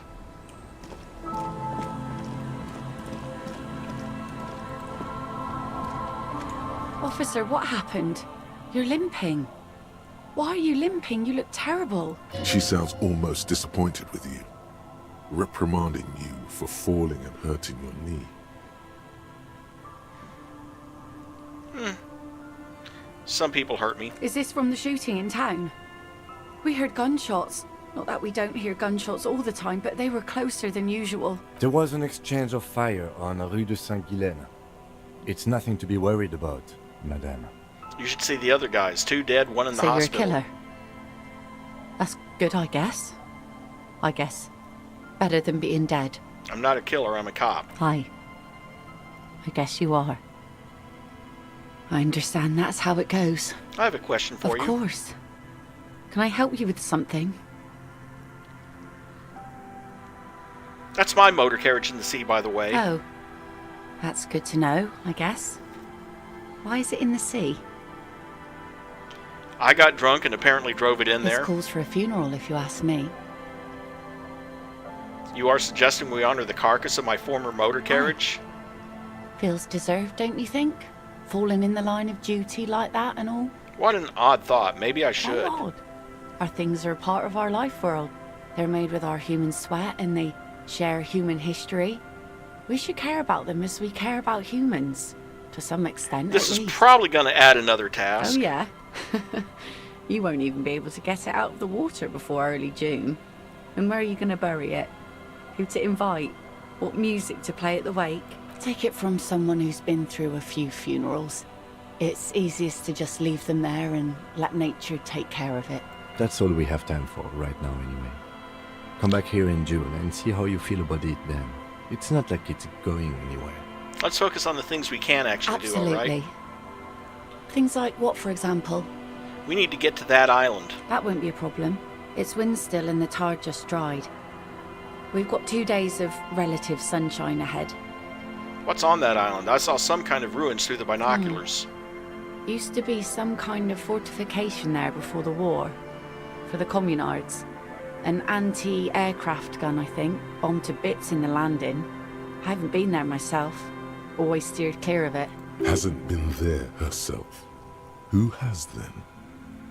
Who has then, if not you? My husband used to drink there. Him and his drinking buddies. Always seemed like a bad place to drink to me. People died there during the landing, you know. My mother told me. This must be one of the many fortifications that was used in the dying days of the revolution against coalition forces before they took this city. The kids sometimes go there too. I know they do, on rafts. I tell them not to, but they bring back old bullet casings and such. Which kids? The twins. God forbid they bring the girl along on some rickety barge. Can we maybe ask your twins about that place before we go? Would that be alright? Be my guest. They've a strange way of talking. See if you can get anything useful out of them. I seldom do. Is there anything I should know about getting Well, there? most of it's sunken. Underwater. That means concrete underwater. Cut your boat if you're not careful. Be sure to enter from the south side. Water's deep there. Aye, aye, Captain. 2 days of sunshine? I just got a bacterial I'm sad to hear infection. that. Take care of that with ether, will you? Don't get too many RCM men round here. We sad to lose the first one. That's cool. You boasting your bacterial infection like that. Oh, shut up, physical instrument. Can we borrow your boat? If you promise to bring it back. And no scraping the hull. I just got it nice and yellow.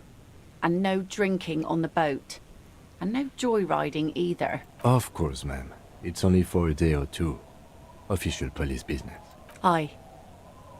Nod along attentively. The crow's feet disappear from the corners of her eyes as she smiles at you. Thank you. We'll use your skiff to get there then. Please be conservative with the fuel, will you?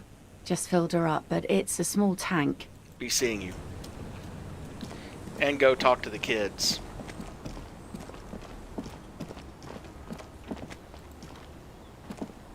The scruffy-haired little boy kicks a stone while the other watches him do it. Okay, kids, you've been to that island, right? On that island? Says the one who's busy kicking a stone. Yes, that one. I need to know what's there. Nothing. It's just a seafort and some plants. You can take a raft there. It's great. And we make a fire. We make a fire. Mm-hmm. Gather the sticks for the fire. And bullets. Or not real bullets, empty bullets. If he's finding shell casings... Bullet shells. There are a lot of them left over from the war. But Wait, this could be important. You mean shells? I don't know what those are. What then? They're lights. The fire guy comes and asks us to put the fire out. And there's someone there. Your nerve endings sting from the mention of a guy. They must mean a human being on that island, but it's cut off. Your father used to go to that island too, didn't he? Our father killed himself. Don't say that, he didn't. The boy's eyes well up like he's about to start crying. Your father did not kill himself. I don't know. The boy who made the claim finds himself unsure of it. He looks around. Doesn't even have anything to do with this, you.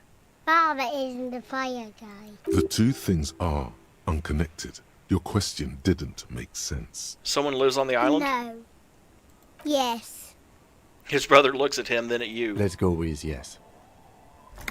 Why is he the fire guy? Because... The boy pauses to think. Because he asks to put the fire out. Why does he ask you to put the fire out? I don't know. He doesn't like it. He doesn't like people to be there. You shouldn't go. Yes. The other one adds laconically, standing with his hands glued to his sides like a little tin soldier. A suspicious request made out of fear. You mentioned something about lights? I don't know. Did you mean there are electrical lights? He points to the street light. Yes. Is there anything else you can tell me about this guy? Age? Does he live there? No, he doesn't live there. I don't think. No, he lives there. Been there twice, 2 times. He doesn't live there. He isn't there sometimes. Doesn't mean he doesn't live there. Anything else? What does this guy look like? After all, I'm not here when I go to the store. I don't know. How come? We ran. He just yelled we shouldn't be there. Is that all you know? Is there anything more you can tell me about the island? The boy says, rubbing his eyes. It's clear he has no intention of finishing the sentence. Lights, fire guy. We should check up on that island. Is little Lily your sister? Yes. Yes? Yes. Okay. Yes. Bye, kids. Take care. I am not going to say kids are stupid.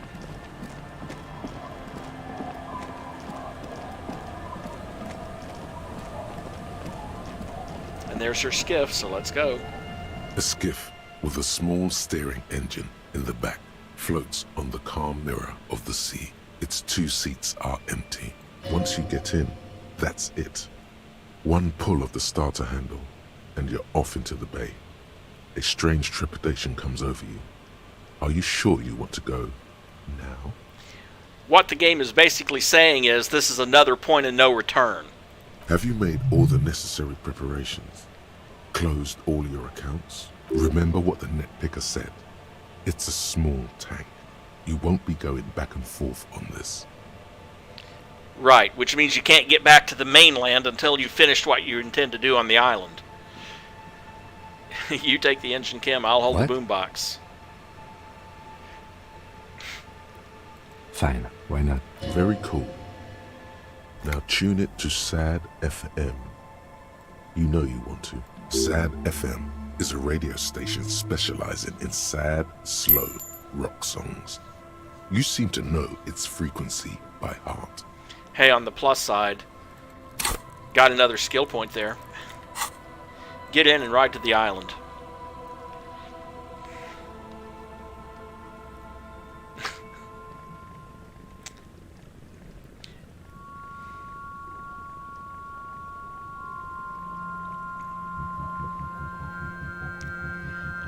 Want to be free. Want to be free. It will last forever.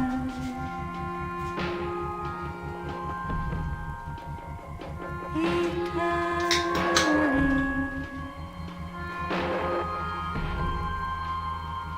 Want to be free. Want to be free. It will last forever.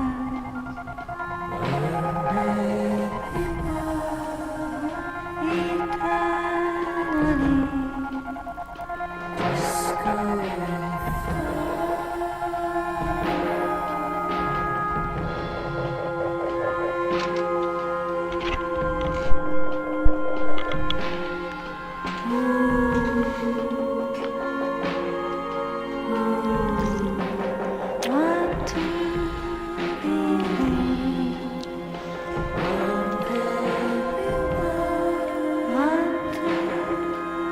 free.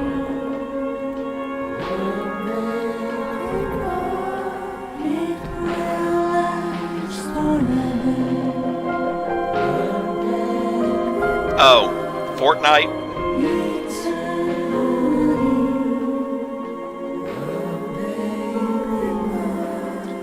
I'm just not very good at the strategies that you need to use to be competitive against all those guys who do that all the time.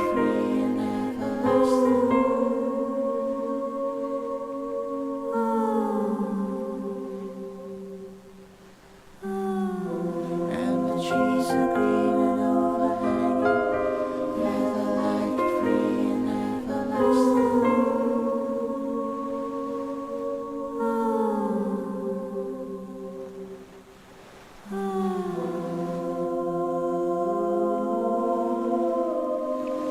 Want to be free.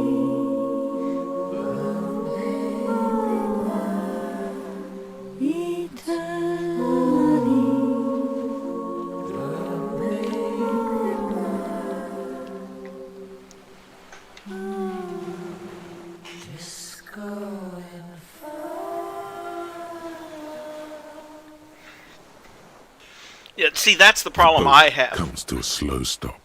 The lieutenant turns the engine off. Then there's silence. In the silence, a sputter of wings. A flock of quails takes off in the distance. Let's go. Climb out. Coincidentally, it's probably a good thing that I let Kim drive. I'm joking because you don't have to pilot, you don't actually have to drive. That's all on a cinematic there. But I wouldn't trust my driving. And as I was about to say, that is my problem. A makeshift bridge. The bombs are powerful enough to break the foundation. My problem with pay-to-win games is all the really good people, all the really good players probably spent the money to get the good stuff. A rusted chain trails off into the ocean. The chain trails off into the ocean, connecting the island to the supply depot on the coast. This leads to the depot and Land's End. Yes, so it seems. What do you think it was used for? For bringing munitions to the island, maybe? And supplies? You could also lock the bay when you raise the chain. Lock it from whom? From enemies. Enemies of the commune of Revachol. This sea fort was a revolutionary fortification, I believe. Finished thought. Oh, let's see. I'm 20 experience points away into another skill point.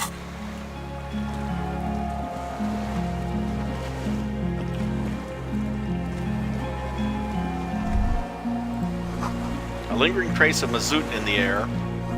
Attention, inflammable. Some fuel has leaked out of the barrel, black and viscous.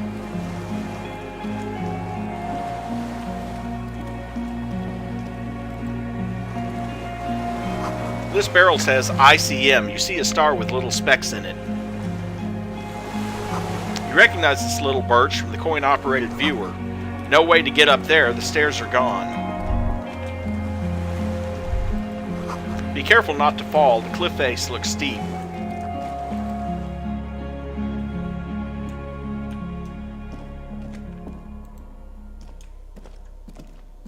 Oh, wait.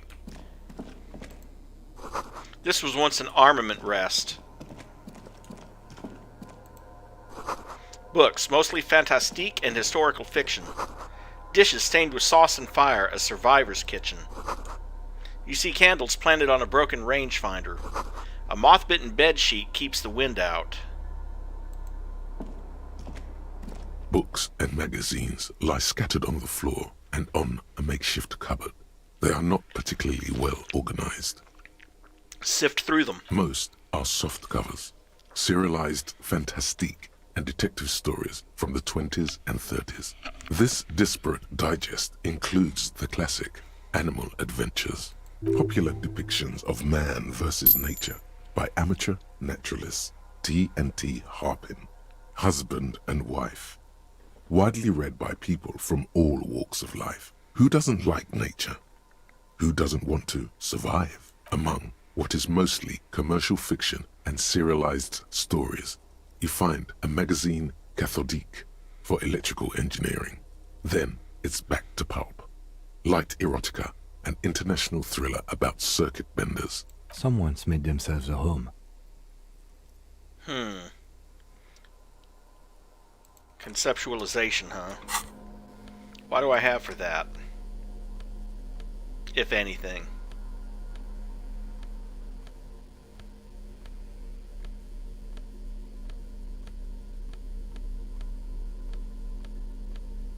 The white satin shirt.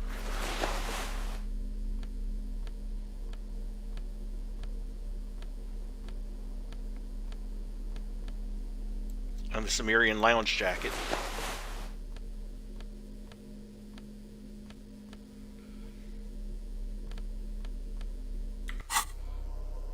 Now, let's see. Let's look at it again. Serialized fantastique and detective stories. 58% chance, that's good. Yes, under the bed, there is a rather extensive collection of critical theory, that is, dour, life non-affirming left-wing literature, published by small imprints such as Abattoir Firm and Ouzia. It's not exactly like reading. Oh, look, Kim, deranged commie ranting. Ouzia. I agree. Humanitarian sciences. It stands out. Not a lot of critical theory around in Ravachol West. Your incendiary remark has failed to provoke him. Well, yeah, because he's a moralist, not a communist. Wasn't there some in the communist student's room? A student in the apartment building seemed to have some as well. Well, yes. That one student did. The little books seem inconsequential next to the big pile of frivolous entertainment covering them. Critical theory books, what do you think Whoever this means? has lived here, they have some education and a certain set of interests. Interesting.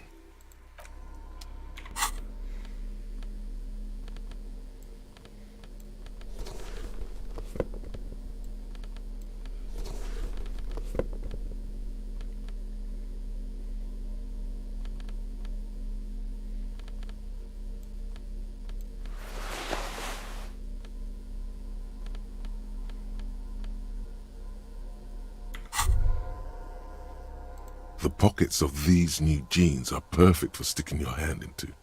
Makes you look cool, calm, and collected. As your hand enters the pocket, your fingers brush against something, soft, yet crinkly. Take the item out. It's a chewing gum wrapper.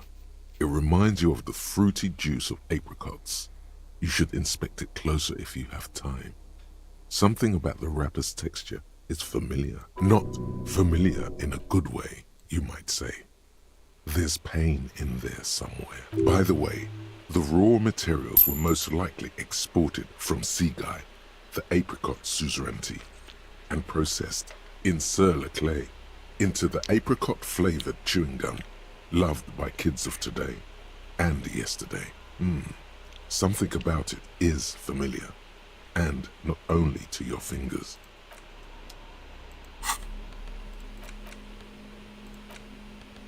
There it is again, the scent of apricots with a touch of cinnamon. Smells like the end of some distant summer, the surface of another planet, or some ancient temple. Take a deep Bitter, breath. citrus, sweet. It seems to grow stronger, like a glow, with every breath you take. Whatever petrochemical byproducts they used to create this artificial flavor have bonded tightly to the wrapper. Or is that just your memory filling the gaps? Until a blossom of skin and flower petals erupts behind your closed eyes, made of toffee, cream, and distance. You just had to take a dive. Your heart working overtime, trying to keep up with the panicked synapses firing all over your brain, moving liters of blood through you, panicking. Ancient temple? From the height of antiquity, a long, long time ago, millennia ago, on an island of time you can never return to. The sun sets into the sea, but the water does not boil. Instead, it turns to liquid gold. For a moment, the world's store of precious metals seems to increase dramatically, and you are rich. There is a movement next to you, the shuffle of a small coat, warm like the evening. But when you turn toward it, there's nothing there. Where did it go? Why are you talking to a gum wrapper? Put the wrapper away.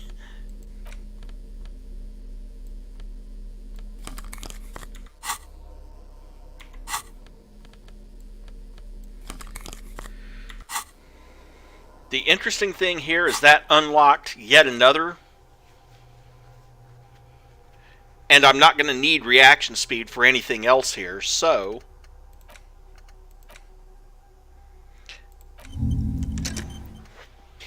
And what that one's going to do is it's going to add +2 to his perception bonus.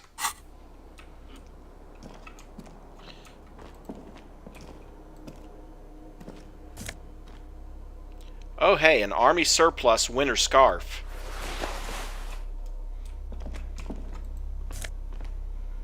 And a FALN Arrower shirt, which increases hand-eye coordination. Damn, I could have used that back during the during that event.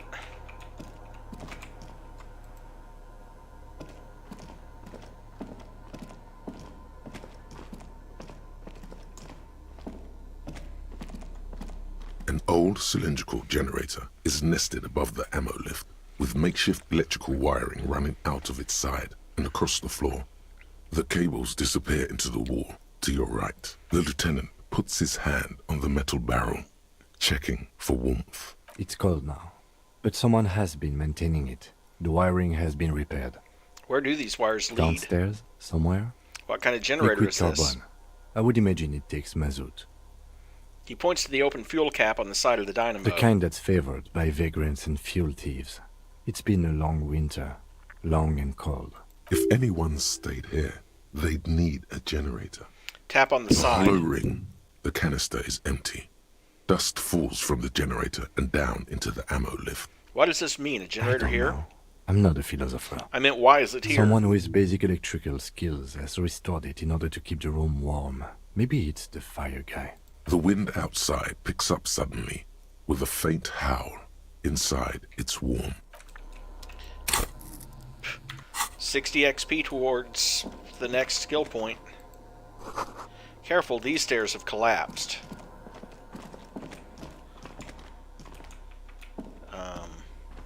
Let's see. Well, there is something down here. Not yet. Can't get there. Not that route anyway.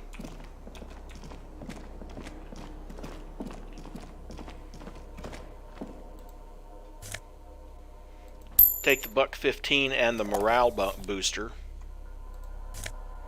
Take the other magnesium.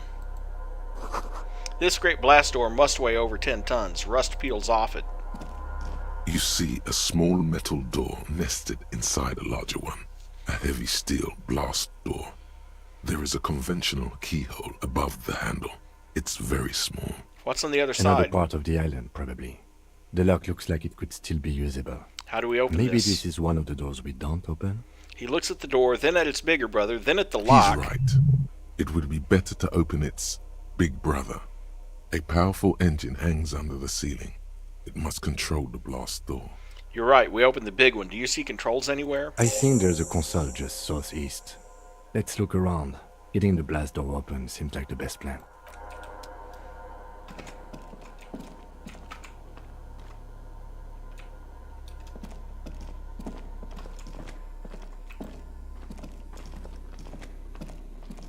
Green paint flecks off the monoblock aluminium cabinet. There are rows of switches on the front panel, a frequency band, and even a keyboard. Run your fingers across the The keyboard. keys rattle like teeth. This keyboard hasn't been functional in decades. What is this then? The console of an antique computation device. The generator upstairs, with wires coming out. They terminate here. Could this open the blast door? Possibly. Urgence, ouvert, allumé, radiodiffusé. It sounds like this device was used to control the electronics here. Maybe it still does. This device was used to control the electronics in the room. It could open doors, control lights, function as a radio computer. We'll do that in a second because, well, there's this, a jammed shut hatch, more magnesium, and money.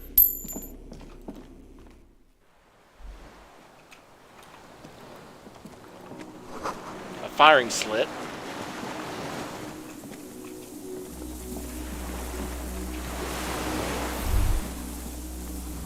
The distant sound of cargo ships, signal horns echo on the water. The reed sways strangely. No, it's nothing. No, it's not.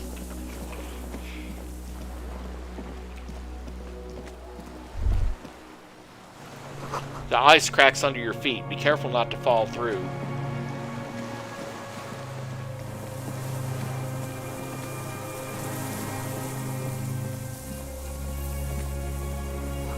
The winch is broken. Rust has eaten what remains of the chain. A strange feeling looking at the water. Maybe you should just wander off into the sea. Leave it all and walk in with a bottle in your hand. Shake your head. Nope, not going that route.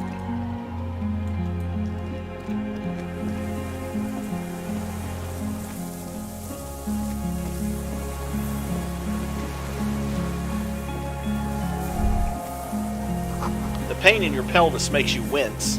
Then you continue. The inside of the fortress, you make out the console and the blast door. The depot that supplied this chain is long gone from the coast. A weathered artillery map showing coordinates in the Bay of Revachol, an old medicine cabinet newly stocked with druamine. Yeah, I'll take the druamine. There's a rain-soaked mattress on a concrete slab, only half covered by the crumbling roof. At the head of it, double embrasures, firing slits like two eyes in the wall. B triple prime. This looks like a good place to shoot from. Inspect the A mattress. single-person mattress, modern, civilian use. Brand name, Marjorie. There's a fuel stain on the cover, along with cigarette burns, and an empty can of beans on the ground next to it, filled to the brim with cigarette butts. Pick one out of the can. silhouette of a tobacco picker adorns the paper filter. The brand, Tio Moteri. Contemporary Revacholians prefer Druan, a local blend from the southern islands, or Astra, the legendary cigarette from Grad. Tio Moteri is favored by older men for its paper filter tips, sweet smell, and added tar. Teo Mutiri. Sound like the ones we found at Land's End, remember? I may have been wrong when I said it wasn't important. This means the same person could have visited both locations. I didn't see any signs of smoking inside, though. If people live there, they keep it tidy. This here may also be a smoking spot. Inspect the wall. There's a firing slit in the wall in front of you, like a little window. Touch the concrete Quite first. old and grimy, from years without cleaning by anything other than the rain. Look through the hole. The springs screech as you lean on the mattress and crane your neck to look out. A small piece of Martinez coastline opens up in the square in front of you, like a tiny landscape painting. 1 kilometer across the water. The ruins look familiar. On the left? A towering skyscraper, its top floors shaved off by artillery fire. Capeside apartments. Rue de Saint-Ghislain, 33A and 33B. On the right. The red chimney and collapsed back of the 4-story tenement in front of the Whirling in Rags. Rue de Saint-Ghislain, 10. The doomed commercial area. And between the two? The box-shaped silhouette of the Whirling in Rags. Its sloped roof, a tiny fleck of light catches your eye on the rooftop. Sunlight reflecting off the upstairs window of Clausia's room. There it is. Do you have a line of sight to the window? Yes, there's an opening between 33A and 10. I can see to the roof. I can see it. Through the scope of a rifle. The shooter would be prone, lying on the mattress, barrel resting on the embrasure. Cheek against the cheek rest, hand on the hair trigger, on a calm day like this. Kim, I could make it. I could make the shot. I think we have it, Detective. The origin of the shot. This is the sniper's nest. Booyah, master cop It's work. only moderately effective cop work until we have the weapon. It will not be, how do you say it, booyah, until we have that. Could the shooter still be here? Where? On this island. He does not answer, just nods. With his back hunched, he looks around once more and says he feels uncomfortable suddenly. We should move now. Magnesium-based life form. We tell them, hell no. You're about to become a magnesium-based life form. The age of the primitive carbon man is done. No longer must mankind rely on slow-working background radiation to take us further into our genetic destiny. This is the era of guided evolution, and magnesium is the key. You are the first of your species, the next step in human evolution. An advanced magnesium proto-man who mags it up, drinks it down, and sniffs it sideways. And again, I lose 1 from logic, but I gain 2 to volition. So as a result, I have a lot more morale. And regular law official is 98% done. That'll pop up in just a minute.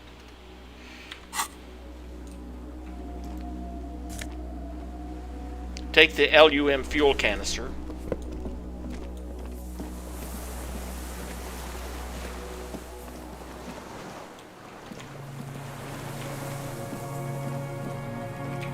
Okay, nothing over there. Come back this way. Around that. Up here. Back inside. Water rushes below. Far down below. Dude, stop walking. The console is powered off and covered in dust. Urgence? We need to restore power before using this, officer. The generator, it didn't look like there was fuel in it. We should look around outside. There are barrels all over. Maybe one of them still has something in it. The boat engine. Not the in console agreement. looks on as you talk, mute and unpowered. Its dials are covered in dust. Regular law official. You've done it, Harry. Whatever else you are, you're also boring now. It was not easy. You spent most of your life trying to funk up every nook and cranny of your personality. When someone says something political, the first 3 thoughts in your head are a ludicrous hodgepodge of communism, fascism, and stock tips. When they ask you why you did something, it's superstardom, apocalypse, or the mea culpas of the flagellant cop monk. It's not easy reaching for the fourth option, the normal one, but you have. And now you're not just crazy, you're also boring. I love that. You've done it, Harry. Whatever else you are, you're also boring.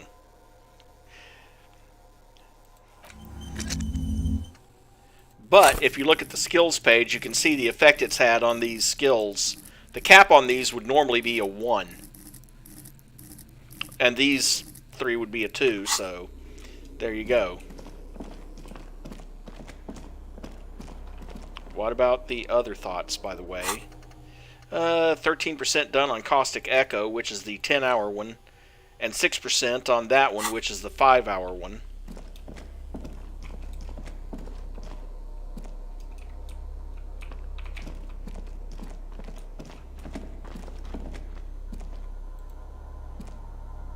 This old cylindrical generator. Wait, the Pour lieutenant fuel into the assists tank. You, holding the canister up to the fuel tank as you tilt. Dark brown, viscous fluid pours out, and the room fills with a chemical smell. There's a red starter switch on the side of the cylinder and a start rope on the other side. The lieutenant flicks the switch. Pull the rope. recoil start wakes the old generator up. The machine sputters like an old warhorse before settling down to a rattle. That should do it.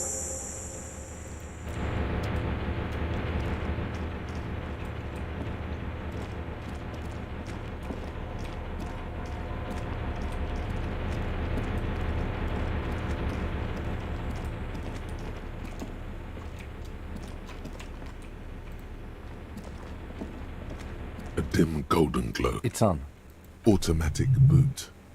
The lighting in the room turns on with a sizzle, a dim ambient orange. The dial slides under the dusty glass, dark and silent, despite the power being on. You make out defunct stations on the UKV frequency. The words, failed insula, are written on the band. Insular. This is an off-air radio computer, I believe, used for military communications. It's an air-gapped system, an off-air military model. Its circuits are nearly impossible to bend, i.e., it cannot be remote controlled. The blast door opens with a series of clicks. A shaft of light appears, then widens as the light shines in.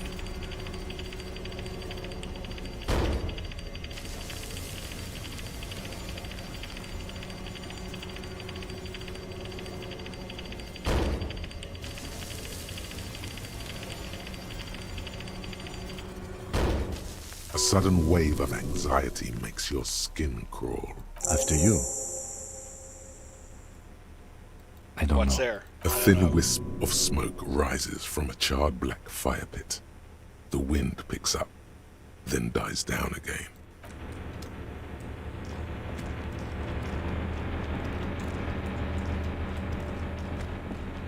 Somehow I have the feeling I'm just not going to find any bottles out here. Just saying.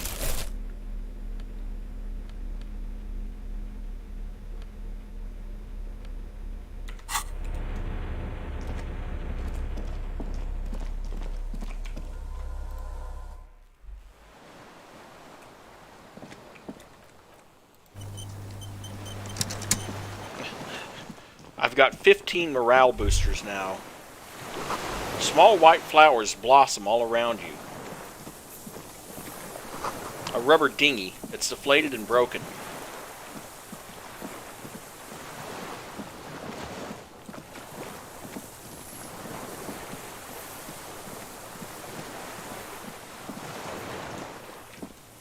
And here's the old guy with his rifle.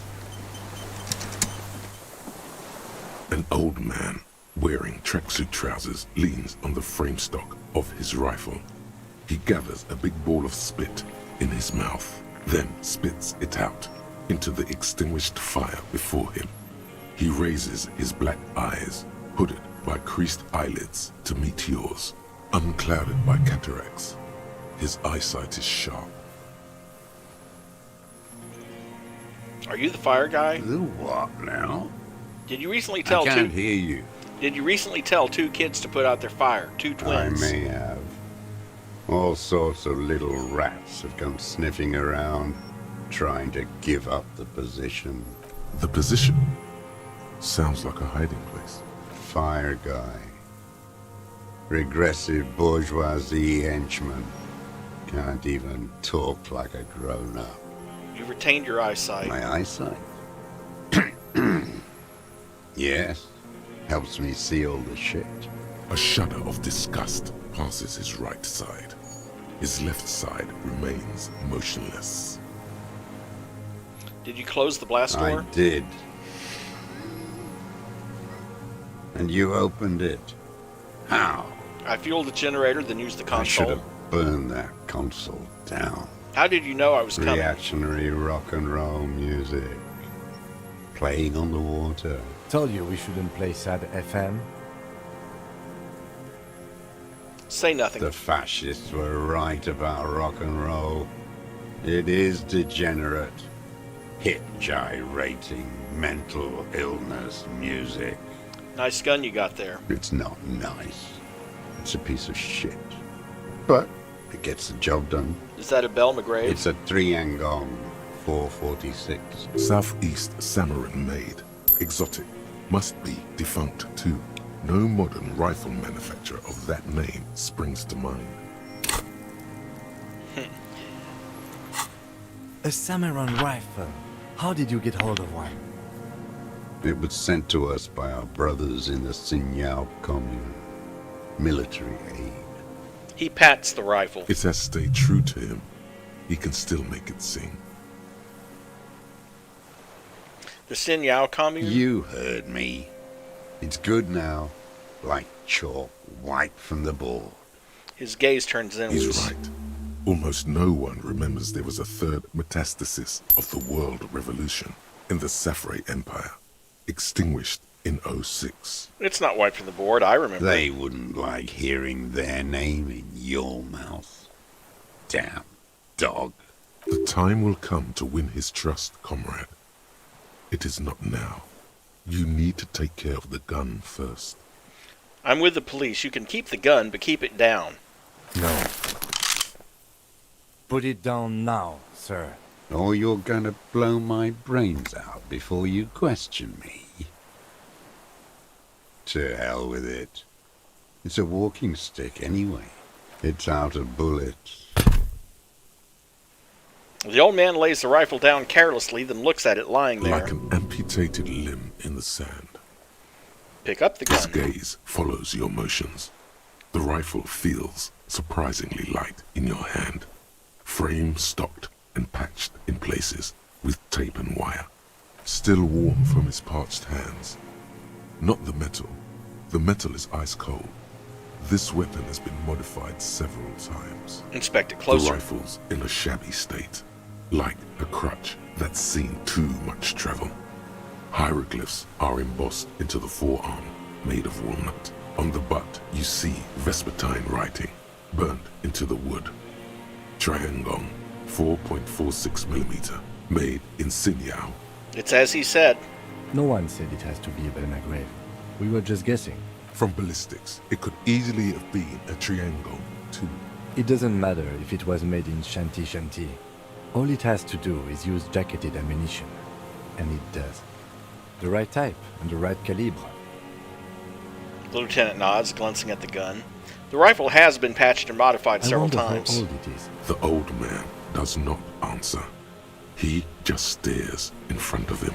Stow the gun. The old man keeps following your motion with his gaze.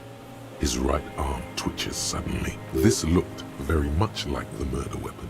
It could be used against him to get a confession in time. Who are you? My name is Josef Lilianovich Dross, Political Commissar of the 114th Anti-Aircraft Division of the 4th Army of the Commune of Revachol. I am a deserter, a partisan, and a prisoner of war. This is my termless surrender. His eyes turn through the reeds again, dead and dull. Also, just to make a comment, doesn't his voice sound awfully a lot like the one who does your reptilian ancient reptilian brain, just less harsh. The commune of Revachol? Do you mean the ICM? Your holdover from the... From the Insular Indian Citizens Militia, the army of the revolution. I was recruited in Jamrock in 07, trained in the École de Contrôle Orient, and consigned to emergency defense duties in 08. I left my unit on the eve of the landing. When I returned here on May 14th, the commune had fallen. Still armed and ideologically trained, I wrote a criticism of myself and resumed partisan duties. How long have you been on this island? 43 years.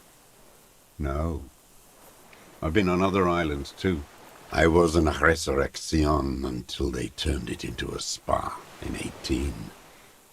Then I was an E48, a nameless sound, until the sea washed over it. Then I came back here. That was 22 years ago. Again, you've been hiding for 43 years? 43 years and 10 months. That's steadfast. It's not how a human being should live. But I had to.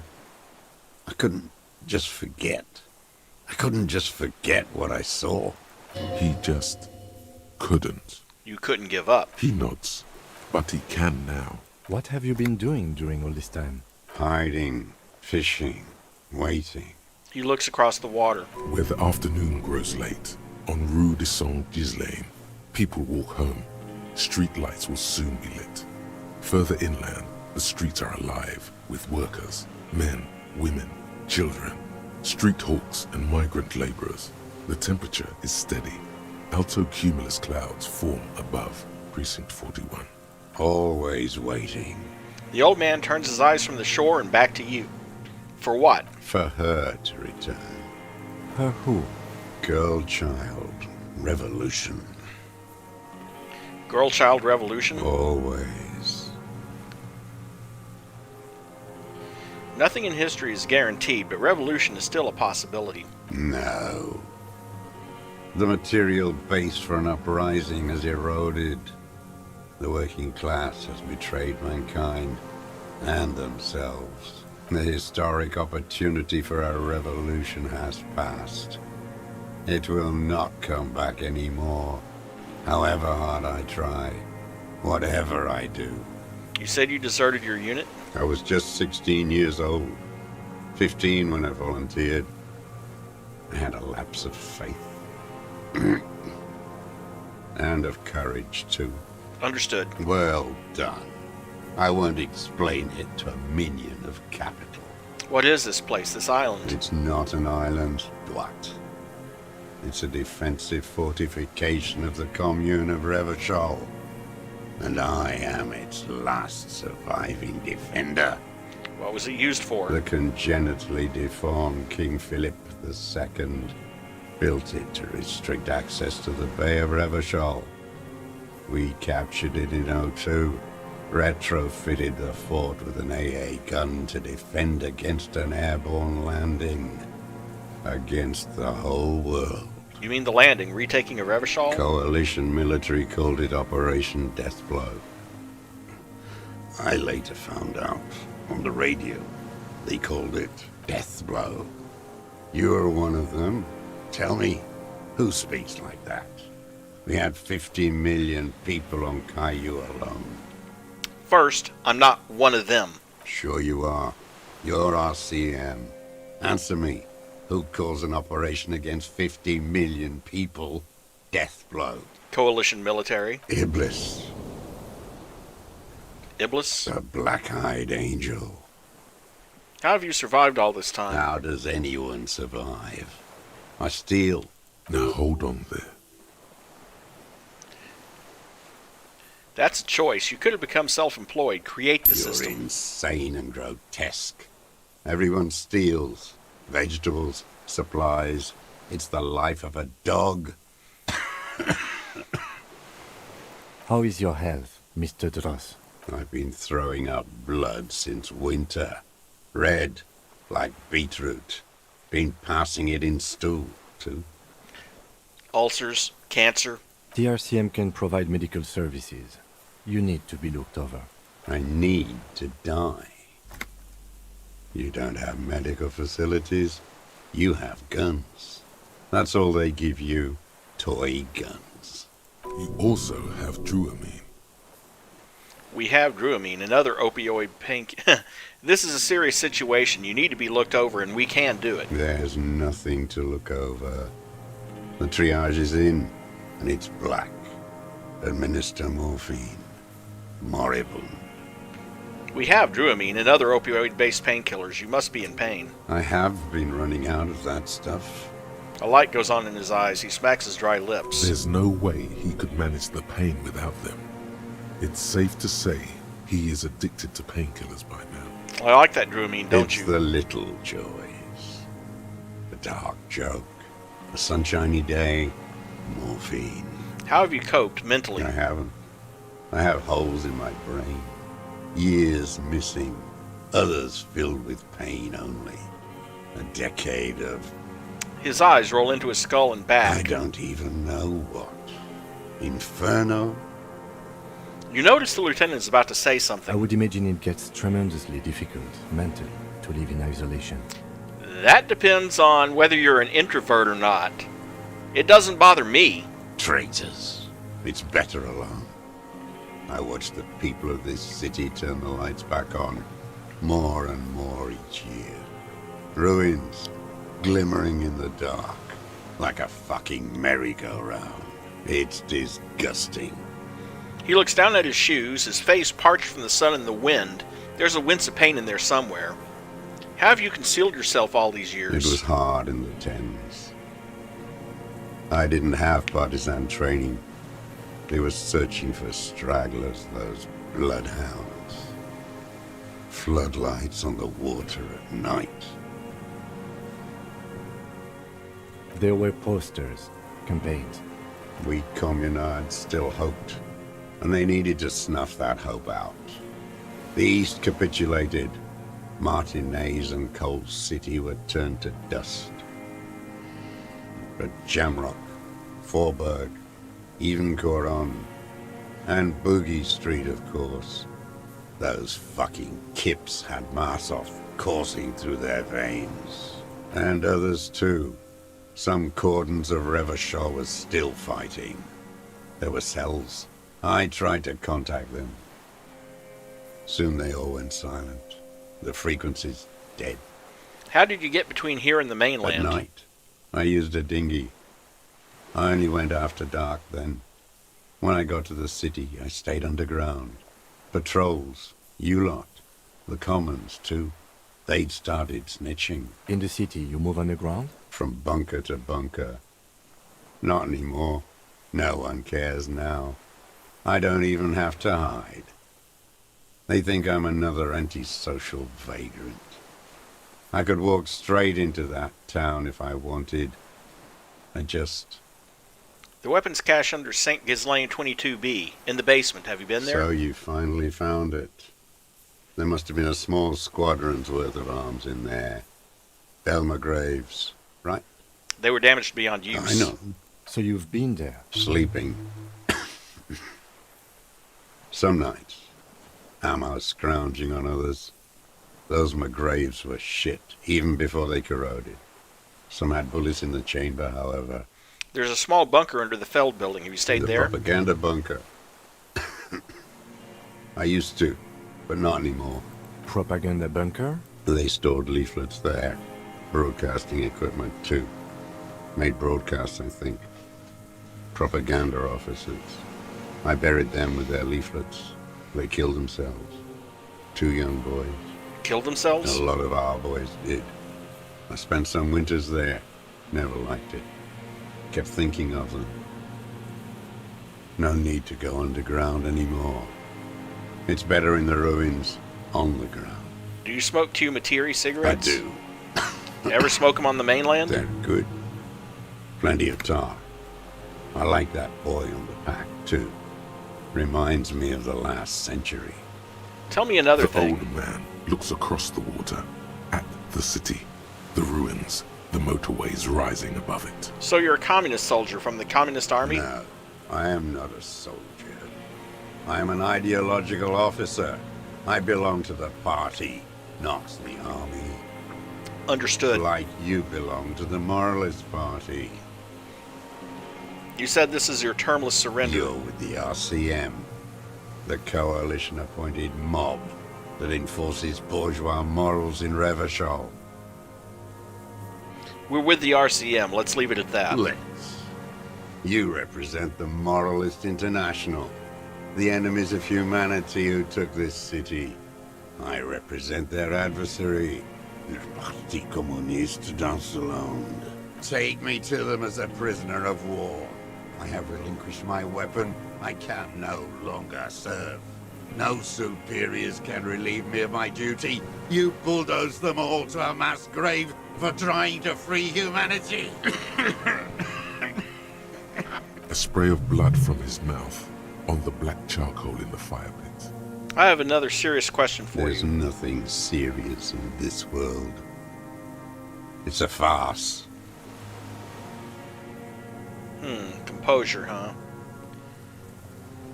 I ain't got...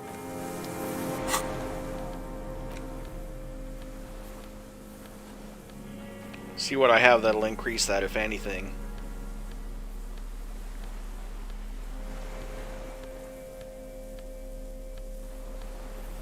Aha. My my damn snakeskin shoes of all things.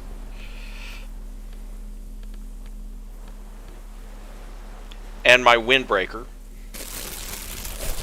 God, that's an ugly windbreaker.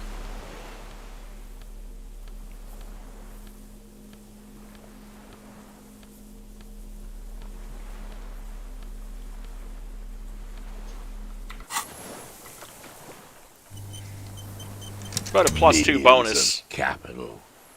What do you want? For Yeah, as soon as I saw the -1 morale.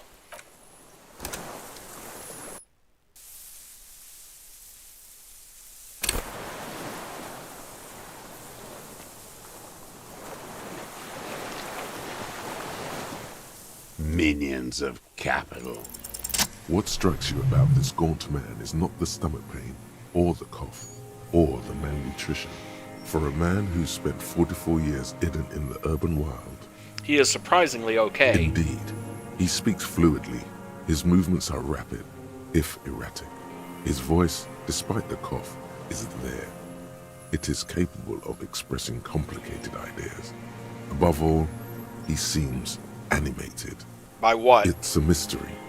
This animation comes at a cost too. Erratic hand gestures, thought processes cut off like threads, as he just stares at the logs or the reeds. He also suffers mood swings, bubbling to the surface, unconstrained by his nervous system. Dementia? You've seen demented people before. This feels similar, yet different. When his thoughts move, they are lucid, keen even. Not senile. Is this some kind of substance damage? Like he's addicted to something? Not only the painkillers he's clearly on. Mr. Dross, are you okay? How is your memory? No, I'm not okay. I shit blood, and I'm surrounded by insane people. There it is again. Erratic hand motions, bouts of rage, and the stomach thing too, of course. Could it be a symptom of overdosing on something? Something even you have not tried? Keep your eyes peeled. What have you been using this gun for? I've used it for killing people. Here we go. A trail of blood. The lieutenant smells it too. Killing people? It's a gun. That's what they're for. You want a moralist euphemism? Defending your family and your property. I haven't done that. I've used it to kill people. Interesting. During or after the war? Yes. There is no after the war. Class war is never over. So he's continued killing after hostilities ended. Okay. Okay. Well, to be fair, that's not entirely unheard of. I mean, there was one Japanese soldier on a isolated island that thought the war was still on some 20-something years after it ended. This is it. You can feel it, like battery acid on the tip of your tongue. Something you haven't felt in a while. But what? This is what you live for. This is the shit. The great serotonin jackpot. The solution. Going straight. No euphemisms. He doesn't like those. No. Be careful now. Slow and steady does it. Make him repeat it first. Don't mess this up. Remember, he wants to tell you. Get personal. Did you use that gun to shoot and kill a colonel of the security contractor Crenell? The who now? The corpse in ceramic armor hanging behind the whirling in rags. Did you shoot him? The fascist death squad who took a bullet in the mouth on the night of March the 4th. Oh, yes. That one. Ugly piece of work, that boy. Did you kill him? The lieutenant takes a sudden step toward him. I am a son of a welder and an officer of the commune of Revachol. I do not collaborate with murderers and pederasts of the liberal regime. Tear into him. Pile it on him. Everything you got on him. The more, the better. The gun. The murder weapon is the perfect opener. The scent of blood in the air. But what else?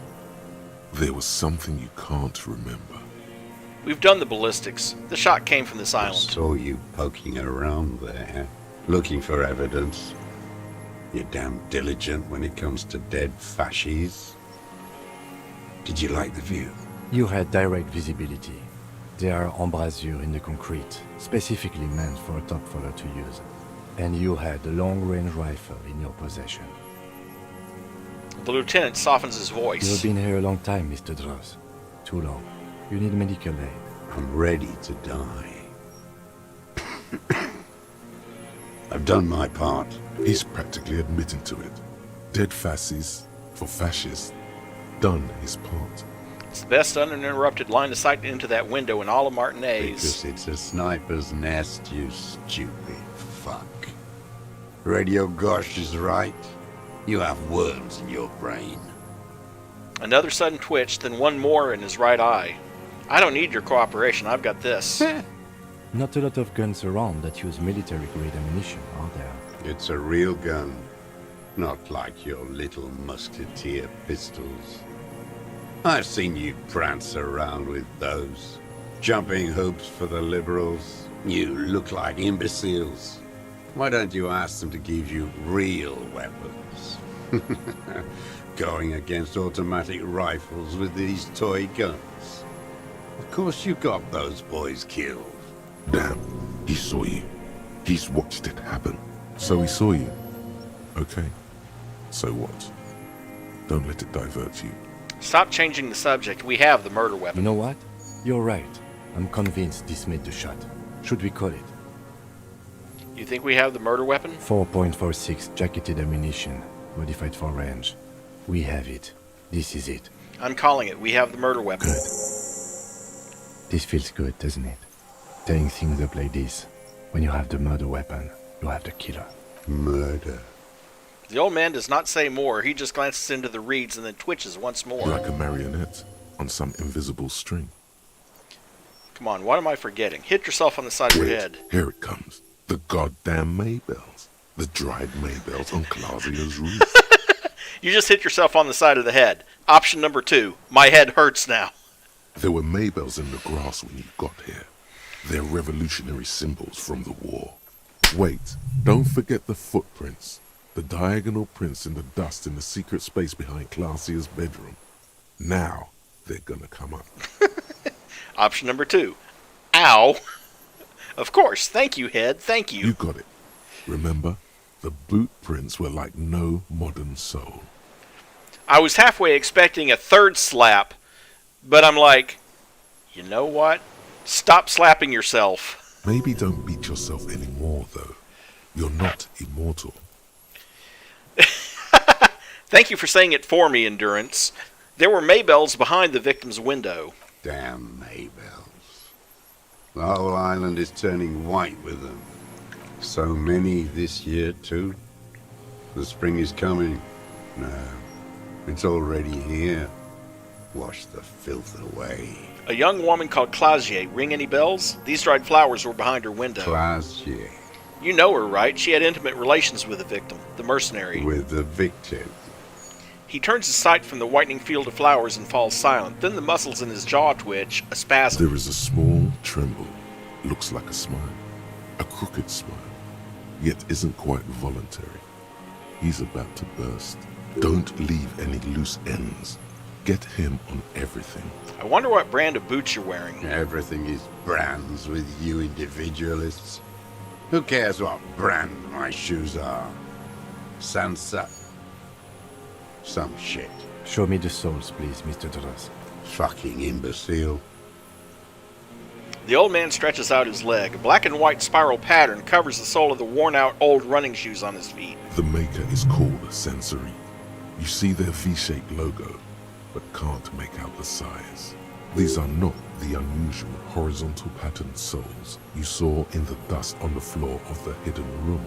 They do, however, seem to be about the same size. The size fits, but not the sole. Well, I've got a 68% chance this is going to fail. Sire, he doesn't have to be wearing them right now. People change shoes. It doesn't mean you weren't there, near the room the victim died in, sneaking around. Racking those brains, are you? Desperate to report something back to your masters? They must have really loved that dead fuck. The lieutenant gives you a quick sideways glance and nods to acknowledge. The prints were his. You can see it in those eyes. He can't keep them from flickering, looking for something. The old man stares at his own prints in the ash around the fire. Silent suddenly, some strange process within him. A gush of wind. Seagulls in the distance. I wonder how I'm doing on this. 3 skill points? Huh. You know who he was. A coalition-trained murderer. Armored and armed. He wasn't human. The blunt end of a hammer. Dripping with blood. He was a soldier too. He was a rapist. I'm not saying he didn't deserve it. Beating us to the ground. Moaning with joy. You hounds get so thorough when a company-trained killer dies. I haven't seen you on this coast for 40 years. You know, maybe I should have killed one sooner. Got your attention. Now you stop beating druggies and prostitutes in your basement. Now you come to investigate. Not when they die by the hundreds. This is it. Shot him. Shot him. Say shot him, not killed him. So you shot him. Oh, the inhumanity. One paramilitary less in Revachol. You can almost see him squeeze a tear out of his eye. His fists begin to tremble from the anger. The lieutenant raises his right arm to hush you, while the lieutenant listens, holding his breath. Just nod. I had them in my sights. Both of them. Him and the whore. I was breathing with them, in phase, and I pulled the trigger and flew on the air until I landed in his mouth. I didn't think I had a shot like that in me anymore. I did. I saw him kneel there with his mouth full of death, and that stupid look on his face. And his dick still in her. There, a hot flash of rage almost carries the smile away. Some dark peace. Then what? Nothing. I went to sleep. Next morning there were Maybells everywhere. The world was white, or what's left of it anyway. My last spring here. I knew the fascists would come to avenge their own, and so they did. Mr. Duras, are you aware you're confessing to murder?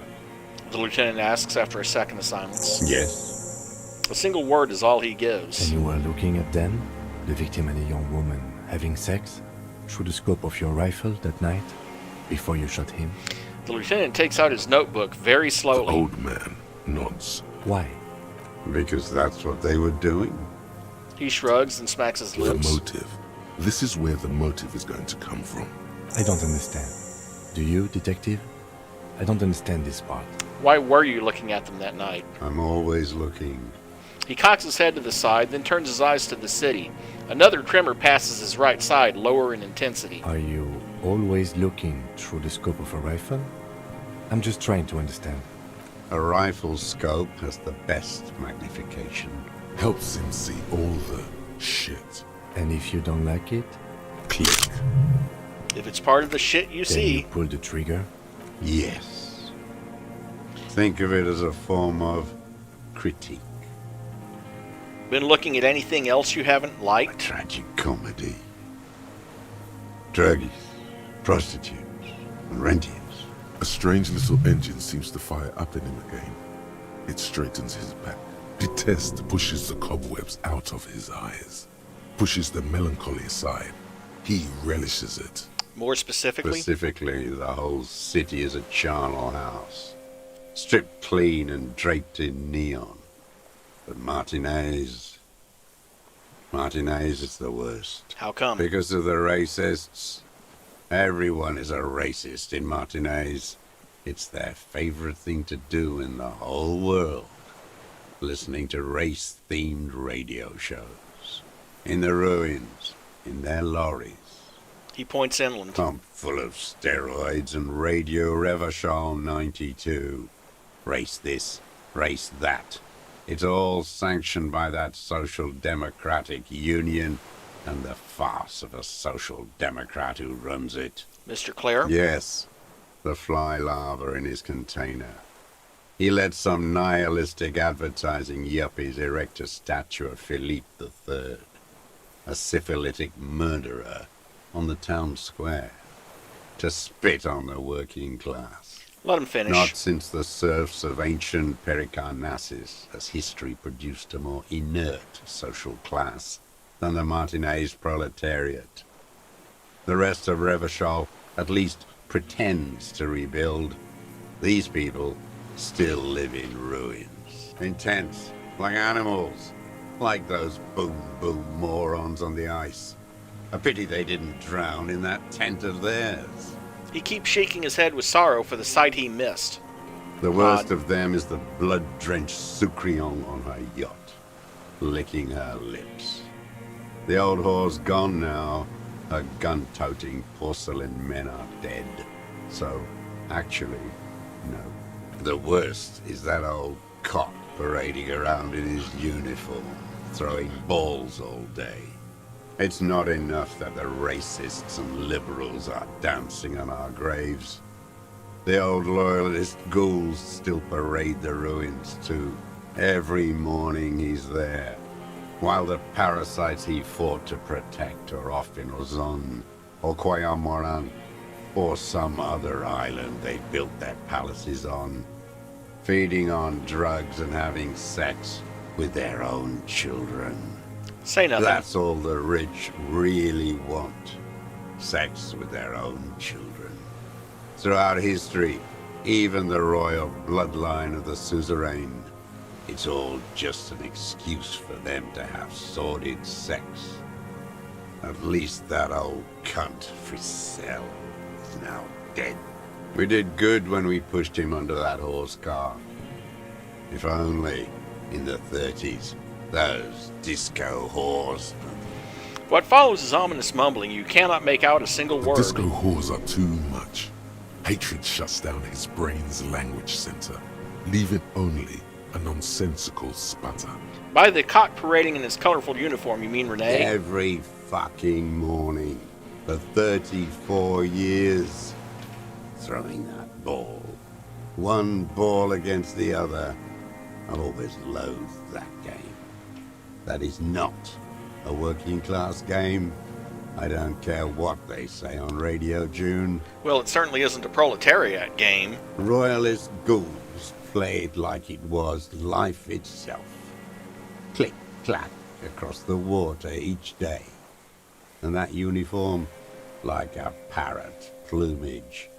I won't even mention that he's a traitor to his race. A patank maniac, race traitor. Just I nod. remember him. I remember him from La Noce.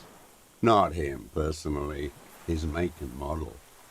There were tens of thousands of them. I thought we took them all out before the Liberals came to their rescue. We missed one, that one. With his shaky finger, he points to the city toward the crater near the plaza where a lonely pine tree Fat and stands. plump, like a pheasant, just begging to be popped off. Please, Mr. Dross, shoot me. He whispers with such predatory hunger. It borders on longing. Let's definitely back off now. Calm down. I'm not angry. I adore him. He reminds me of everything we fought for. At least we killed that Fictional and his kingsman. You mentioned the Union is social democratic and Mr. Clare a farce of a social democrat. Another hideous disappointment. Unions are the real enemy.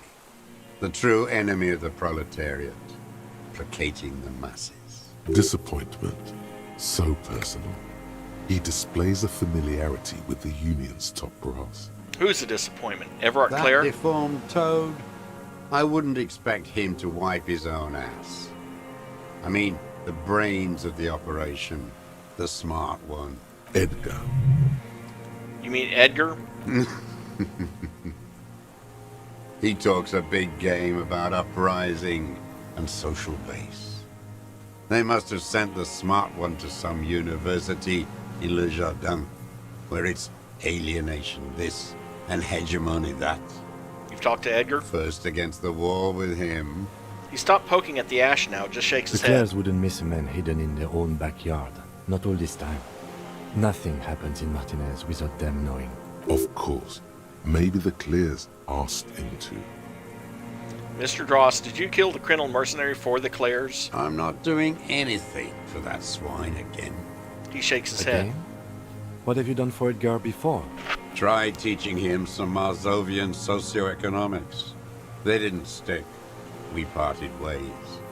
Okay, he didn't do the hanged man for them, but he's insinuating something.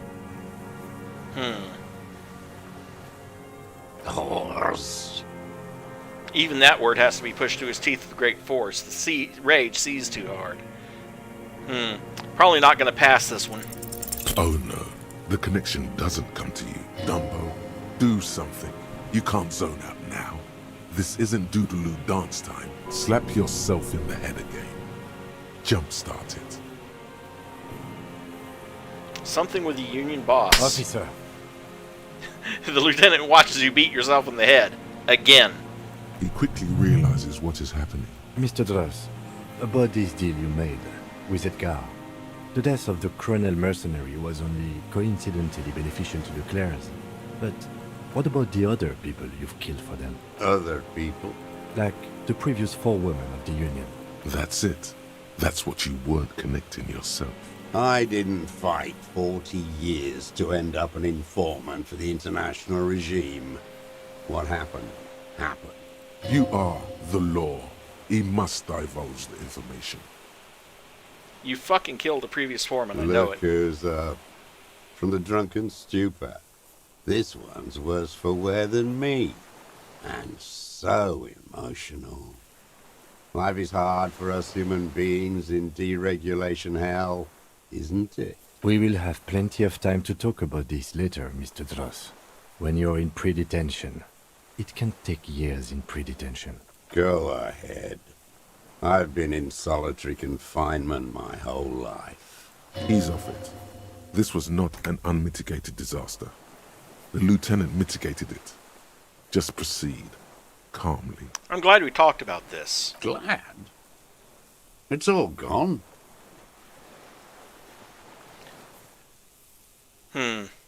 Them. Fucking. I didn't like that. So you were jealous. Jealousy is a reactionary concept. I didn't like the Reaver enjoying himself. Drugged out, soothed in the arms of a young woman. I wanted him to die so he could not enjoy life anymore. And I wanted to see his head explode. That too. She should know better than to hold a child murderer between her thighs. I knew he'd be there for one more second. Writhing. That's all it takes for the bullet to reach his head. Now that I think of it, I wasn't aiming for his mouth. I wanted his brains to spill out on her. But you can't have everything. So basically we spent the last 7 days running around because he didn't splatter the guy's brains. I mean, if he had, they wouldn't have bothered trying to cover it up by staging a lynching, would they? The caliber of bullet he used does not do that kind of damage. And then there's that, too. How long had you been watching her? Since she came to Martinez. I saw her sneaking in the reeds early in the morning, behind the Fell building. It was dark, still winter. She didn't have her skimpy outfit on then, just a spot in the night, moving. Past the Fell building on the coast? What was she doing there? Hiding something in the water. She had a fag after she'd done it. I was up in the ruins there.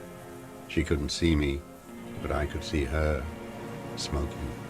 She was nervous, but not scared. And beautiful. What do you think she hid there? Her passport and tickets to Villiers. And from there to Cachet Brut. In the free state of Seminine, hidden away at the edge of the earth, near the Pale.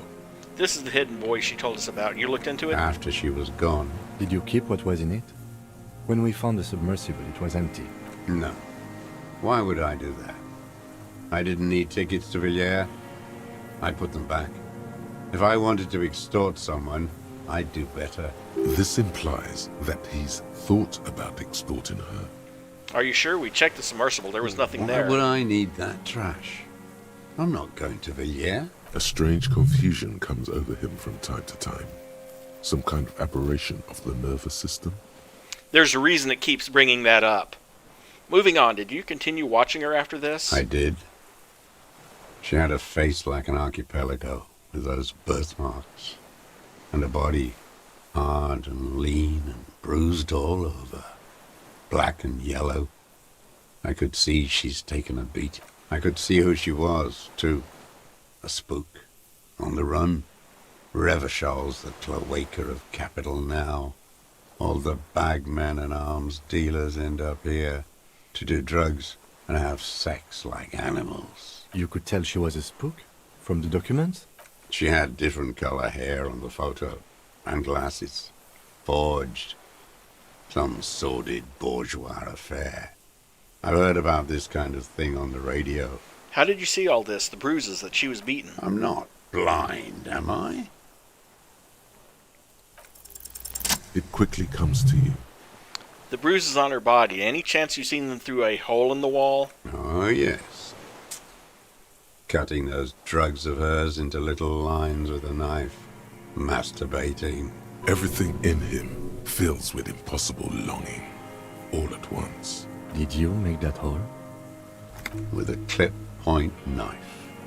Ever see her through a window on a roof? Like that, too. Yes. Bending like a bow against the glass. You've been through the secret route behind the boiling and rags. Those were your footprints. You just changed your shoes. I've been through all of Martinez. Every nook and cranny. And that, too. Yes, that, too. The things they did in that little room. What she'd do to feel good. Funny the way light works. You turn it on inside, and it gets so dark out, you can't see a man looking in. I learned that in the 20s, when they were still hunting me. I've seen people do some shit, but... He keeps shaking his head. Those two took the cake. You hear the familiar scribble of the lieutenant's pen. A quick glance at you. How did you get in there? The hidden pinball workshop. I can just walk in there now after a good wash. I told you, they think I'm an antisocial. Closing hour is a good time. The kitchen's empty. You had to open the steel door in the kitchen? How? I got that open a long time ago. Some bourgeois game merchant lived there. I don't know. 15 years ago. He left spare keys all over, and I took one. Then I saw her turn the light on one night in my scope. Andy found use for it. A spare key, like the one hanging behind the Union Box window. So in conclusion, it wasn't about him, it was about her. He repeats, staring at the ashes, then the reeds. There's a twitch in the corner of his eye. The lieutenant nods at you in acknowledgement. Where is she, that Clasier? I haven't seen her there for days. She got away, but she led us here first. She figured out someone was watching her from the C4. Gone. I knew it. She kept staring into the scope this last week at the island, like she knew. She'd look at night, crying or smoking on the roof, staring right into me. It doesn't matter. He knew she knows.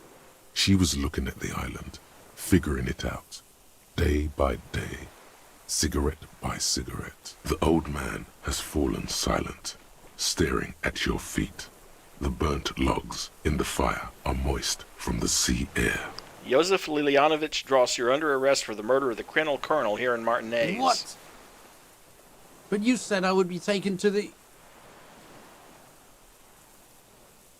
Your wayfarer rights have been suspended. Information provided to the officers on the scene will be used against you by the prosecution. You will be given legal counsel within 1 week and must face court in 44 days. Do you understand? Do you understand? But... Do you understand? No, I don't want to. I have to stay here. He looks at the reeds, eyes submerged in growing terror. He's not afraid of jail. He's afraid of something else, like parting from a loved one. Your confirmation is not required, sir. Now on to the boat. First say doesn't have room for 3. And no. You thought you heard something, but it's just the reeds. Maybe we could all fit in there. We could all fit in the little boat? Actually, no. First say doesn't have room Not for really. 3. We could escort him to the pier, then either one of us can take him inland while the other stays here. But there's something you're not getting here that he's realizing. But what? Who watches over him there while I come back for you? Lillian. You could ask her, maybe. Maybe I can just ask that net picker to watch This is no harmless old man. The lieutenant shakes his head. World. This world. What is this?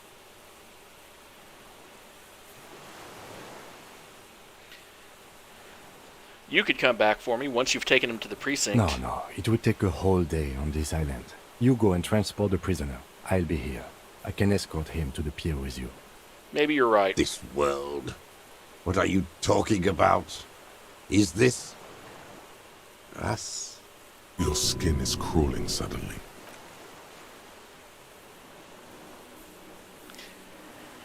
And this is why they kept referring to him making those twitches.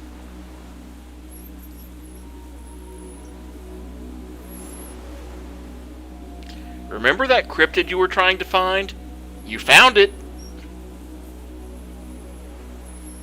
A delicate tangle of arms and legs unfolds from the reeds, limb by limb, to then just stand there, moving its scythe-like arms in ghostly silence. Yep. Blink. It's still there, an unfolding mechanism of reed-like chitin, hovering in place. What is that? What are you talking about? The giant stick There's insect? Nothing there. The stick insect is over 3 meters tall. It looks straight at you with its tiny pinprick eyes and its grotesquely small head. You feel your legs shaking under you and your gun hand move to your holster to grab the gun. I see it. Tell me what you see, damn it. I can't make out one small thing in the reeds. Kim, can you see it? I can see it. 4 simple words, thank God. If he can see, then you're not insane. But that means it's really there, spinning slowly, in absolute silence. Its limbs long and slender. Be very, very careful. The lieutenant whispers, then takes a step toward the giant arthropod.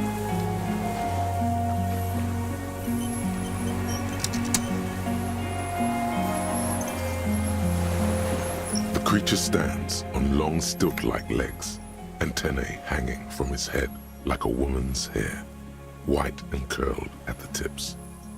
It is no more than 5 steps away from you. Reed-like tufts stick out of its joints.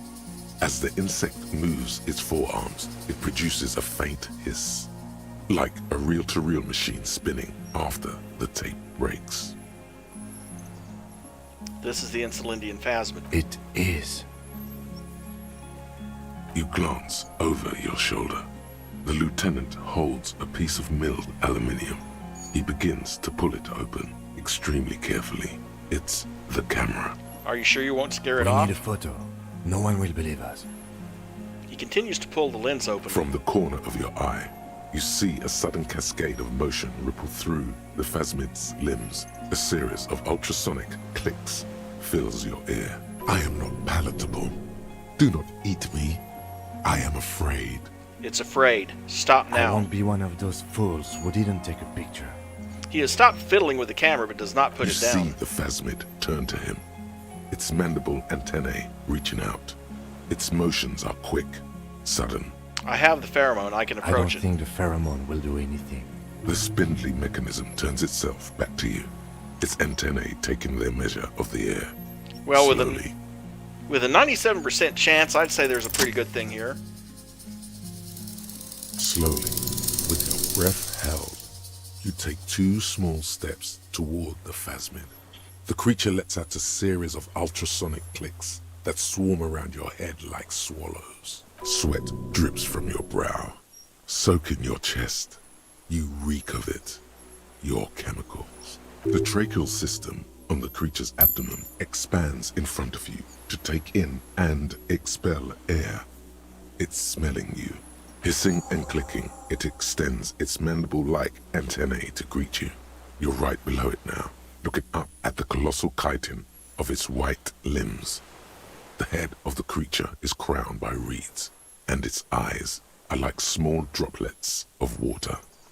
Raise your hand slowly. The insect stops its stridulation, seeming to observe you. Below its crown of reeds, little pinprick eyes detect motion, glittering. The world stands still around you. No, stop. Be afraid. Put your hand The down. invertebrate comes back to life, stridulating. Sets of complex eyes follow you, moving in tandem on either side of the insect's small head. Look behind you. It's smelling you. Maybe it is real, the pheromone. The lieutenant's mouth is agape. About now, he is ready to believe in anything. The insect's head is crowned with reed-like scales, the shape of seed heads. They rustle as the air moves. The ventricles at its abdomen continue expanding, like lunglets, breathing you in, your sour, greasy semiochemicals on the breeze. Hello, I'm Harry. I really don't know who No I am. reply. A total ancient silence comes from its mouth, along with what appears to be some kind of foam. The stridulations of its limbs continue all around you. Stand on your tiptoes and look more You closely. were right. Little bubbles form on the mouth parts of the creature, on its segmented lower lip. It looks to be foaming, slowly. The foam is white, then yellowish. Let your heels drop back onto the The ground. invertebrate stops, raising its side-like arms and tilting its tiny head, formed from the fused plates around its mouth. For a second, the effigy is frozen. Then it nudges back into motion with a click. High chance of this one. I exist. I exist Tell too. me what it's like for you. It's wonderful. Yes, holy is the Lord of hosts, and all the earth is filled with his glory. Now, I will tell you what it's like for me. For me, it is a series of half-lit images, a kind of darkness, being intruded upon, transient, dim, moist. Intruded upon by what? Shapes of plants and animals. And internal sensations. A swarm of sounds. Tiny vibrations on the inside of my forearms. All speak of complexities totally beyond my understanding. I am at the end of a narrow funnel. Weightless. So light. It only feels like something to be me. In truth, perhaps I'm nothing. I certainly do not have a soul. And if I did, it would never ache. You're the type of animal I'd like to be. Are you sure? Yes, I'm sure. Why do you ask? Sometimes, when molting, I will grow a lost limb. One time something went wrong, and a small leg replaced a missing antenna. That's cool. No, the leg tried to move around independently, making it hard to walk. You don't have a foot there now. Yes. Thankfully someone ate it. The next time I molded, I grew an antenna again. I am a detective. So am I. I was born to detect sucrose rewards and semiochemicals. What were you born to detect? Also that. I can also detect pheromones. The ones on you tell me that you are not with me, and that I will benefit from your closeness. In short, I love you. Where does this come from, all this, around us, the world? Not even the birds know that. Not even the water lily. We need to know. Perhaps it's sent to us by a I god? think we should eat it. If it's a leaf, you can put it in your mouth. Or a reed. Yum yum. Wait, so... So you look like a reed and you eat reeds? Yes, they don't mind.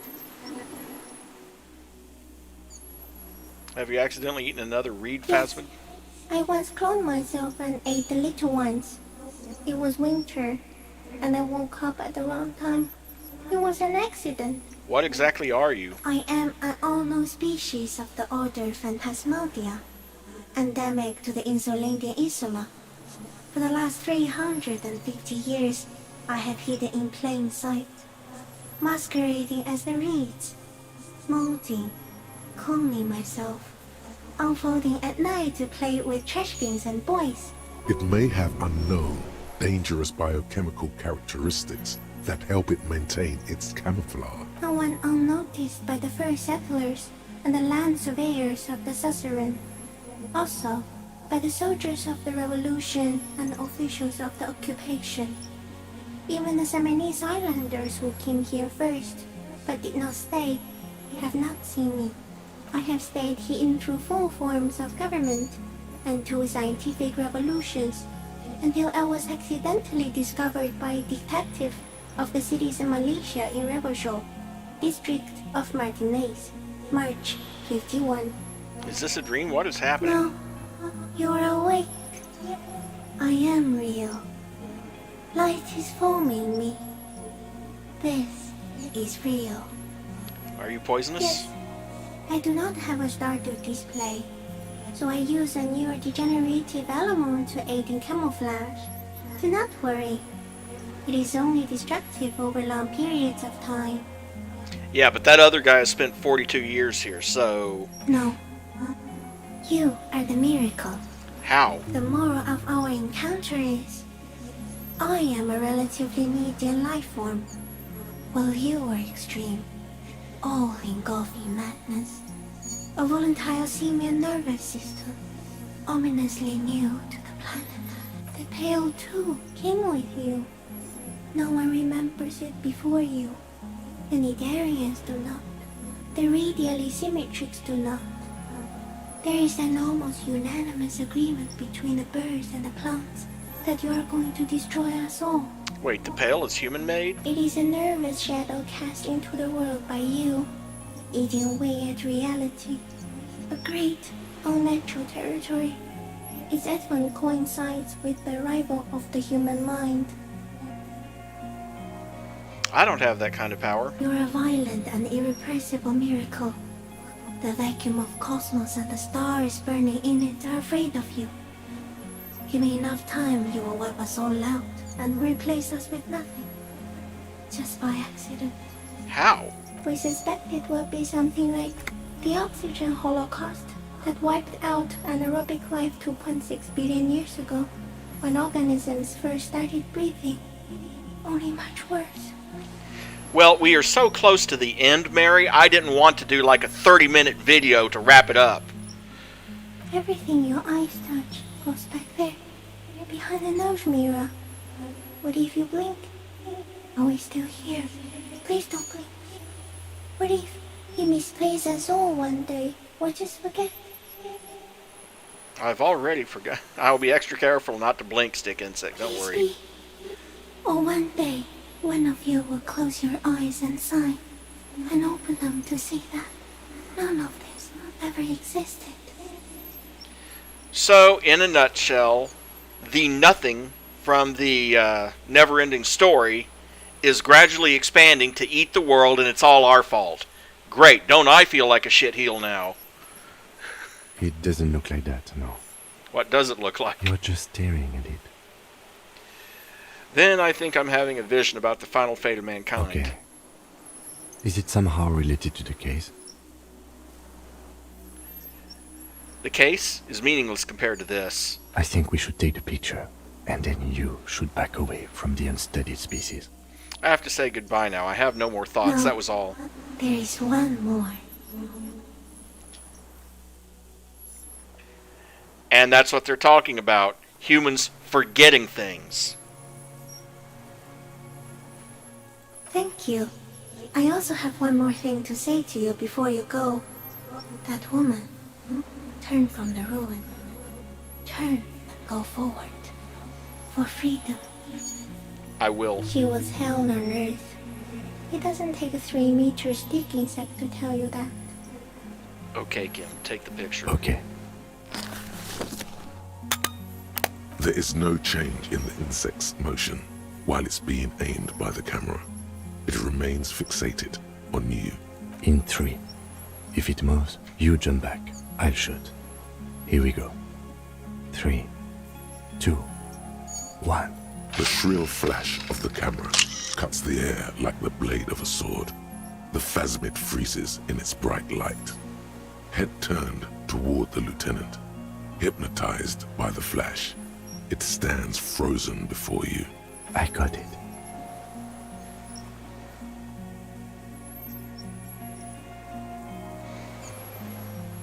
Carefully pet its scythe-like The limb forearm. before you is incredibly light, like eggshell. It's much lighter than a reed. You feel a soft push could tip the creature over. Its hollow exoskeleton collapsing. Warning! It's about to move. You can sense it. Pull your hand away. A sudden shiver passes the limb. Looks like the creature is awakening. Wave by wave from its stupor. We got it. Back Another off. shudder pulses through the creature's limbs. It jolts back to life, like a record continuing where it left off, in a swaying, praying motion. Even the small black pearls of its eyes do not stray from you. Disengage slowly. As you're turning away, the phasmid mirrors your movements, stepping on the water, the long limbs carrying its feather weight without breaking its surface.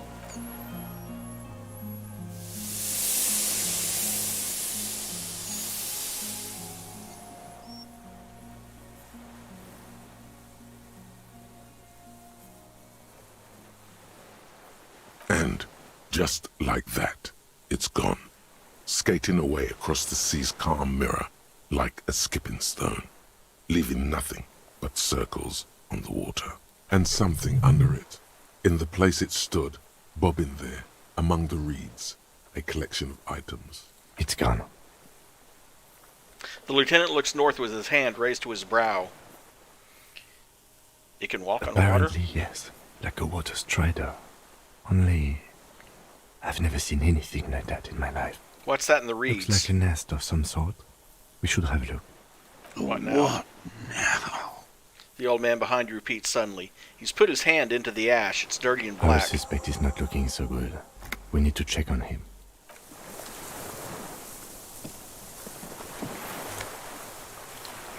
There's the helmet. There's the T-932 rifle scope. There's Clausier's passport.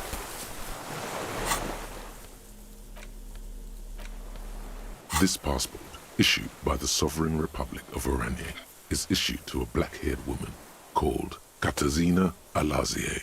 Classia's hidden documents. From the empty boy. It's Klasia, with short black hair and glasses. She looks boyish, younger somehow. It says, however you pronounce that. She said it would be for Anouk Meyer-Smith. Anouk Meyer-Smith.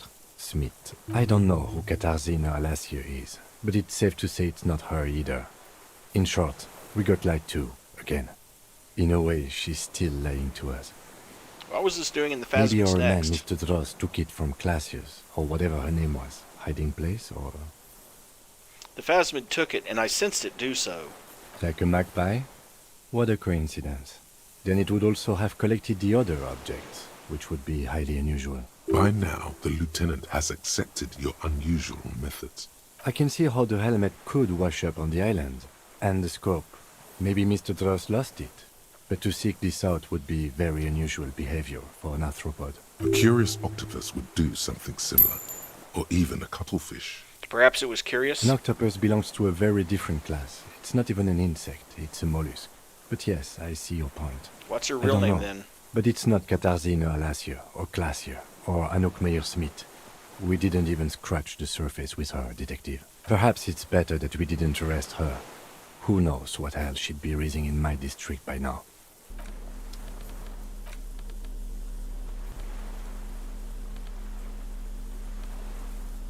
That's some nice stuff. Wow. Okay.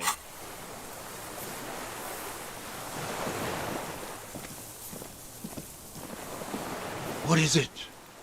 Something is very wrong with him now. Sir, how could you not see the Phasmid? Mr. Dross? The man does not respond. He keeps staring, black eyes glazed over and bulging from their sockets. His gap-toothed mouth shaking, like an addict of some terrible substance. Snap your fingers under his nose. A light shiver passes him, followed by nothing. His hands are trembling, and he breathes slowly. He's going into some kind of psychomotor immobility. The good news is, this solves our transportation problem, doesn't it, Mr. Dross? The trembling mouth appears to sigh. Between this and the broken tire he's used for a boat, I think it's safe to leave him here, while we go and get help. It will need to be medical first, I'm afraid.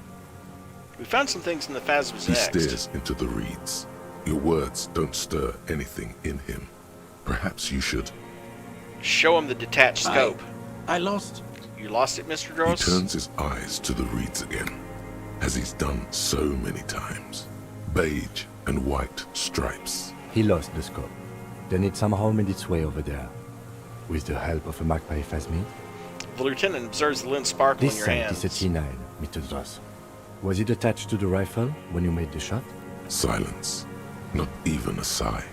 Show him the passport. No reaction. His breathing is slow, and he appears very old all of a sudden. Around 80. This is an old man, at last. No longer a tin soldier, but the broken down remains of a man. Did you take this passport and other papers from a boy on the course? The spirit. He hears us. The spirit? No reply. He's gone again. Try something else? We got him back for a moment. Nothing. Just dull staring. Not even rage left, wherever he is. The last embers have gone out.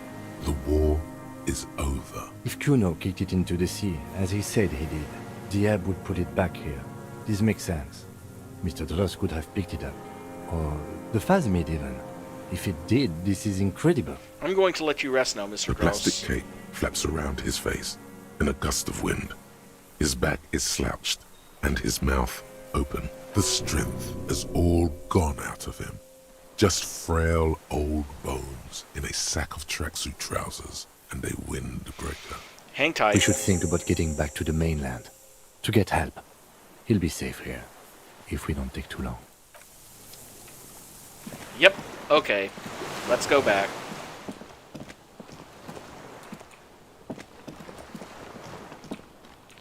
That is to say, if I don't have trouble finding the correct route.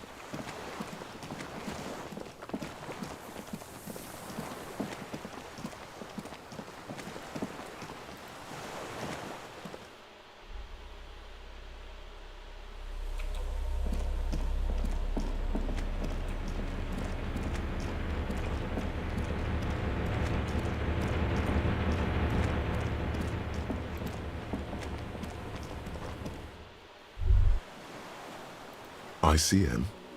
This feels familiar somehow. Yeah, I think we've pretty much already covered all that.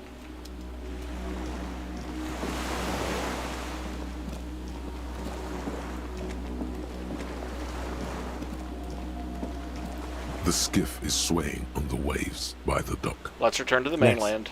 We are done here. The skiff rocks gently under your weight as you get in. The ride back is uneventful and quiet, but for the sound of conversation on the water, there is someone inland waiting for you.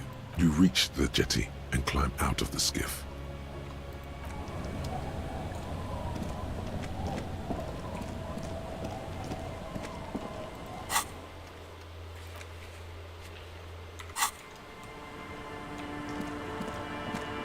Look what the tide brought him.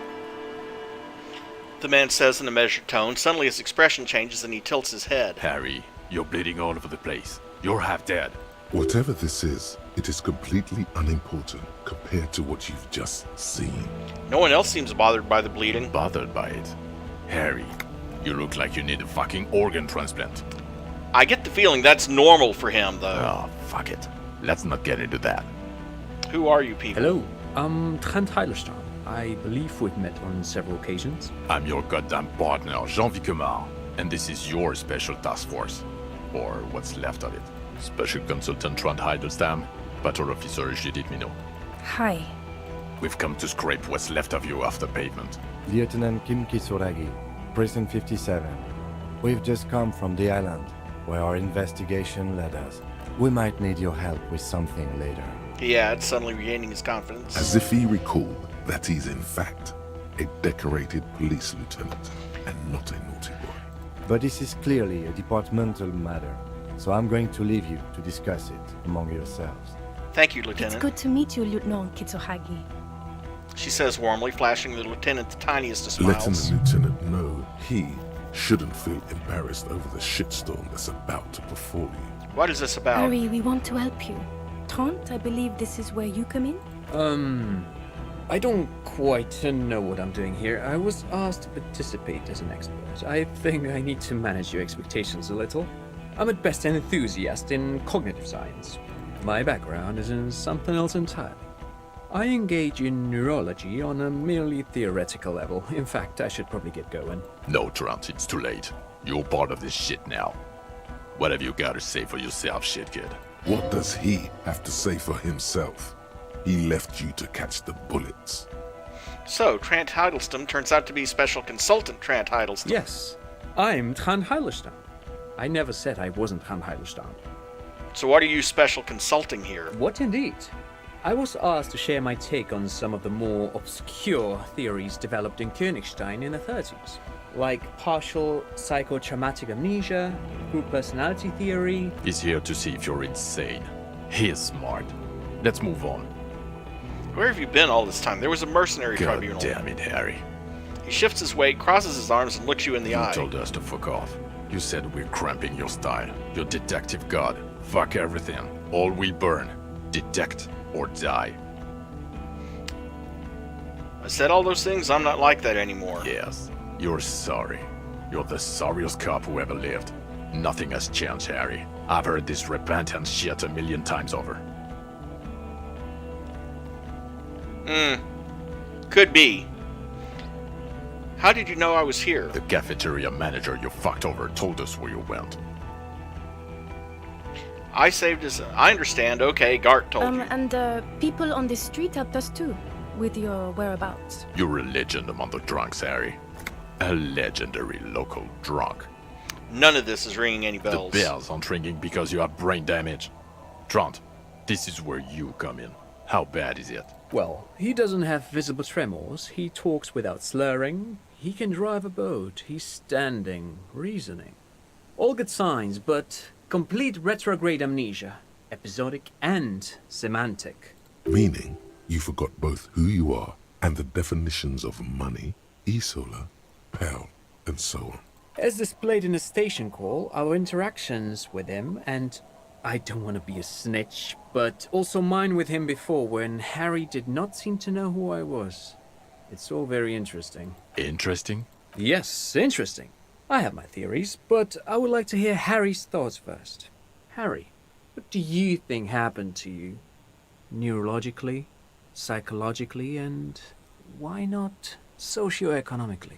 Wait, socioeconomically? You think I'm so poor I lost my Not when memory? you phrase it like that. But I don't think critical theory... I know everyone thinks this is far-fetched pink academia, but still, I don't think it should be off the table here. What? He lost his memory because of capitalism? No, not like that. I'm not talking vrede for school here. But Harry, I asked you, what do you think happened?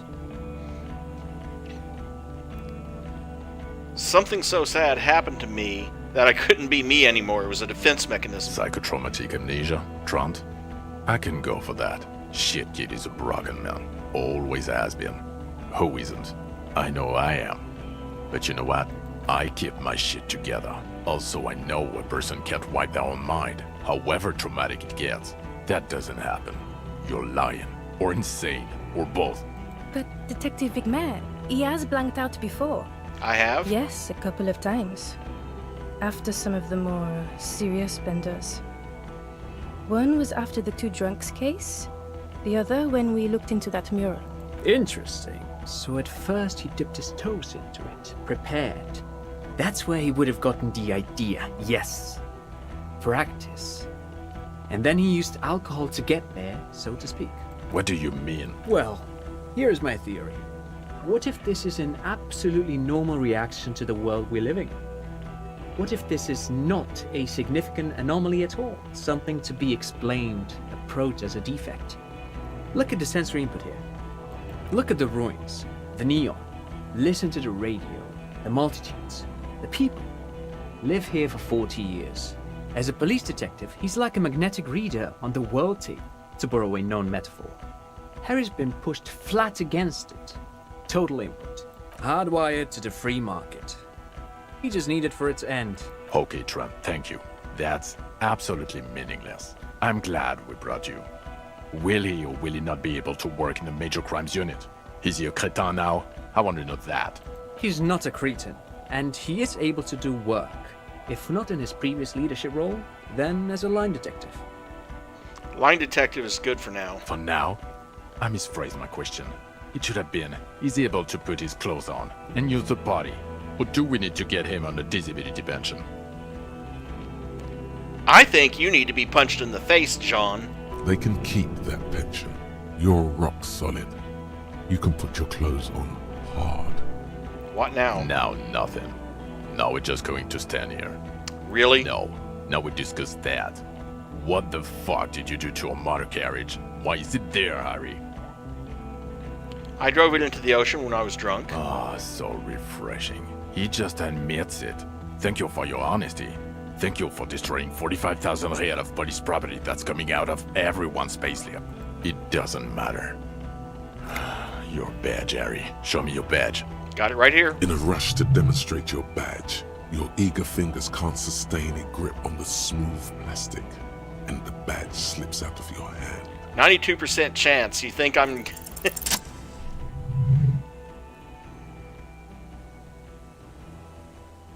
Not today, badge.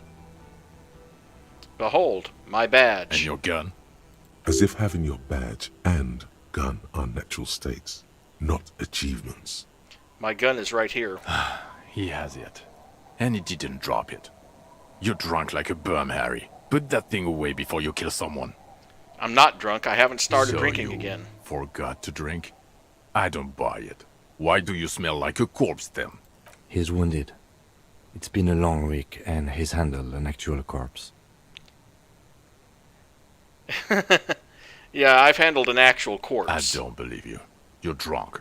You let a suspect escape, a certain classier, because you were too drunk to assess a flight risk. We've read the reports, Harry. Lieutenant Kitsuhagi's. We know. Not taking her in was the right thing to do. She gave us a vital clue that led us to the island. Oh, well, if she was nice. I'm not even gonna get into the other suspect. The one who shot herself. In the head. Or the fact that you're Everclear's little peony now. Doing I don't know what for him. That's small-time stuff. That's nothing. That's a humorous anecdote. Compared to the 6 people who were gunned down. The streets are literally red with blood, Harry. It was fucking mass murder. He did everything he could. We did everything we could. The company hired and vetted mercenaries. Lieutenant Dubois got between them and the locals. He did so at considerable risk to his own life. He was shot and survived only because of his armor. We stopped an execution, not a negotiation. The loss of life was minimal compared to what it could have been. What he said. Thank you for the input, Lieutenant Kitsuragi. I didn't mean to suggest you didn't handle the situation. You've spent the week with him on this case. What is your take? On the case? On Lieutenant Geoffrey Dubois. Well, the drinking, the gun losing, also losing the badge. That's all true. Although he has not been drinking on the job this week. See? 1 week. Then there's the self-flagellation issue. He likes to apologize profusely, making it sound like I think the game decided that I must be the sorry cop. It's not a good communication strategy for an officer. It's odd, especially in light of his political views. Detective Dubois is, as you may know, a hustler. He recently commissioned a monument to his own grind in the middle of the roundabout, which is just. Other still, he is also a Mazovian socio-economist who believes in liquidating the ruling class. How he reconciles these 2 points of view, I do not know, but he is vocal on both of them.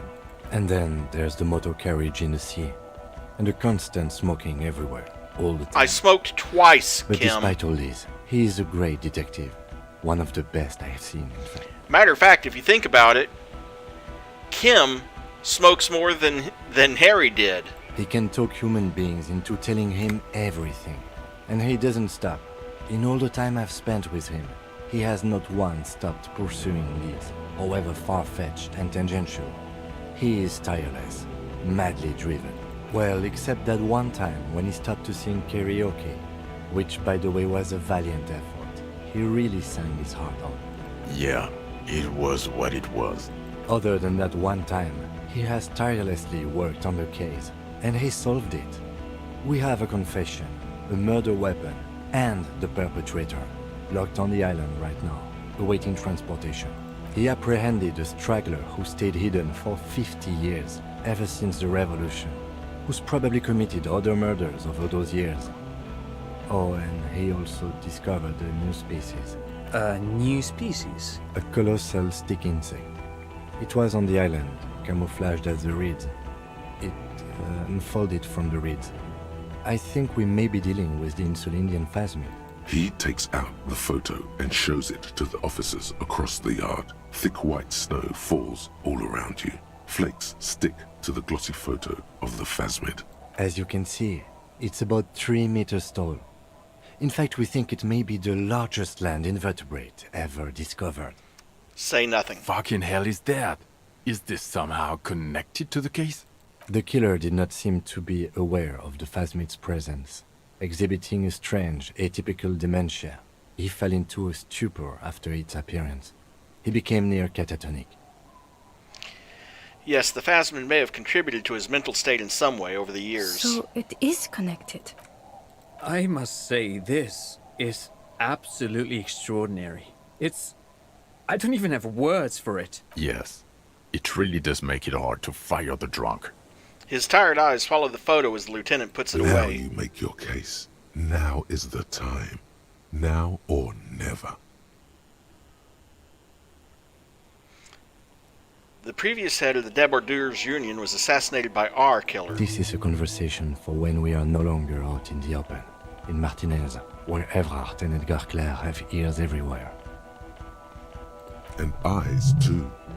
Your return from the island must not have gone unnoticed. Understood, of course. I would prefer not to partake in anything union-related, for political neutrality. The killer, Lilyanovich Dross, we have a strong motive for him. Lilyanovich. A revolutionary matronym. A revolutionary matronym? The custom started in Grad, where they have patronyms. Krasovich, Lasovich, etc. The revolutionaries saw this as a chauvinist atavism, so they used matronyms, derived from the mother's name instead. This man's mother was Lillian. his Lilian's son, Lilianovich. The custom was overturned after the revolution failed, but not before it made it to Revachol. So, it is what a soldier of the ICM would be called. Thank you, Trant. Thank you for that piece of cultural theory. You said you have a motive? Of course, excuse me, I just thought it was noteworthy. He killed the mercenary in an act of jealousy. I thought this Lilianovich was an old man, to have been hiding for 50 years, like 70-something. A strange psychosexual fascination, the result of spending all this time in solitude on the islands of this bay. And trauma too. He himself gave a political reason. In his mind, he had killed an enemy combatant. Also, we have ballistics from the gun, matching the bullet found in the dead mercenary's head, and 2 officers on the scene that Mr. Dross confessed to. It's a clean win.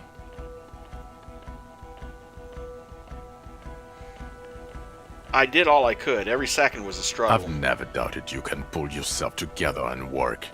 In bouts. Bouts don't last. I can still smell the booze on the wind. God damn it. Doesn't it ever leave? It is there. Like in your bones or something. It will pass. In time.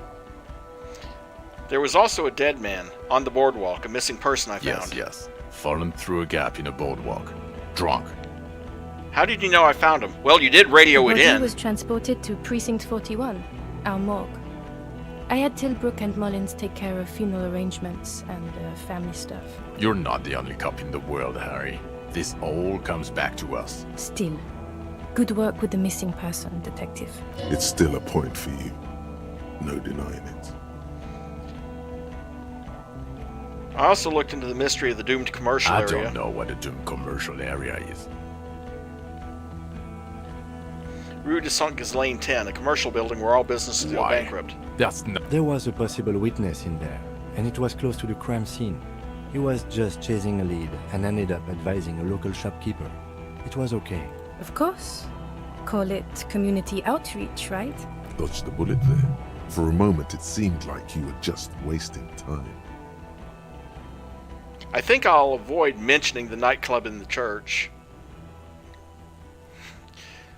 So what do you say? Want to take this hot shit back? I don't want to, but you discovered a new species and solved the murder. So I have to. Jude? Anything that ends the trial is okay with me. Agreed. The public relations potential of this is too valuable to let go. Okay.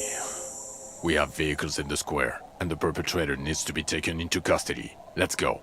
I have a few questions about who I am. The man looks westward, impatiently. Okay, am I a dirty cop working for La Puta Madre? No. Because the suspects seem to think... You're too unstable to work for a mob boss. You're suicidal, Harry. No mob boss would take you. Even his partners agree, so Dai had I that. assure you, I wouldn't consult for a corrupt unit. I told you it's not that bad. Who am I? Who are you? You're a gym teacher, Harry. I mentioned that, and way back at the start of the stream, all the running everywhere, it means you used to be a gym teacher. Well, obviously you're not a gym teacher anymore, but Before you were a cop, you were a gym teacher in Coron. It's getting really cold outside. Should we maybe... That does explain Harry, a lot. It explains everything. The running around, the jumping, the bicep girth, your inexplicable facial hair. The collection of fallen sportswear I've The amassed. fact that you don't seem to know what homosexuality is, and how you're able to perform a 360-degree spin kick too. The raw, robust stamina output. Also, this guy. Just everything about this guy. God, even this javelin throwing freak here. You said it in Coron? yes, you taught gym in Cool. I believe that's the term. Taught gym at a high school. You were a high school gym teacher. The smell of sweat and glue. The worn floorboard. Coron is just east of Jamrock. It was a short walk every morning to the baseball field or the sports building. High school. Harry, your goings-on with Kuno, Andre, Acel, the whole thing on the ice. That's why you are so juvie. When was In your this? 20s or late 20s. You've really let yourself go since then. Why did I join the RCM? The regular. You found some chick. She inspired you to fight the big fight. Be more than you are. All that. You Every morning, walking from Voyager Road to teach gym. She, leaving for the academy with her spring coat on. The air filled with the smell of smoke and raspberries, and incredible hope. An ocean full of hope. I knew it. I knew no normal human being can run like that. He's an honest-to-God gym teacher. Why am I like this? It's not a mystery. Some chick fucked you over. Also, you were drunk. You really went with it too. Really maximized the damage. Some chick who? Dora something. Dora Ingelund. Yeah, you mentioned the name. Not Dora Dubois. So we weren't even married. No one is married anymore. This is Revachol. When was this? God, I don't know. 6 years ago? She was way before my time. 6 years and you haven't gotten over it? What the hell is wrong with you? Oh, okay. 6 years is not that much. Yeah, you're not doing too good there. It's an old man thing, I think.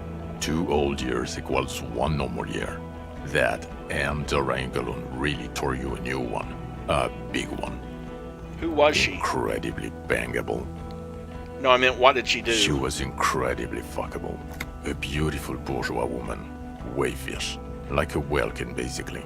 Pain Welkin. I've only seen a picture, but it's obvious you formed a real spiritual connection with how pretty she was. One you never recuperated from. Look, the sun is about... I think she taught in the Académie des Arts, east of the river. Way east. Hard to say which came first, the middle-class chick or the drink. Egg and the chicken kind of thing. My point is, you need to see a psychiatrist about this shit. Not a psychologist. Several degrees harder. Is there something harder than a psychiatrist? A forensic psychiatrist? Go talk to that. Lieutenant Kitsuragi, what will you do Well, now? first I will go back to my station and write the most detailed report anyone has ever seen. It will have to be good to cover all these. Then I will have a serious talk with my captain. About what? Detective. We just stopped a small-scale war. Something is happening to Revachol. He pulls up his collar and looks around, the cold spring light reflected in the lenses of his glasses. I don't know what yet, but it's going to be a hard spring for the RCM. We need to get ready, infiltrate, investigate. Want to do that at Station 41? Talk to Captain Price? I'd rather not ruffle the feathers of 2 captains with my doom-mongering. No, I meant investigate. Come work in Precinct 41. Work with Price? I'm flattered, but I don't know if I... This truly came as a surprise to him. Not a bad one, but he's at a loss. Flattered? You're Lieutenant Kitsuragi. We would be flattered if you even considered. I would have to tie things up in GRIH first. But, I mean, whatever is coming, Jamrock will be more central to it than the harbor. The lieutenant turns very serious all of a sudden. And we also have a huge caseload, Lieutenant. Piles that we need to get back to. Mountains, even. I do like the sound of that. He returns her smile. He's really considering it. The Phasman, I need to tell Lena about this. Who is Lick? She lives at 1113 Tabernacle Road in Jamrock, remember? Cryptozoologist. Tabernacle? It's on the way over. Near where you live on Perdition. Fine, if we're gonna drop you off anyway. She and her husband were conducting the search for the Phasmid. It's their discovery, in part. They should know as soon as possible.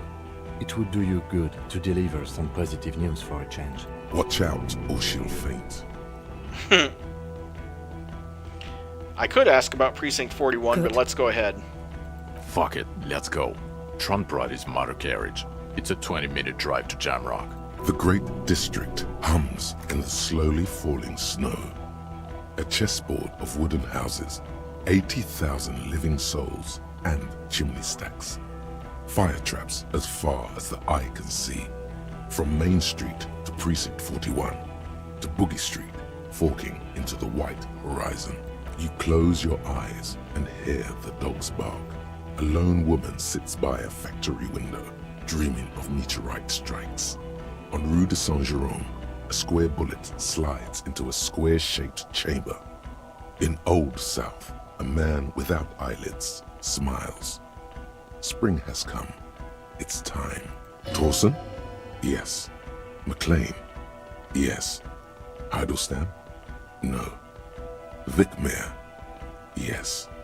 Dubois? Yes, really? Nick Gottlieb looks up from the list. I hear he's quite unstable. You say that like it's a bad thing. Captain Ptolemy Price points his pen at the doctor. It's dim in his office, and the curtains are drawn. Harry's our man. He'll pull through, and when he does, he'll side with Revachol. Understood. Gottlieb returns to the list. Minnow? Of course. Wonderful. Then can we please just go back to Jamrock now?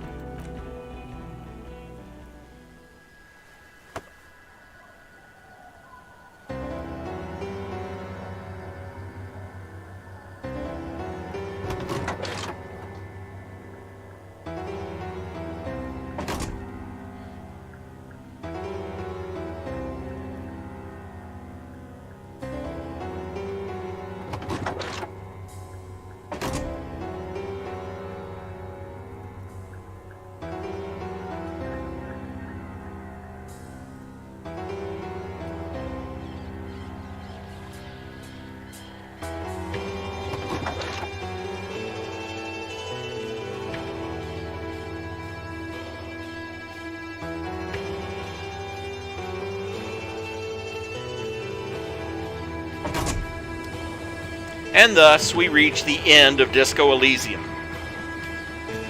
I'm sorry I went about an hour over the 4-hour mark, but I wanted to finish this up tonight and instead of trying to do a split stream tomorrow. So, I appreciate all your support. Thank you for coming. If you're new to the channel and you want to support what I do, don't forget to like and subscribe, and have a great rest of your day.